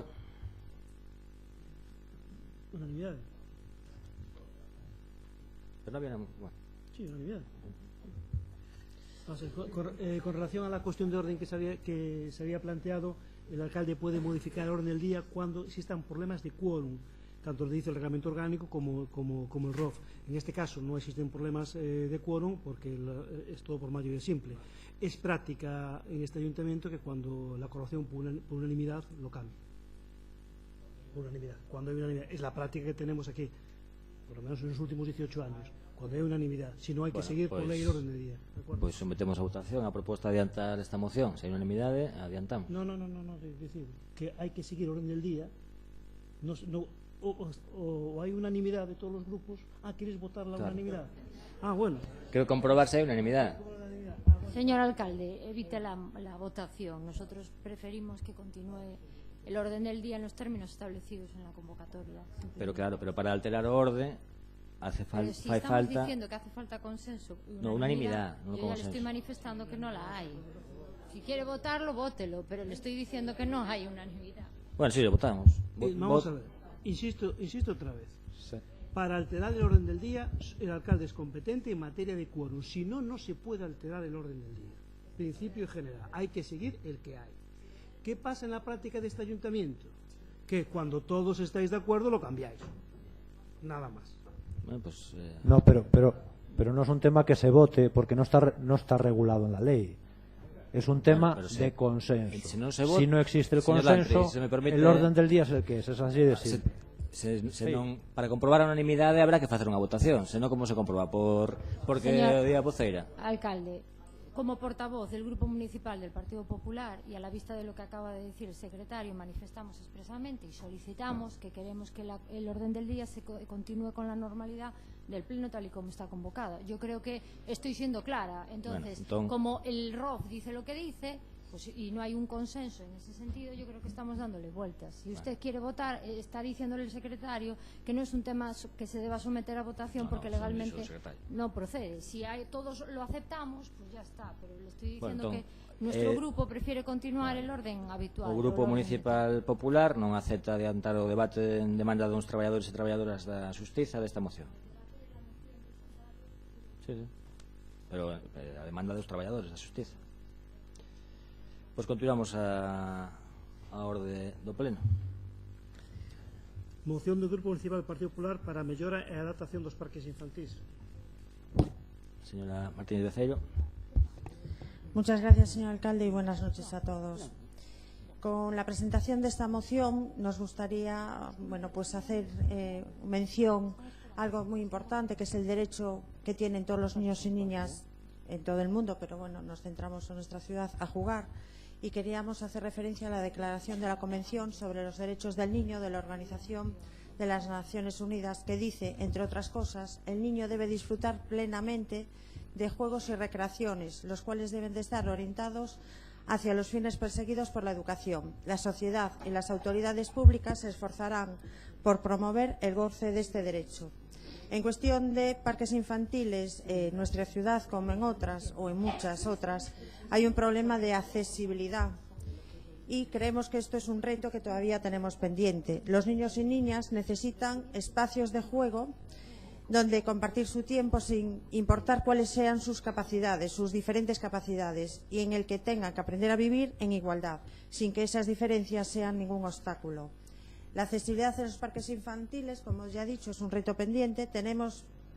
Necesitamos, por lo tanto, que los parques infantiles se vayan cumpliendo con elementos que cumplan el ser adaptados a las distintas necesidades y capacidades de los niños y niñas. Tenemos que, por lo tanto, tener un objetivo, que es crear verdaderos lugares inclusivos en nuestra ciudad, en los que todos los niños y niñas puedan divertirse juntos, y también tener en cuenta los padres y madres que tengan problemas de movilidad, que también puedan ser accesibles para ellos. Se ha comprobado que los parques infantiles que estén creados con estos criterios son más innovadores, más divertidos y, por supuesto, son siempre más seguros. En Galicia se ha reglamentado la seguridad de los parques infantiles con un decreto, el decreto 245/2003, y tras la entrada en vigor de ese decreto, se han producido en los temas de seguridad en las instalaciones de los parques infantiles avances muy importantes, y eso también no deja de ser un avance en la protección a los menores para el tiempo de ocio. También hay unas normas europeas, las UNES, que, en concreto la UNE 1176 y 1177 son relativas a la seguridad de equipamientos e instalaciones de las áreas recreativas. Y en el decreto anteriormente mencionado, el capítulo 2, en su artículo 4, habla también sobre los temas de accesibilidad y el uso de los parques infantiles y de la obligación de que estos parques sean accesibles para todos los menores, tratando de integrar posibilidades de juegos adaptados. Con respecto a los parques infantiles, no solo nos gustaría tratar el tema de la accesibilidad, en donde proponemos que de manera progresiva en esta ciudad se vayan incorporando los parques existentes, que son cerca de 60, si no recuerdo mal, se vayan incorporando de manera progresiva, como os decía, elementos adaptados a las distintas capacidades de los menores y también de sus padres y de sus madres. También nos gustaría hacer hincapié en algo que es muy necesario y que ya se ha llevado de manera pionera desde hace unos años en otros ayuntamientos de Galicia, que es el cubrir los parques infantiles, dada que la climatología de Galicia hace que en muchos meses del año no se puedan disfrutar en estos espacios abiertos todo lo que los niños y niñas quisieran, y pensando en que puedan ser de disfrute no solo en los meses de época de carencia de lluvias, sino también en las épocas de invierno. La idea es ir mejorando con parques, con estas iniciativas novedosas, como pueden ser la accesibilidad y también cubiertas, el que al final nuestra ciudad, con esos parques accesibles y cubiertos, sea una ciudad más moderna, adaptada y segura. Nos gustaría hacer mención a la posibilidad de hacer estos parques cubiertos y accesibles como en Galicia. En el 2015 el Ayuntamiento de Culleredo fue el primer ayuntamiento que cubrió un parque infantil con instalaciones de tejados multicolores y también con unas pantallas laterales transparentes que cubrían tanto de la lluvia y del viento a los parques infantiles. Y el año pasado, en el 2017, anunciaban una segunda fase de ir cubriendo también otros parques infantiles, precisamente por el éxito que había sido de poder disfrutar durante todo el año el parque infantil accesible y cubierto que tenían. El año pasado, en el 2017, el Ayuntamiento de Compostela también se apuntó a la iniciativa de los parques infantiles cubiertos, anunciando, bueno, pues incluso una partida presupuestaria que iba destinada a ese proyecto de cubrir los parques infantiles también de manera progresiva en su ciudad. Y en cuestión de parques infantiles accesibles, el ayuntamiento vecino al nuestro, el ayuntamiento de Narón, a finales del 2017, en el mes de noviembre, también anunciaba la intención de un proyecto de parque accesible para los niños y niñas con movilidad reducida. Como decía anteriormente, Ferrol tiene cerca de 60 parques infantiles. En los últimos años ha habido un deterioro importante tanto en la conservación como en el mantenimiento de los parques infantiles de nuestra ciudad, viendo en algunos casos parques infantiles con los elementos rotos, pintados y demás, por lo cual no solo queremos hacer mención a la innovación de en ir incorporando esos elementos adaptados o de cubrir para que fueran de disfrute durante todo el año, sino también hacer hincapié al cumplimiento de esas normas europeas de seguridad y de instalaciones, tanto de mantenimiento como de su conservación, y por supuesto a poder hacer de nuestra ciudad una ciudad más adaptada y más inclusiva, con esos parques infantiles con elementos accesibles para los niños y niñas, al igual que para sus padres, con elementos tan simples como pueden ser columpios adaptados para las sillas de ruedas, toboganes más anchos también para que puedan ser del disfrute de los niños que tengan problemas de movilidad, también columpios adaptados para edades más tempranas, o incluso paneles no solo dedicados a las personas con problemas de movilidad reducida, sino también otro tipo de diferentes capacidades, como problemas de visión, en donde los paneles también pueden ser adaptados para que los niños puedan tener motivaciones en los juegos y disfrutar todos de manera igual. Por todo ello, esperamos que se aprueben los 3 puntos de acuerdo de esta moción y que haya acuerdo de todos los grupos. Nada. Moitas grazas, señora Leira. Ben, únicamente para indicar que vou apoiar e, polo tanto, votar a favor dos 3 puntos. Agardo a verdade que se aprobe, non? Por este pleno. Agora, se se aproba, tamén lle desexo que esta moción que lle vaya bonito, Moitas grazas, señora Masafet. Sí, gracias. Bien, simplemente manifestar también nuestro apoyo de todos los 3 puntos. Únicamente precisar que la normativa a la que se refiere la moción europea es recomendada y no de obligado cumplimiento, porque entendíamos en un principio que por el desarrollo de la moción que podíamos estar incumpliendo alguna norma, y no es así. En todo caso, sí es recomendable y la vemos compatible con aprobar el punto, porque es no necesaria, pero sí importante. En cuanto a habilitar la cantidad de 500.000 euros, quizás sea una dotación demasiado elevada para lo que pueda hacerse en el Ayuntamiento de Ferrol, pero en todo caso, con que se cubra un parque, la finalidad también estaría conseguida, se irían cubriendo cada vez más. Y en cuanto a la posibilidad de adaptar el juego a niños con problemas de movilidad, pues lo vemos también muy acertado, con lo cual apoyamos la moción. Moitas grazas, señora Masafet. Señor Montedo Castillón. Grazas, señor Bastarrechea. A ver, nós en principio estamos a favor da moción dos parques. O que pasa non entendemos por que se ten que poñer a cantidade de 500.000 euros sin primeiro avaliar un pouco as necesidades que se necesitan. Entonces casi preferíamos se podemos votar por puntos. Ou cambiar eso ou votar por puntos. Non sei se quere resposta de agora ou agardamos a seu turno.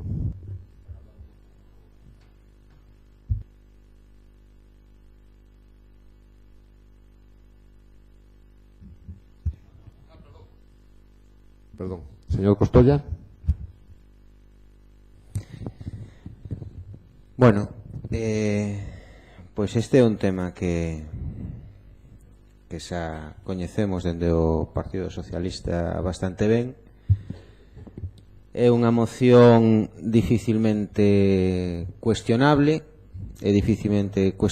porque no seu punto 1 non é discutible que solicitar o cumprimento de normativas UNE, que son ni máis ni menos que documentos nos que se recollen especificacións técnicas previamente testadas e consultadas a grupos con intereses na materia, é dicir, que están comprobado que melloran os parques infantís. Polo tanto, penso que non cabe outra opción máis que votalo favorablemente. En canto aos parques cubertos, pois bueno, a ver, é que é unha proposta que levaba o Partido Socialista no seu programa electoral. De feito, hasta levábamos xa diseños tanto no Inferniño como en Recimil, e incluso tamén no parque que iba a quedar na traseira da reforma do mercado de Caranza. Incluso vou ler textualmente unha nova do Diario de Ferrol de data 21 de agosto de 2016, que textualmente di: o concejal Germán Costolla, é dicir, eu que estaba de concelleiro nese momento levando servicios e levando, polo tanto, o mantemento dos parques infantís, xa contempla as intervencións que figuran no programa electoral do Partido Socialista e pretende poñelas en marcha en este mandato. Son prioridades desta concellería ter parques infantís cubertos, tal e como se tiña anunciado na campaña. O mal tempo dificulta durante o inverno que os nenos poidan disfrutar destas áreas e, ademais, tamén se estropean máis facilmente os parques, polo que se ha pensado en zonas de moita afluencia de público e nas que a cubrición dos parques non supuxese ningún tipo de ruptura co entorno. Con estas premisas, Costolla tiene ya claro en que 3 zonas se acometerá este proxecto de parques infantís cubertos. Serán as zonas do Inferniño, Cantón de Molins e a Plaza de Sevilla no barrio de Recimil. Outra das prioridades destacadas por o concelleiro e que se recollen xa no contrato que se pretende adxudicar en breve é a mellora e o cambio do firme de varios parques. Deste modo, explica que é necesaria a sustitución do garbancillo nos parques infantís por chan de caucho continuo, tanto por razóns de accesibilidade como de seguridade e tamén de hixiene. Neste sentido, tamén establecerse prioridades a que moitas das áreas se dispoñen de caucho na superficie. As primeiras actuacións que se executarán serán nas zonas de Santa Mariña, no barrio de Esteiro e en Caranza. Isto xa o decíamos en agosto de 2016, porque o que estábamos intentando nese momento é cumprir con o noso compromiso, que era de dotar de parques cubertos a nosa cidade, tal e como nos tiñamos comprometido, e o que estábamos, eso é exactamente o que estábamos facendo. En canto ao terceiro punto de accesibilidade, bueno, o tema da accesibilidade realmente é que por un lado é un dereito de todas e todos os usuarios, e tamén unha obriga deste goberno facilitar esa accesibilidade a todas as nenas, nenos e tamén a todos os pais nais a eses parques infantís. Aínda que, bueno, se falamos de accesibilidade, pois me imagino que para cumprirse esta moción o goberno local vai ter un problema bastante grande, porque aínda a estas alturas, pese a que hai aproximadamente un ano que se aprobou, se levou e se aprobou en unha comisión de urbanismo a ordenanza de accesibilidade, pois case un ano despois aí seguimos a cidade sin ordenanza de accesibilidade. Moitas gracias. Moitas grazas, señor Vitoria.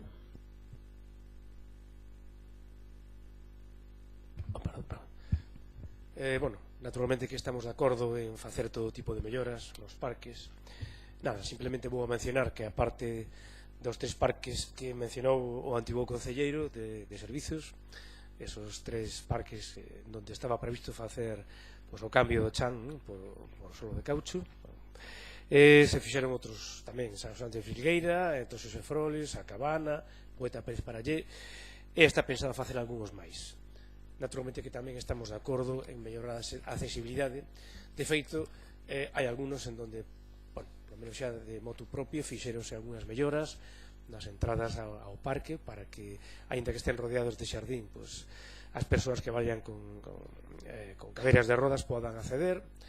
Entendo tamén que a concelleira falou, o sea, a falar de accesibilidade e de xogos accesibles se refere a que se preparen xogos especificamente para persoas con certa mobilidade reducida. Eso non quero dicir, non? Tamén está considerado. Aínda que todavía, en fin, estamos facendo un listado, vou ler aí algunhas cousiñas, non? En donde se ven as intencións, que de momento hai algunha cousa que son intencións todavía, non? Pero que xa hai un listado feito con temas de parques que non cumplen certas normativas. Por exemplo, pois, a ver, Parque Fontela Leal dicese de non cumple a altura suficiente en multijuegos. Parque Pedro Carvajal, tapones de muelles non cumplen. Columpio en mal estado, en fin, accesorio. Vamos a ver un momentiño.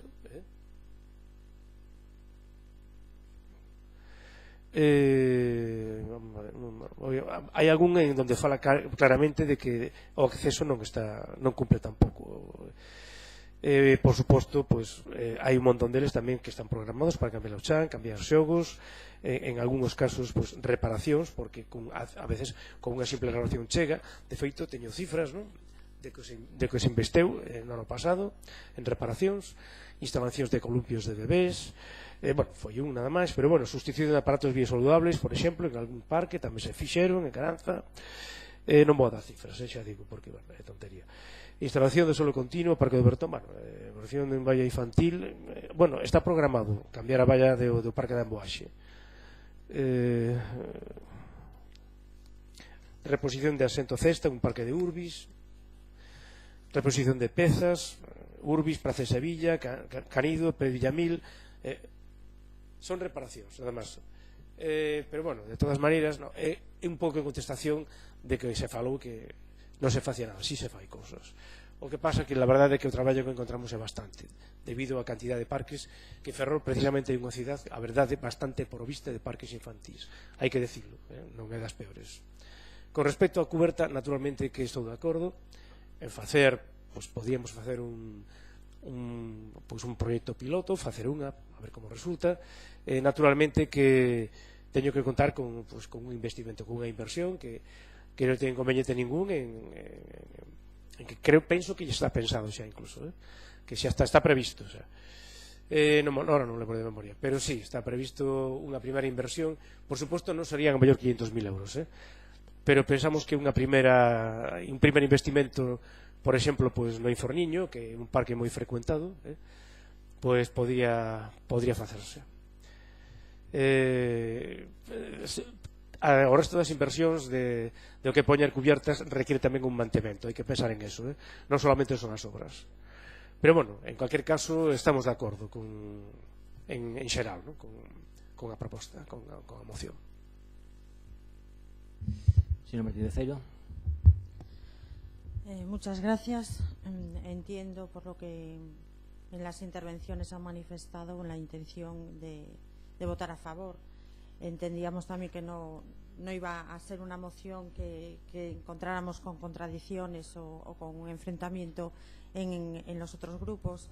Con respecto a la votación por puntos, le tengo que decir que es un pack porque la intención es única y el presupuesto no es caprichoso, precisamente pues porque las experiencias de otros ayuntamientos, además, si se meten en la hemeroteca y tienen un mínimo de tiempo para investigar, precisamente los parques infantiles cubiertos, pues el presupuesto es importante, y como aquí hicieron mención y además varios de los grupos que parece que van a apoyar esta moción hablaban de, por ejemplo, el Parque del Inferniño, que no es un parque infantil pequeño, en donde una cubierta no es precisamente pequeña, por lo cual la inversión, dado que ya hay experiencia, no sería una experiencia piloto, sí en nuestra ciudad, pero no precisamente en Galicia, porque ya hace unos años que ya existe parques infantiles cubiertos, por lo cual el presupuesto no es un capricho, sino es un presupuesto mínimo para ir cubriendo los parques infantiles de nuestra ciudad, que además yo creo que en este año estamos viendo que es importante, no solo pensando en unos meses, en un par de meses del año, sino puede dar la posibilidad de tener que cubrirlos precisamente para que durante muchos meses está lloviendo, y como también fundamentaban en los ayuntamientos donde se cubrió, no solo para las inclemencias del mal tiempo, como aquí se hacía hincapié, sino también para la época de verano, para dar sombra, que también es importante. Por lo cual la votación creemos que tiene que ir con los 3 puntos de acuerdo, porque claramente los vemos totalmente relacionados. Y bueno, pues agradecer la votación a favor. Además teníamos en cuenta, bueno, pues que estábamos incumpliendo algo que todos habíamos aprobado el año pasado, que fue que Ferrol, bueno, pues fuera uno de los ayuntamientos que bueno, pues apoyase el proyecto Meta 2017, que ya finalizó el año, y no solo con los pasos de peatones accesibles, que por supuesto está muy bien, pero evidentemente para hacer de Ferrol una ciudad accesible, sabemos que es un objetivo a muy largo tiempo, pero se tienen que dar proyectos diferentes, no solo en lo que es, bueno, movilidad de circulación de peatones o de automóviles, por lo cual creemos que comenzar en pensar en los más pequeños y también en los padres o adultos que acompañen a los más pequeños de nuestra ciudad a poder disfrutar del ocio, de un ocio inclusivo, en donde los parques infantiles no sean solo para las personas con movilidad reducida o solo para las que no lo tienen, sino todo lo contrario, para que todos de manera conjunta puedan disfrutar de esa época de juegos. Por lo cual, si la intención es votar a favor, pues agradecerles el que podamos llegar a algún acuerdo. Moitas grazas. Entendo que votación por puntos non se admite. Señora Leira, non? Listo, pois sometemos a moción a votación. Votos a favor. 23 a favor. Abstencións. Todas abstencións. Ben, sí. Como quedan un pouco máis de 15 minutos para as 12 da noite, non vai dar tempo a rematar o debate da seguinte moción, e quedan varias por debatir aínda. Propoño que suspendamos este pleno ata a próxima sesión, se está de acordo. Levantación.